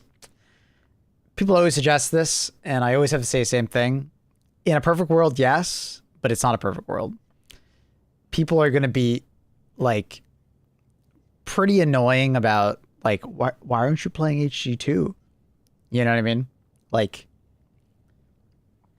because my channel revolves around HG2 so much, there's an expectation that I will be there for HG2 content for at least the first week. If I don't play it, people will be like, huh? What's going on here? And then it becomes like an annoying situation. Also, because most of my channel revolves around HG2, It's kind of like I'm giving up a lot of potential like revenue because of that.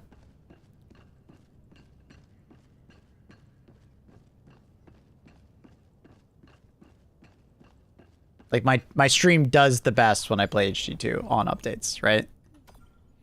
So it's pretty self-explanatory.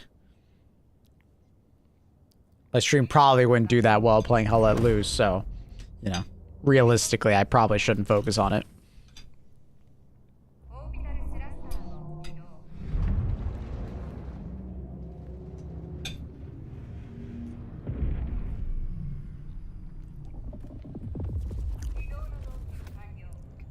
Yeah, what Bubble said. A lot of my income comes from ad revenue, not subs. So, viewership does matter. It's something I have to pay attention to and actively worry about. See a lot of hate on social media for the WARBOND, but I love the look, but seen a few YouTubers say it's amazing. I don't know if people are hating. It looks like haters hating on everything. HG2 kind of has that problem at the moment where no matter what happens or what is released, people are just going to hate on it.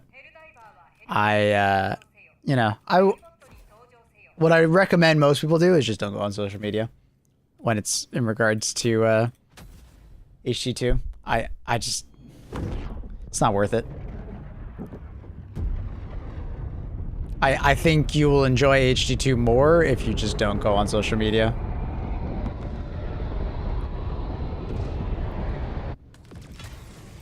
Which games garner the most viewership for you at the moment? It's mostly like HD2, HD2 is mostly, occasionally Space Marines 2. But I've kind of stopped playing that game as much as I once did. Battlefield does pretty well, which is cool.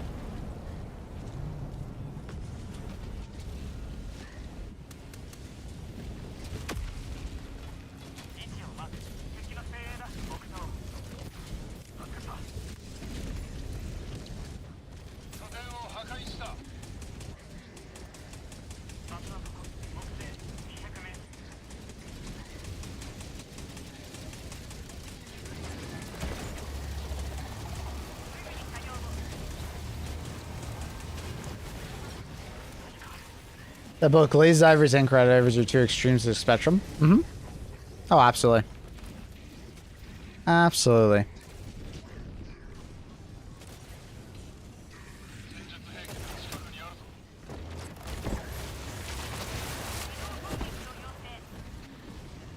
They are, in a way, kind of products of one another. People being overly positive or overly negative. Typically people that, you know, are overly negative or maybe reacting to something that is overly positive or being ignored in their opinion, right?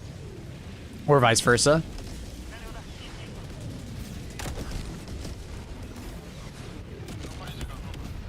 You think that thing's great? It's dog shit.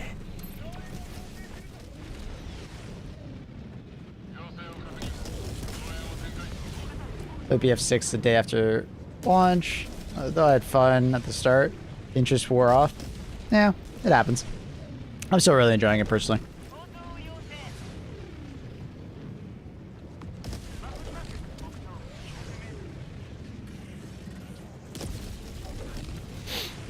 I agree. HG2 is no perfect game. And it's the biggest issue HG2 has always faced and will probably always face is tech issues. But to completely ignore all the good things that come of updates in issue 2 has always felt like a, you know, kind of ridiculous to me. Cause I feel like it's pretty easy to say that Helldivers is a hell of a lot better than it was when it first came out. You might have a difference in opinions on balance or difficulty or stuff like that, but as a base game, as far as content and how much has been added and staying true to like their monetization and stuff like that, you know, I think, you know, I'm really happy with where HE2 has gone. Could be better, but you know, you can say that for almost every game in existence. So, I'm really, personally really happy with where Helldivers is, and, you know, I'll always push it to be better. But I'm not gonna sit here and try and tell you that it's worse than it was originally. Or even a year ago. The game's improved a lot. Even from a tech perspective, it's improved a lot, performance-wise.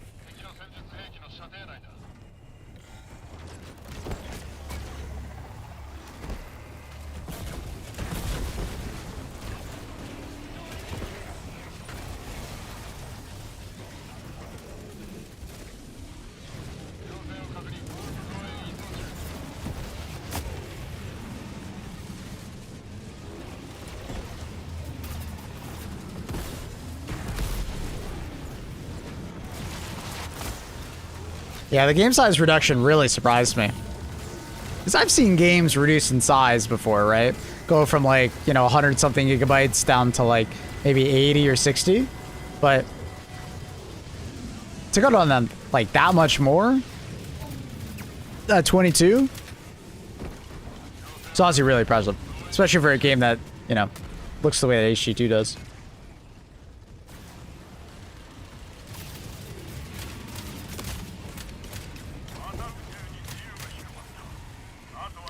I want to say right now is the best technical state the game has ever been in. Now, it does change from patch to patch, you never know, but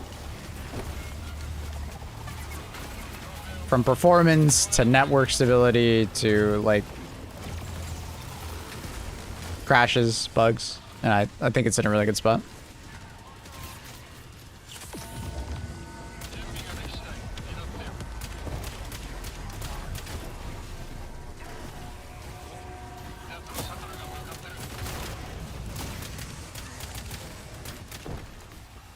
You think HG2 will get every weapon type of every form factor? I mean, I guess it depends on how far out you look. Maybe.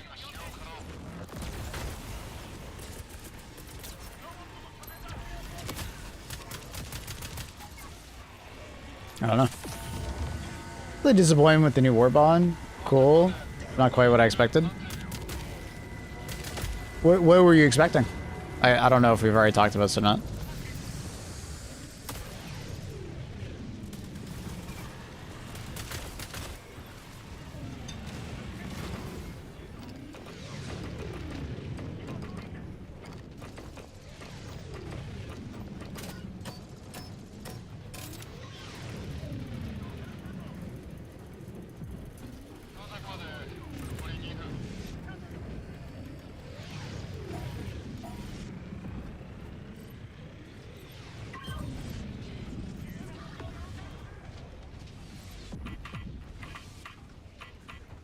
It has something to do with difficulty bumps. It's just certain planets will have cyborgs on them. You can see where they are based on the symbols on the planet.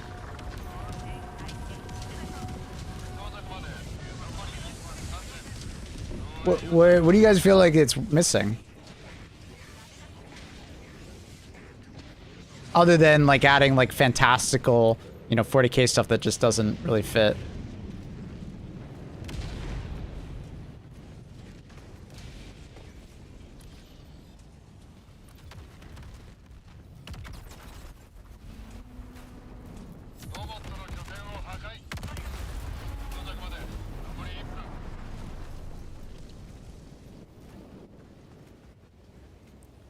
Most people assume it brings space. That's ridiculous, I think, personally. I think there's a lot of people that just only know Space Marine 2 as 40k. But, I mean, we were never going to get Space Marines or Space Marine armor or anything like that. I expected the weaponry to be closer to Darktide. Well, apparently, Games Workshop specifically said they wanted those lasers to be that color. We already technically have a Krieg's armor set. So I'm not surprised they didn't add another one, Babu. So, I mean, Yeah, someone said that Games Workshop said specifically they wanted the lasers to be that color. So, I don't know if I can... It's a Games Workshop thing.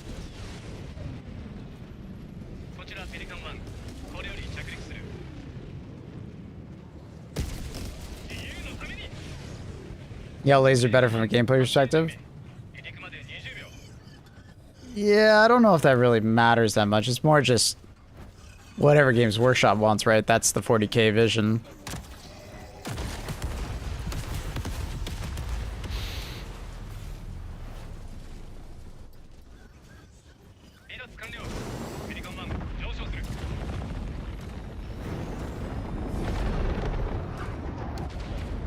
There's a big argument in the fandom right now about the Lasgun color.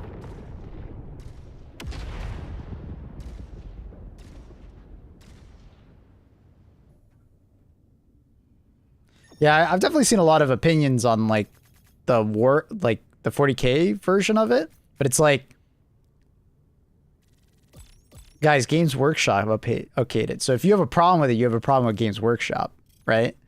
It's not like a be mad at Arrowhead thing. It's like a, you know, it's Games Workshop. They decided to want that, right?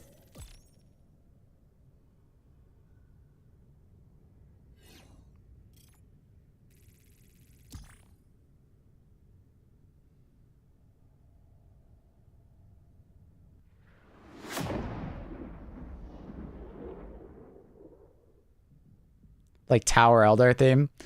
I mean, we're human at the end of the day. Like, I get it. I understand 40K gamers, but like, it needs to fit within It needs to fit within Helldivers.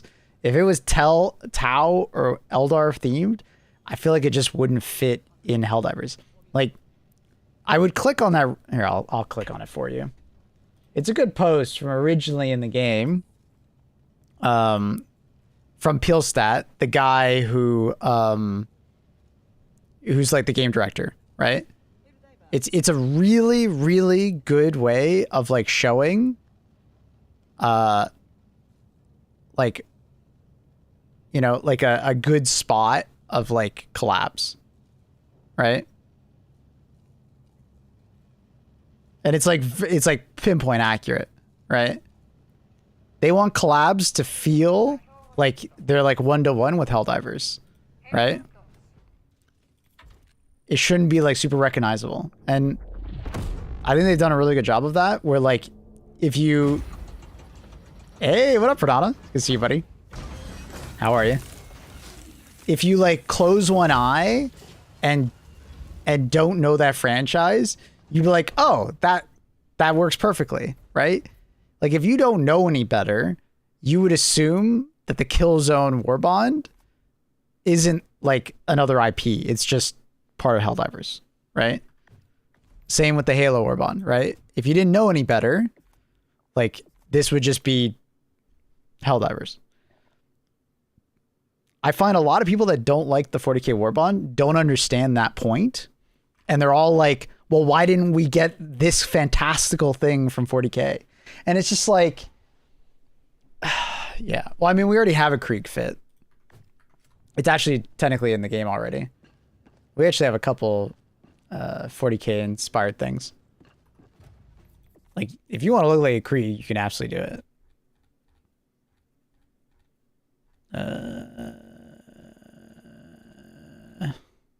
If I could find it, that's the issue.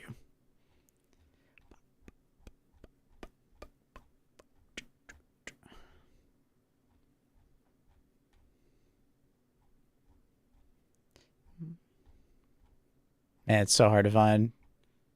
I probably scrolled by it. Where did I scroll? Am I going too fast? I think it's a certain color, but it's not that color. Oh, there it is. Like this is it's pretty Krieg inspired. Yeah, Maple, explain. Why didn't we get Master Chief oiled up?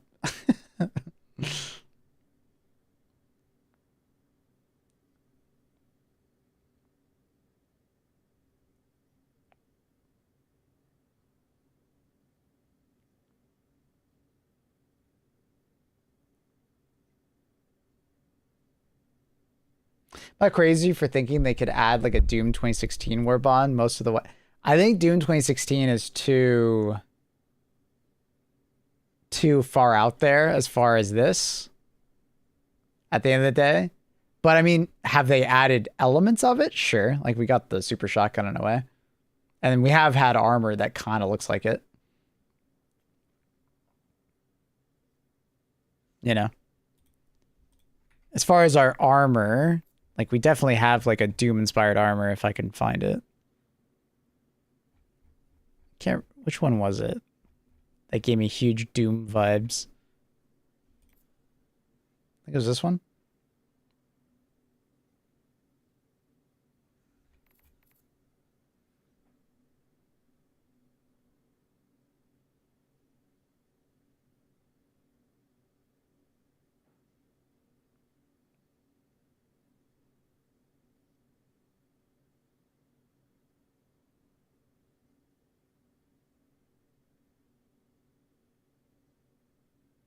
Yeah, I mean, we've had Star Wars related stuff as well, right?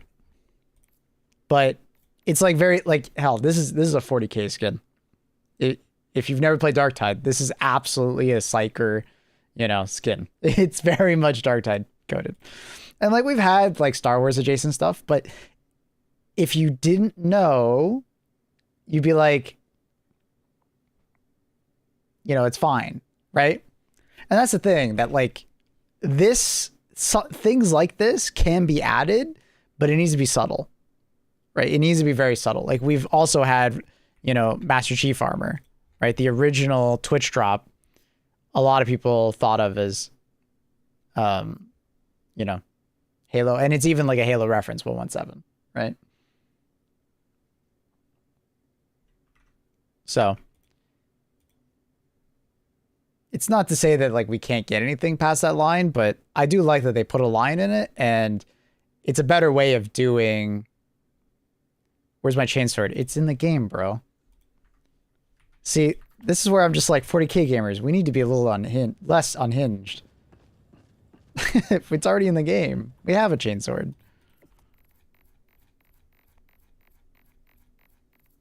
It's in the game. You can play with it right now. And that is a chainsword. It's like exactly like the two-handed one that the Zealot uses in Darktide.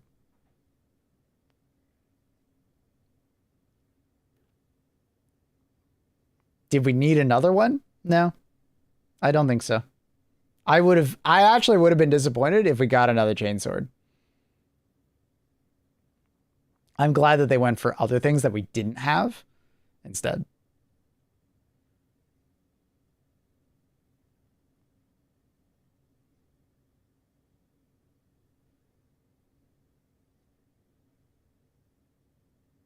It's a Zealot heavy chainsword. Yeah.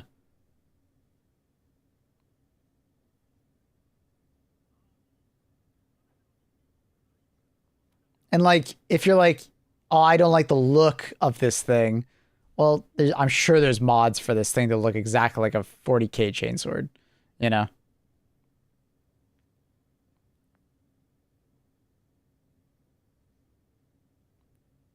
What about a backpack-powered Fire Fist? Well, I think you just named this, you know? I think you just named a 40... Like, I think that's past that line.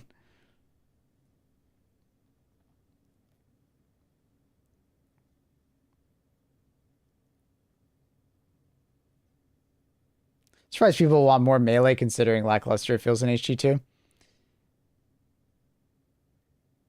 I think people just like doing it regardless. Do you think they'll ever add armor transmog? No. I think the closest thing we'll ever get is just coloring.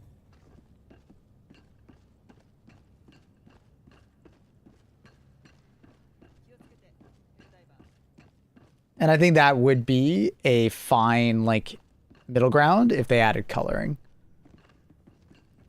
I don't feel like you get that new mechanics come... Sorry, I'm having like a stroke reading. I don't feel like you get the new mechanics comes only with WARBONDs. Meaning, if no melee weapon, no... What? Can you retype that? I'm having a hard time following you.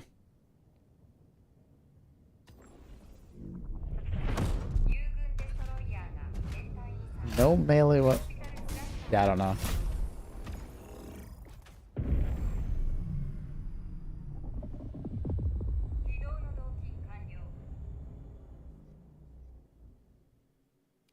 Saying that with a warbond usually comes rework. Without a melee weapon warbond, no rework. I mean, with that line of thinking, then what about all the other melee weapons we've had? But also, it's not melee. It's not melee. We've had many melee weapon reworks since melee weapons have been introduced. Right? Yeah, I hope you can see that. But the problem here is that melee weapons aren't as like guns are more powerful than melee weapons. And we've had many melee weapons that are special and do more damage, right? I'm sure you know that. And those are more powerful. It's just, I think a lot of people want their melee weapons to be as powerful as guns, even though it's like a secondary weapon. Right? But at the end of the day, like, you're comparing a rocket launcher to like a melee weapon. The power scale is always going to be off. It's never going to... The hammer one is fun, but it's a niche, right? I don't know exactly what you expect, but like, we're human and we can only swing a hammer so hard. And because Helldivers always tends to be more grounded, you can only swing a hammer so hard as a Helldiver. The fuck happened to my... That's weird.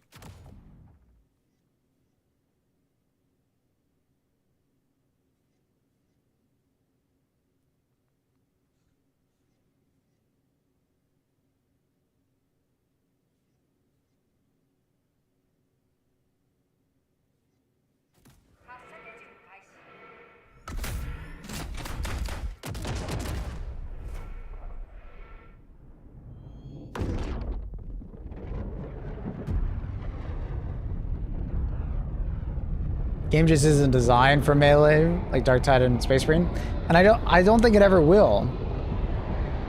Right? Other than getting like niche support weapons that do certain things that people like. Right? They're gonna have to make melee weapons essentially one shot, because the biggest problem with Helldivers is that we're squishy. The whole idea of being a Helldiver is that you're a squishy, regular human being. Right? We're not a Space Marine. We're not some fantastical 40k Darktide, you know, protagonist like in Darktide. Like, Helldivers is more grounded than that. So melee is like really hard to implement without being silly.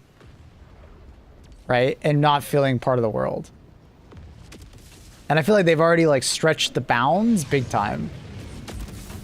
Right? Like where we have like an explosive hammer and stuff like that. I don't think they can go much further before it's like, it's not Helldivers anymore. You just want this game to be Darktide, but it's like, it's not Darktide.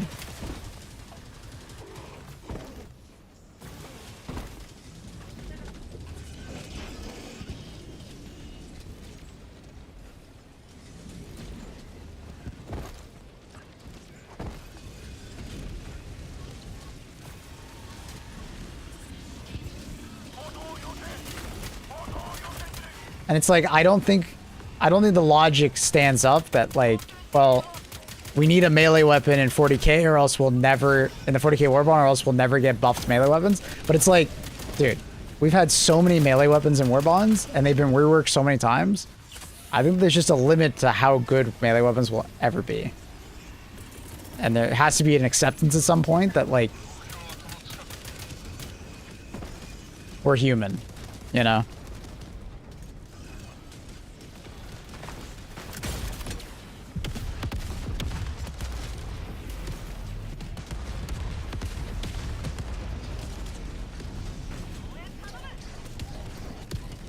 We're not Ogrins. You know? We're not Psychers. We're not Space Marines.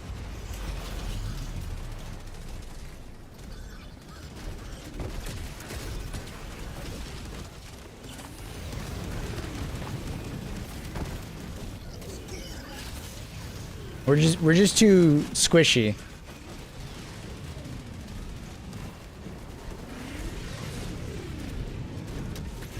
It was always gonna happen, like Jason Newcomb's saying. There's like a million things you could add from 40k. Like HD2 devs could have spent like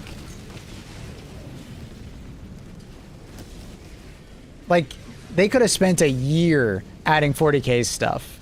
Like people just want a 40k version of HD2. I know that to be true because I know a lot of people say it, right? And I think people are disappointed that their slice of, you know, 40k is not there, but it's like maybe one day we will get a Space Marine version of 40k. That'd be really fucking cool. Then they could add all the things that people want. But they should, like, they could only do 3 things or 3 pages, and they went for stuff that fits in HD2 really well, and they went for the cliche stuff. So Lasgun, Bolt, Melta, you know? Cadian stuff. Like, it's just stuff that fits well. So in that regard, I think they nailed it, right?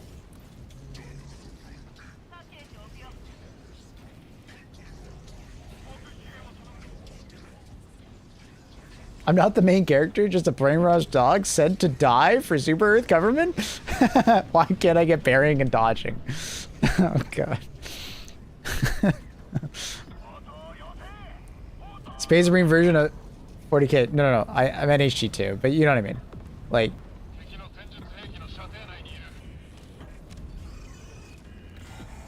be cool to have something like Power as a stratagem. That's a mech. That's what a mech is. Right?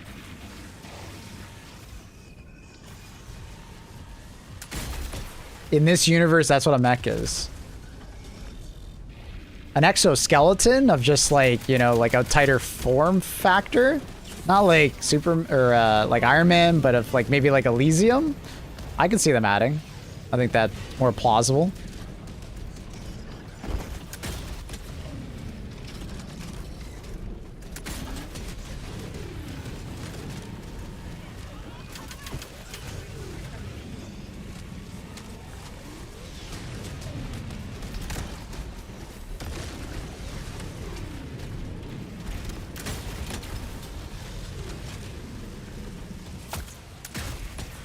What about power suit that makes you really tanky? So like a mech?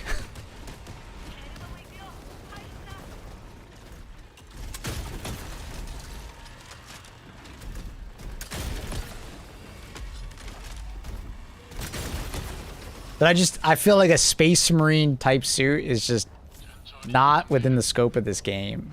And like, I understand people really want it, but it's like, doesn't really fit in HG2 very well.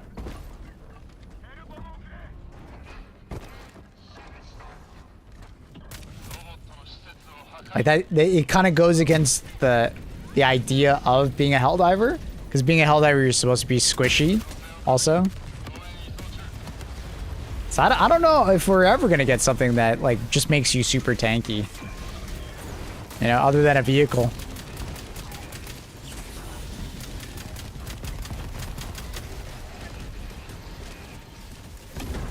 Oh, you're never gonna please 40k fans. I learned that the hard way. I got bugged. That sucks. Oh, it got destroyed. Never mind. I think something shot it. Never mind.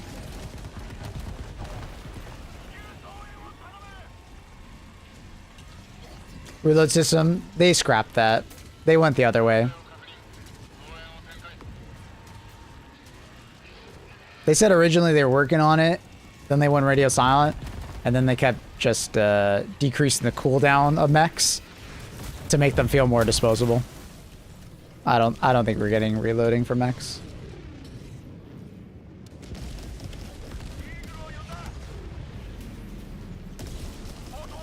I do think that the 40K universe or fandom is like the hardest fandom to please. Because anytime I see anything 40K, why didn't they add this? Why didn't they add that? Oh, I'm so disappointed. They should have been this. What about that thing? What about this thing? What about that thing? Why did they add this thing? Why isn't it this way? It's the wrong color. It should have been this color. It's supposed to be this powerful. It's supposed to be that powerful. Why didn't they add this Legion? Where is my Primarch? Bro. Sorry, a little tangent, but like, dude. Oh, no. Radio fuel, that's actually wrong. No. 40K is harder. 40K is so hard. It is so hard because it's so big and it's so vast and like there's so much in it and there's so many particular things, you know? It's so hard to please a 40K community, especially in video games. Like, dude, it's so difficult. Like even Space Marines 2, right? Space Marines 2 is like a really good 40K game. Like, dude, people find every way to like, why did they add this? Why didn't they add that? Why isn't this there? Why isn't that there? It's constant, man. It's constant. It's every update is like that. It's tiring to stream that game because it's like you just get a lot of people that come in and complain. They're like, why? You know.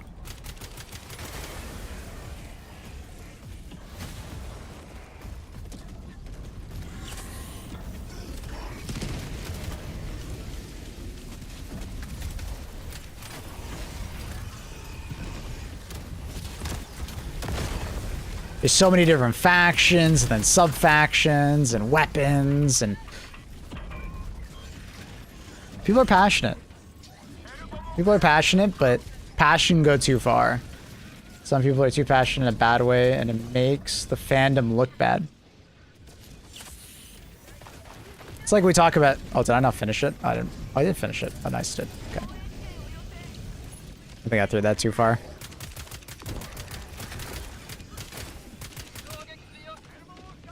It might be okay. Nope.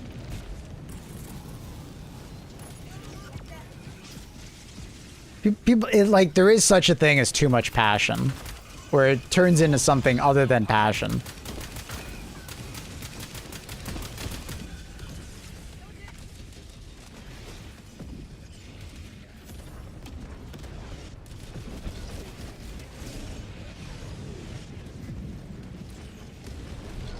SM2 had a lot of complaints about colors not matching the paints IRL.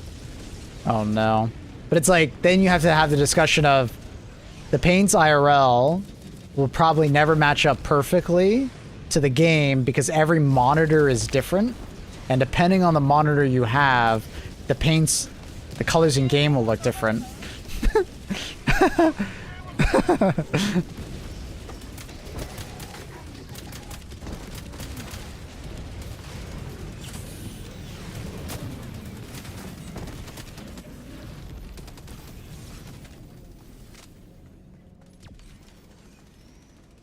So it's just like, I don't know. I find 40K gamers to be really hard to talk to and, you know, please. It's really difficult. I was prepared for this moment. I knew the 40K WARBOND would have this problem. But if you go back like a year, this is exactly what I thought a 40K WARBOND would have. Melta, Laz, Bolter, some kind of guardsman. You know? I was expecting this, you know, a chainsword, but I mean, we got that elsewhere, so it's fine.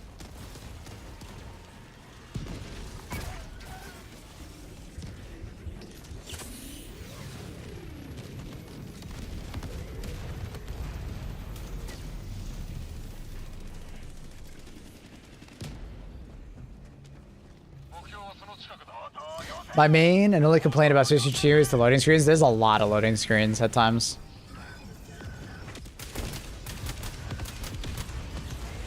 For sure. I'm not sure why.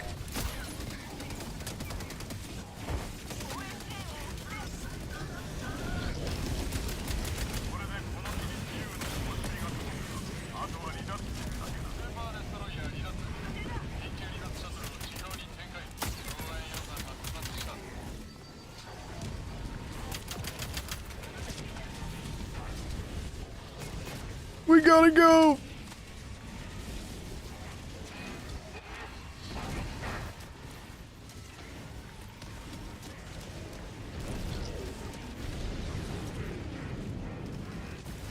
That'd be a bolter primary. I also kind of thought it would just be like a bolt rifle, but bolt pistol makes sense because they want to do a secondary, primary, and a support weapon. One of each category. So a Laz DMR, it's fine. Also, I feel like a bolt pistol might also be easier for them to implement. Maybe. I don't know.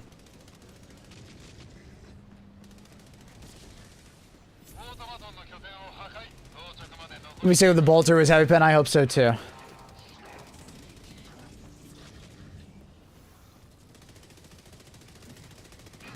Part of me does still hope that maybe we might see a second, 40k WARBOND. I think there's so much source material in 40k that they could fit like 10 WARBONDs. Heavy bolter. Hey man, a mech with a heavy bolter could work. But it also wouldn't be that far off from our Emancipator mech, so. It's kind of like somewhere in between of our Emancipator mech and Patriot.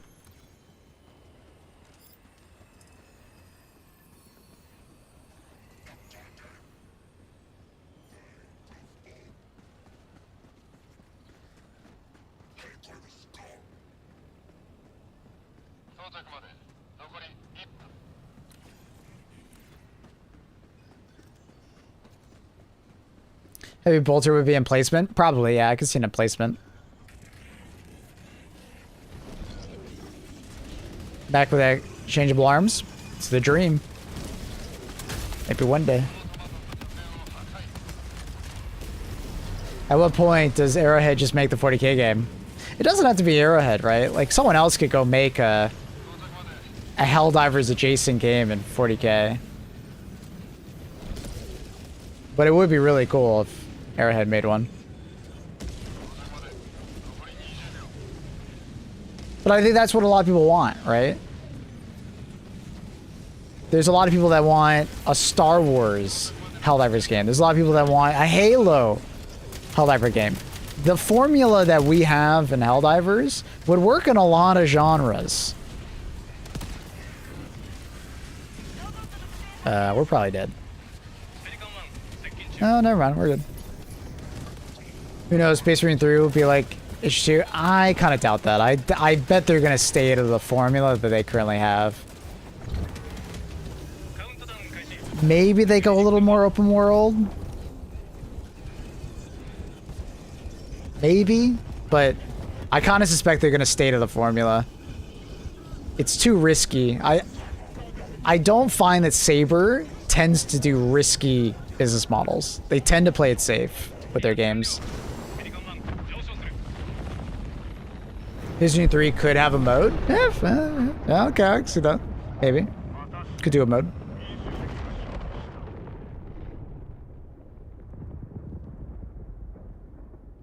Like, out of all the games that Saber has ever made, they tend to make really safe bets.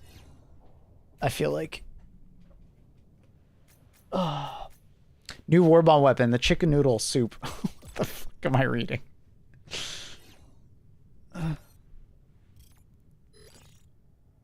The sandbox of Helldivers can work in like a lot of IPs. Yeah, that's what I was saying. Like, any large scale battle sci-fi game can just easily be like skinned and put into it.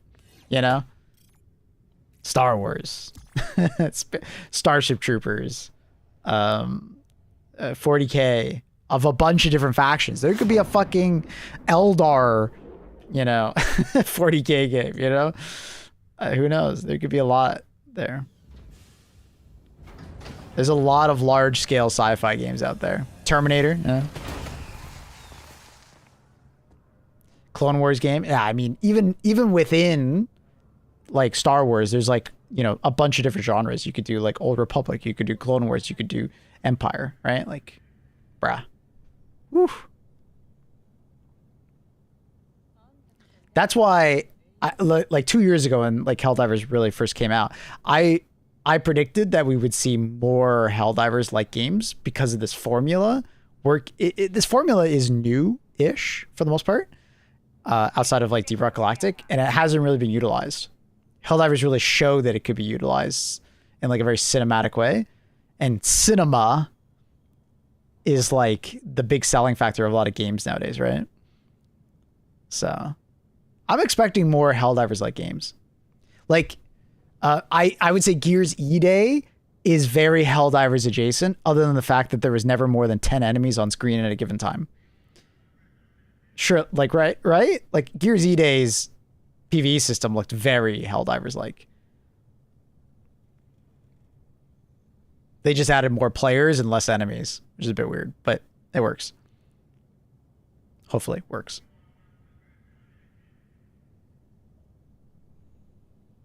Games that are cinematic get shared on social media. Yeah, that's a great way to put it. Yeah, absolutely. Finding a new engine that does what this engine does could be the cause. Yeah, I can't really think of an engine that does what this engine does well in an open world environment. The Swarm engine kind of does it if you looked at the Toxic Commando game, but even then, it didn't do it super well. But maybe that was just like poorly implemented. Like, I don't think Toxic Commando was a bad game, but it tried to be Helldivers with cars, right? With a little more cinema at the end, but it was definitely smaller scale than Helldivers, but I think that might have also just been the fact that you get cars all the time.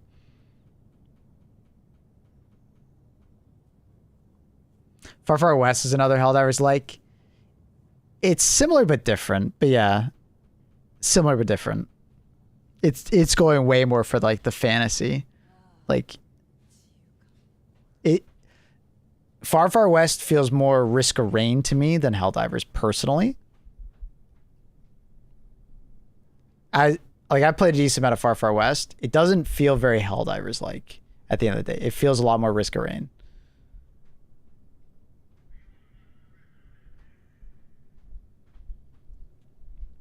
I get very much this a very similar feeling, like when I progress in Far Far West to Risk of Rain, rather than going from stage to stage in one like thing. It's like individual games in Far Far West. But as far as like the progression of the game when I get into it, very, very similar to the gameplay loop.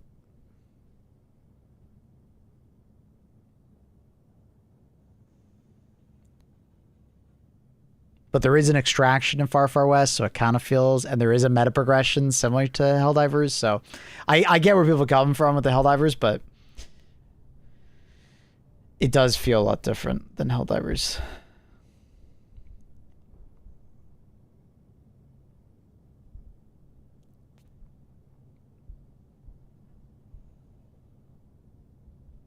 I'm amazed by how few games steal from Sea of Thieves model. They've tried. I've seen quite a few games try, but it just hasn't gone very well. Like, I could think of a couple off my head, but they just failed.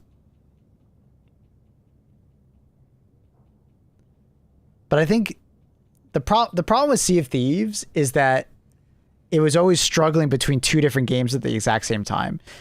Like a kid-friendly pirate game with like stories and a hardcore PvP steal everything from your enemies game. And the two just like butt heads, and it like ultimately I think killed the game in a way. Right?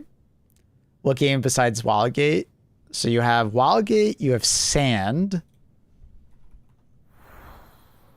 Raiders of Sophie.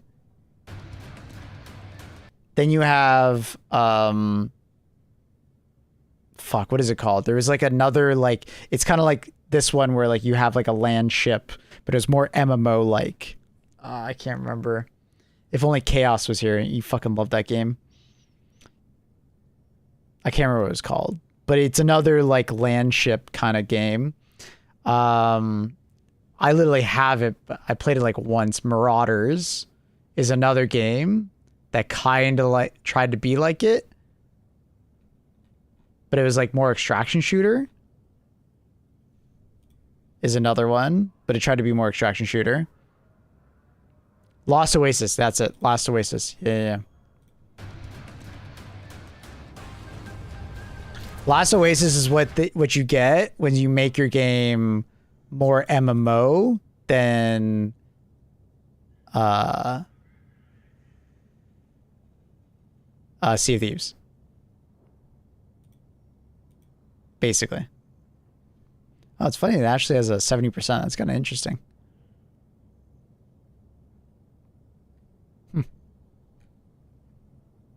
For the people that I know played a lot, like my friend like Chaos and Revo and stuff like that, they all talk so much shit, but they played it at the very conception of the game. Apparently it's pretty good now. Interesting. But there's been a bunch of games that have come out and they just never did amazing. Lost Oasis is more Arc Atlas than Sea of Thieves. No, I don't know if I would really agree with that, because at the end of the day, it is a lot about the ships and then fighting on and around the ships. It's just more MMO as far as like the progression outside the ships. It's like if they expanded the ports of Sea of Thieves, or, you know, when you logged off, your ship still existed, right? It add persistence. You ever try Forever Winter? No, never. They just went in a different direction, which, you know, is fun.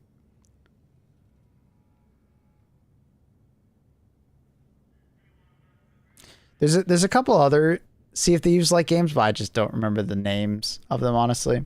Because I remember seeing a bunch of ship battle ones. There's a blimp one, I swear, that I remember seeing.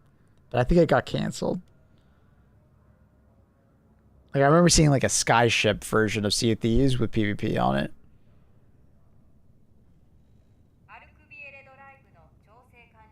There's a new one, but it's like PvE Canyon. No, it's not that. I thought it was like something Canyon.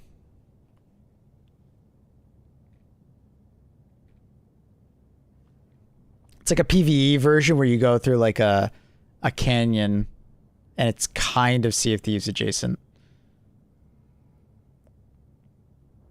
Space combat battles in HG2. I don't think it fits the game, but I could see it maybe one day being added just because they need to do something other than just what HG2 is. But I think it's so adjacent of what HG2 is about, which is like boots on the ground, sending artillery from your ship.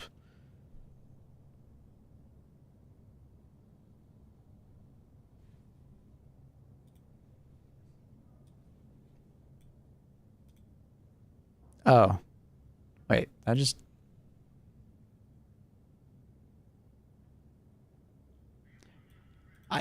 I don't understand how Steam has such a bad like search function.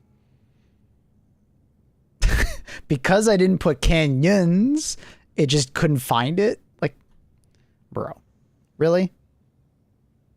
It's a bit annoying.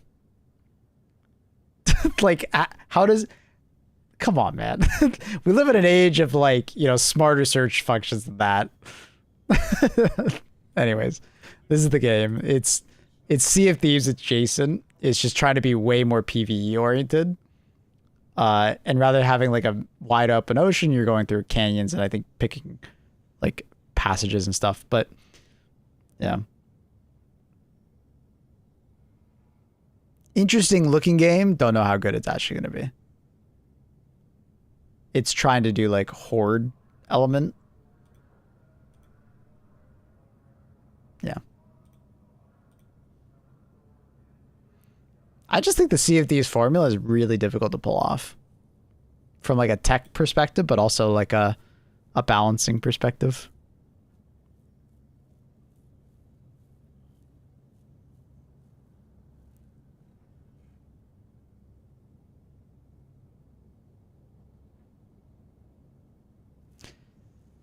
Someone was saying not to support that one because the devs are Russian. What, Kenyans?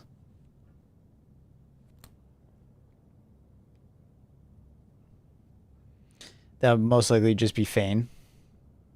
He says that about any Russian developer.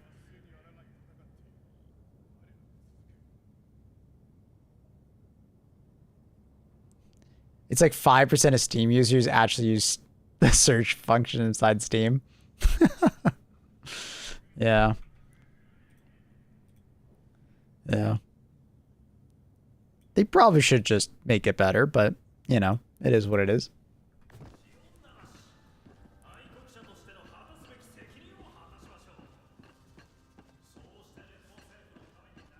Frost Trail? I don't remember Frost Trail. It's Frost Trail.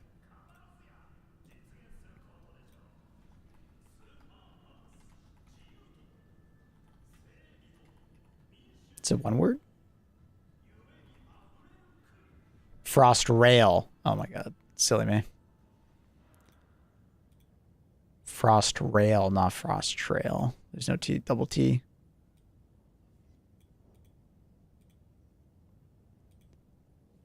This is reminding me of Void Train. I'm getting Void Train vibes. I'm getting a lot of Void Train vibes. This is literally just Void Train.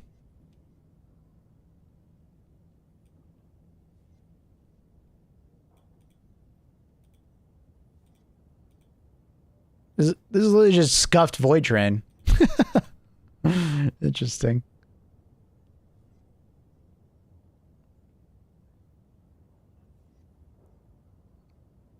Interesting.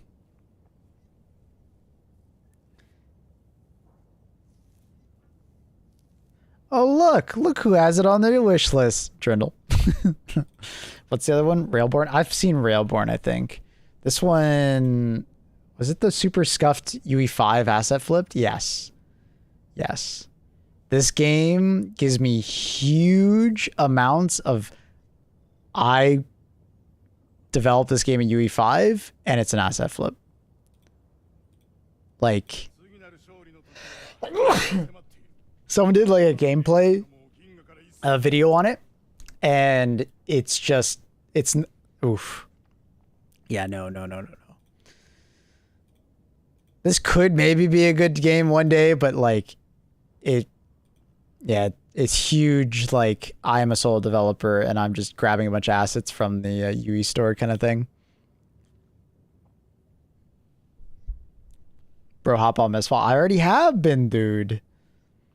Hi, Didi.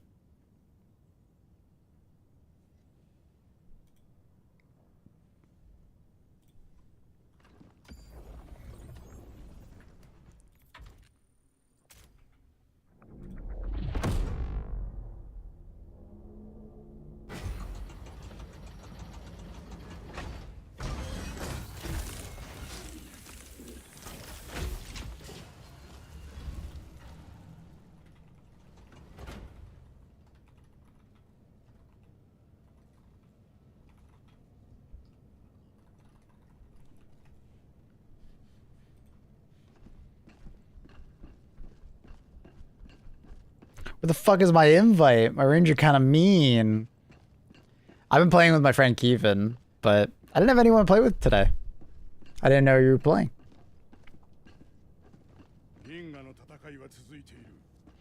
We just need a third. I've been playing Sork a lot. I started off as ranger and then swapped to Sork. I didn't like early game ranger very much. Nerf this fucking hammer. The hammer is pretty sick. If people don't know the timings on it, oof. You just CC lock people like crazy.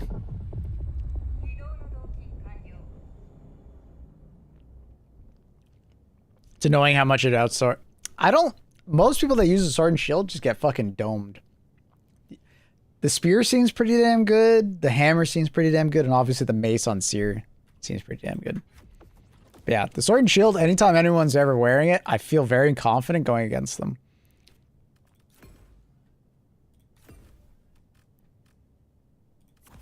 Good song. I'll use the sword shield to spam the CC abilities, then immediately switch. Fair.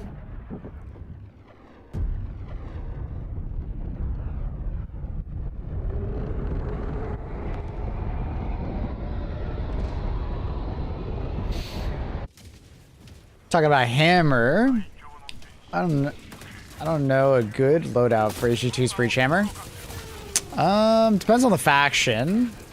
Some people go for sustain, so they go like Breach Hammer plus like Supply Backpack to spam stims and have like stun grenades and stuff like that, or whatever nade you want to pair with it. Some people go like full mobility, so they pick like a mobility backpack plus hammer, just to try and get up close and personal faster. So like a lot of people tend to go with the teleport backpack, just so you get some immunity frames too, technically.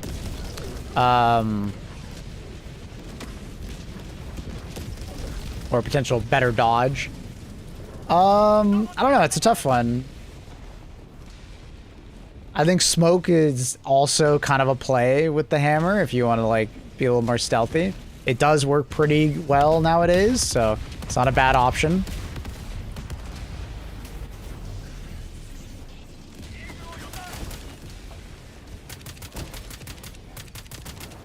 You need a third, let me know. I'm into it. Okay, buddy.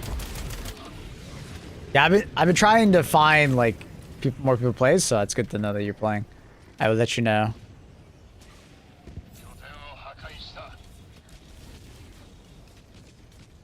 I would not really recommend the hover pack for the hammer unless you're trying to melee a Bile Titan. I think like the Bile Titan is like the only enemy I would potentially recommend the hover pack for, so you can actually hit its head.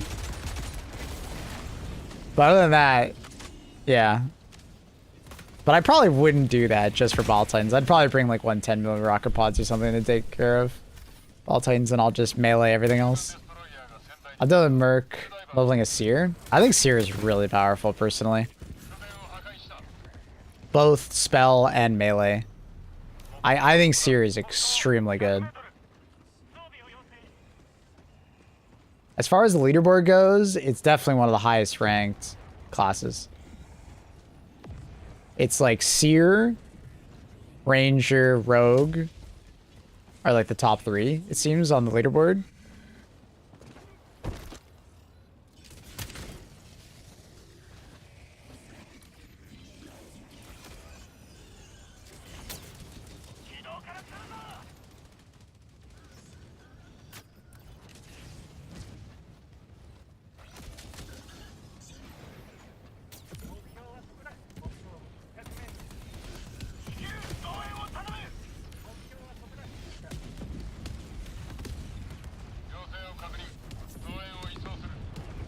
You know what we were doing, DD? We actually killed Cloaksy, Trick 2G, and Designful a couple times yesterday. We were triple Stardust Sork.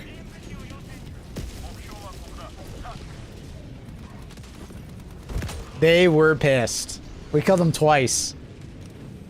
On the second map in the Chaos mode.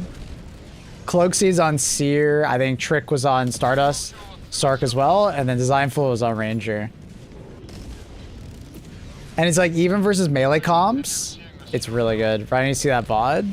I can link it in a second. A friend of mine, I think, clipped it because he was watching Cloaksy when it happened, and he was like, no fucking way. Let me grab it. I think he's got it.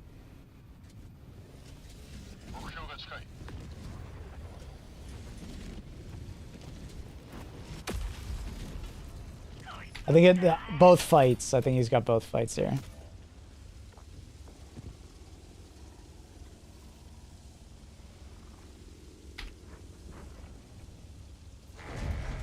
Is that the same?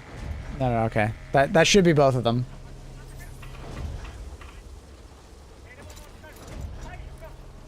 They were pissed. We weren't stream sniping. I was off stream offline playing yesterday, but I wasn't stream sniping. We had no idea they were in the lobby.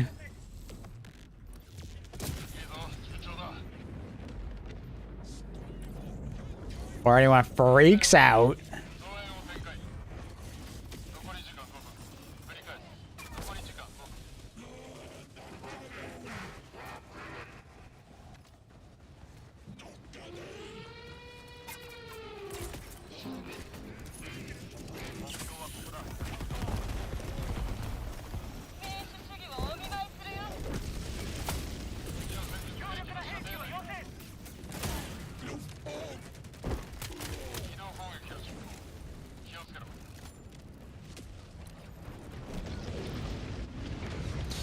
Dun, dun, dun, dun, dun, dun.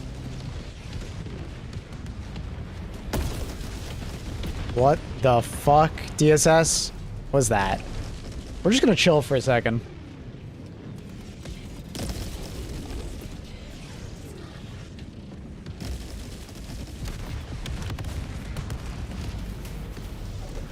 Let Eagle DSS do its thing. I don't feel like getting killed. Oh my god. No way. Oh my god, I thought I was dead because he headshot me. Heavy armor, by the way.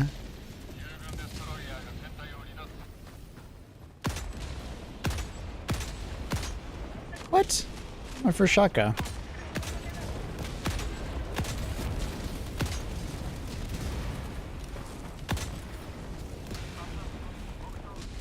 Is that gonna kill me?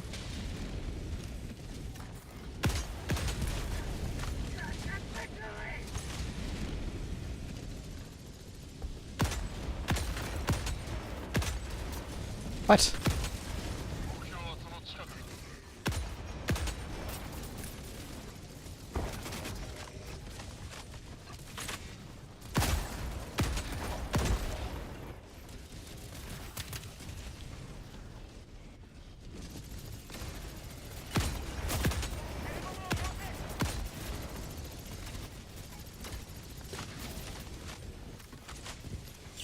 Sure just left. Oh, it's this one.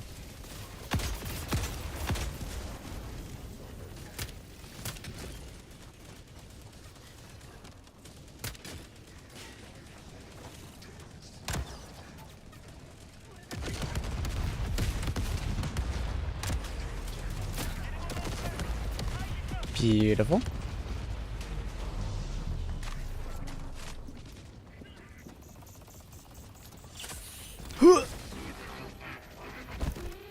Oh, of course there's a Vox engine in front of me. Of course. Maybe I can dodge them in the trees?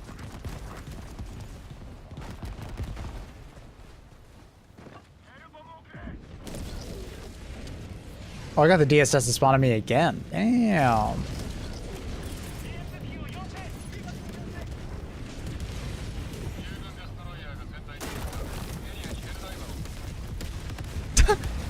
Is that the Vox pod? It was. What is that stim? What do you mean? Why did I stim? Like, is that what you're asking?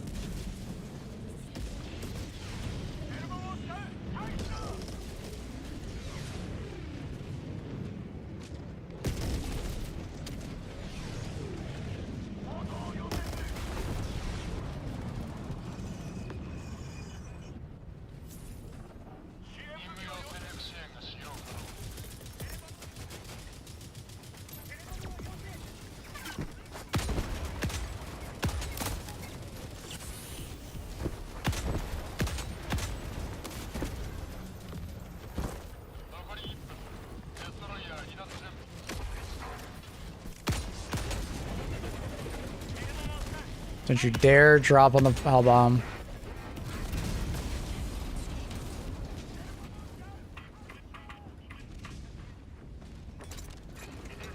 Are the DSS Eagles randomly assigned to players?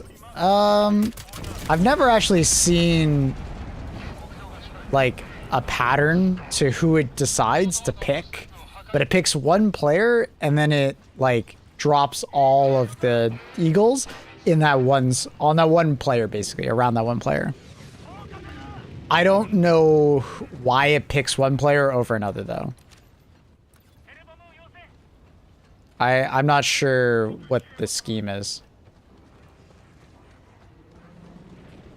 Like I did a bunch of testing, but I could never figure it out. Like if it's rotating through the players, it didn't seem like it. But it's basically like every like minute and a bit, a player gets selected and then all of the Eagles drop around that one player.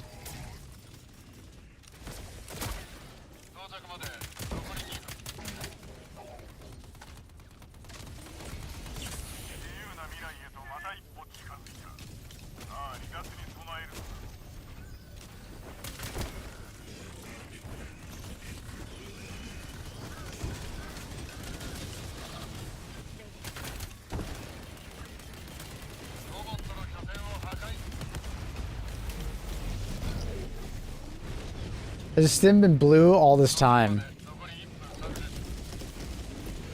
Blue?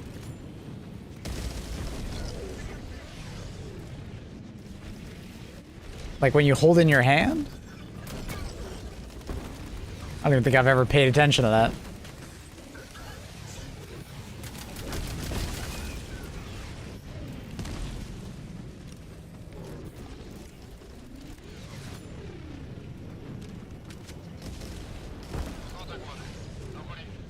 Your screen turns blue.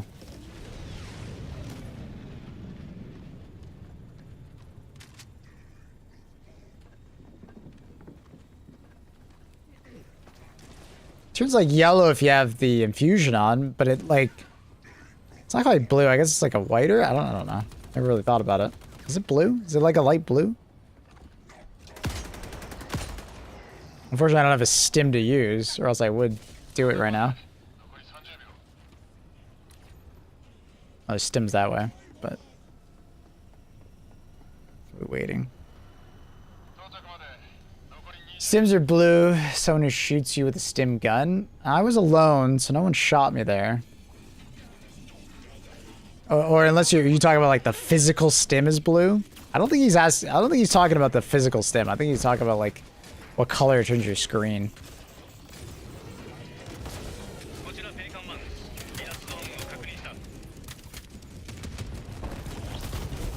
Fuck.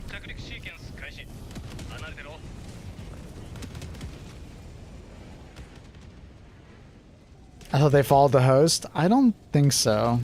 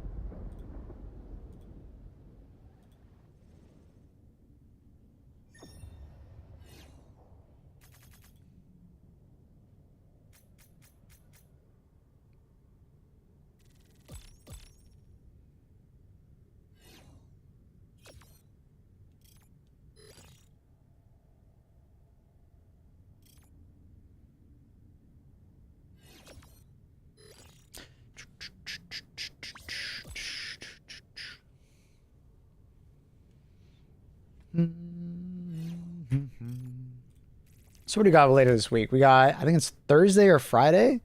We have the Gears of War beta. Do we know yet if the Gears of War beta is going to be PvE? Do they say yet?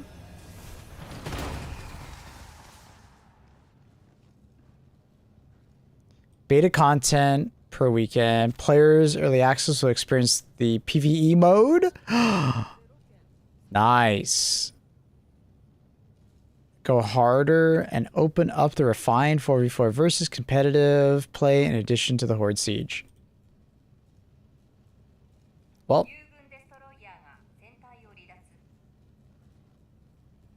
I guess that confirms that I will be buying E-Day.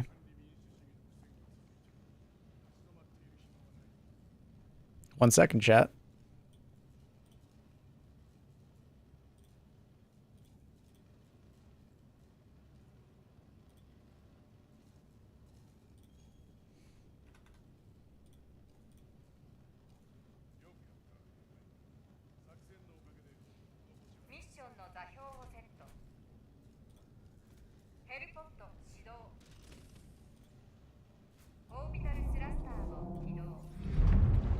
All right. We'll be checking it out. Sick. I could pre-install it. That's funny. Did they say when it was coming out? Like what time?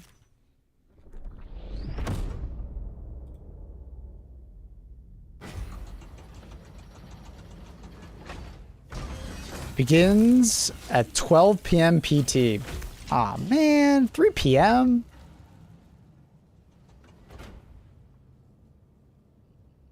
That sucks.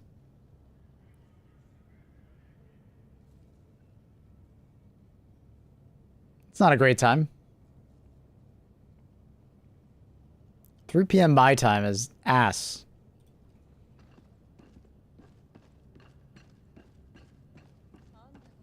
That sucks. Not a great launch time for me. I like it better when they actually launch it like early morning. But I guess they're probably like West Coast developers.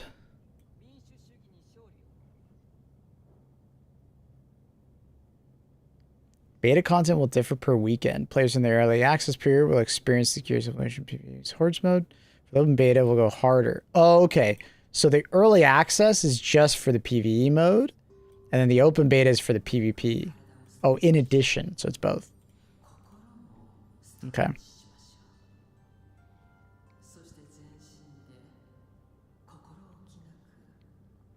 There's a bunch of unique rewards.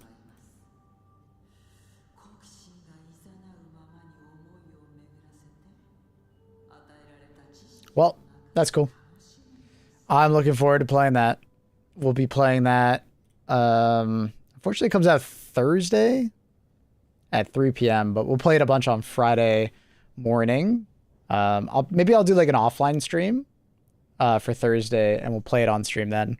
And then we'll continue playing it on Friday. Yeah. All right, chat. I think I'm going to call it early today. It's been about 6 hours. We'll be back on tomorrow morning, for more.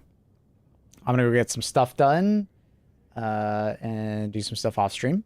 Thank you for watching. I just don't want to burn myself out on HT2 since we're waiting for the 40K release, which I'm very excited to play. Hope you guys have a fantastic rest of your day. Thanks for coming by and hanging out with me. Appreciate it as always. Check out the YouTube content link down below. Looking forward to playing some E-Day on stream with you guys. And yeah, have a great morning, evening, afternoon, night, wherever you are in the world. Bye. Peace. Bye, everybody.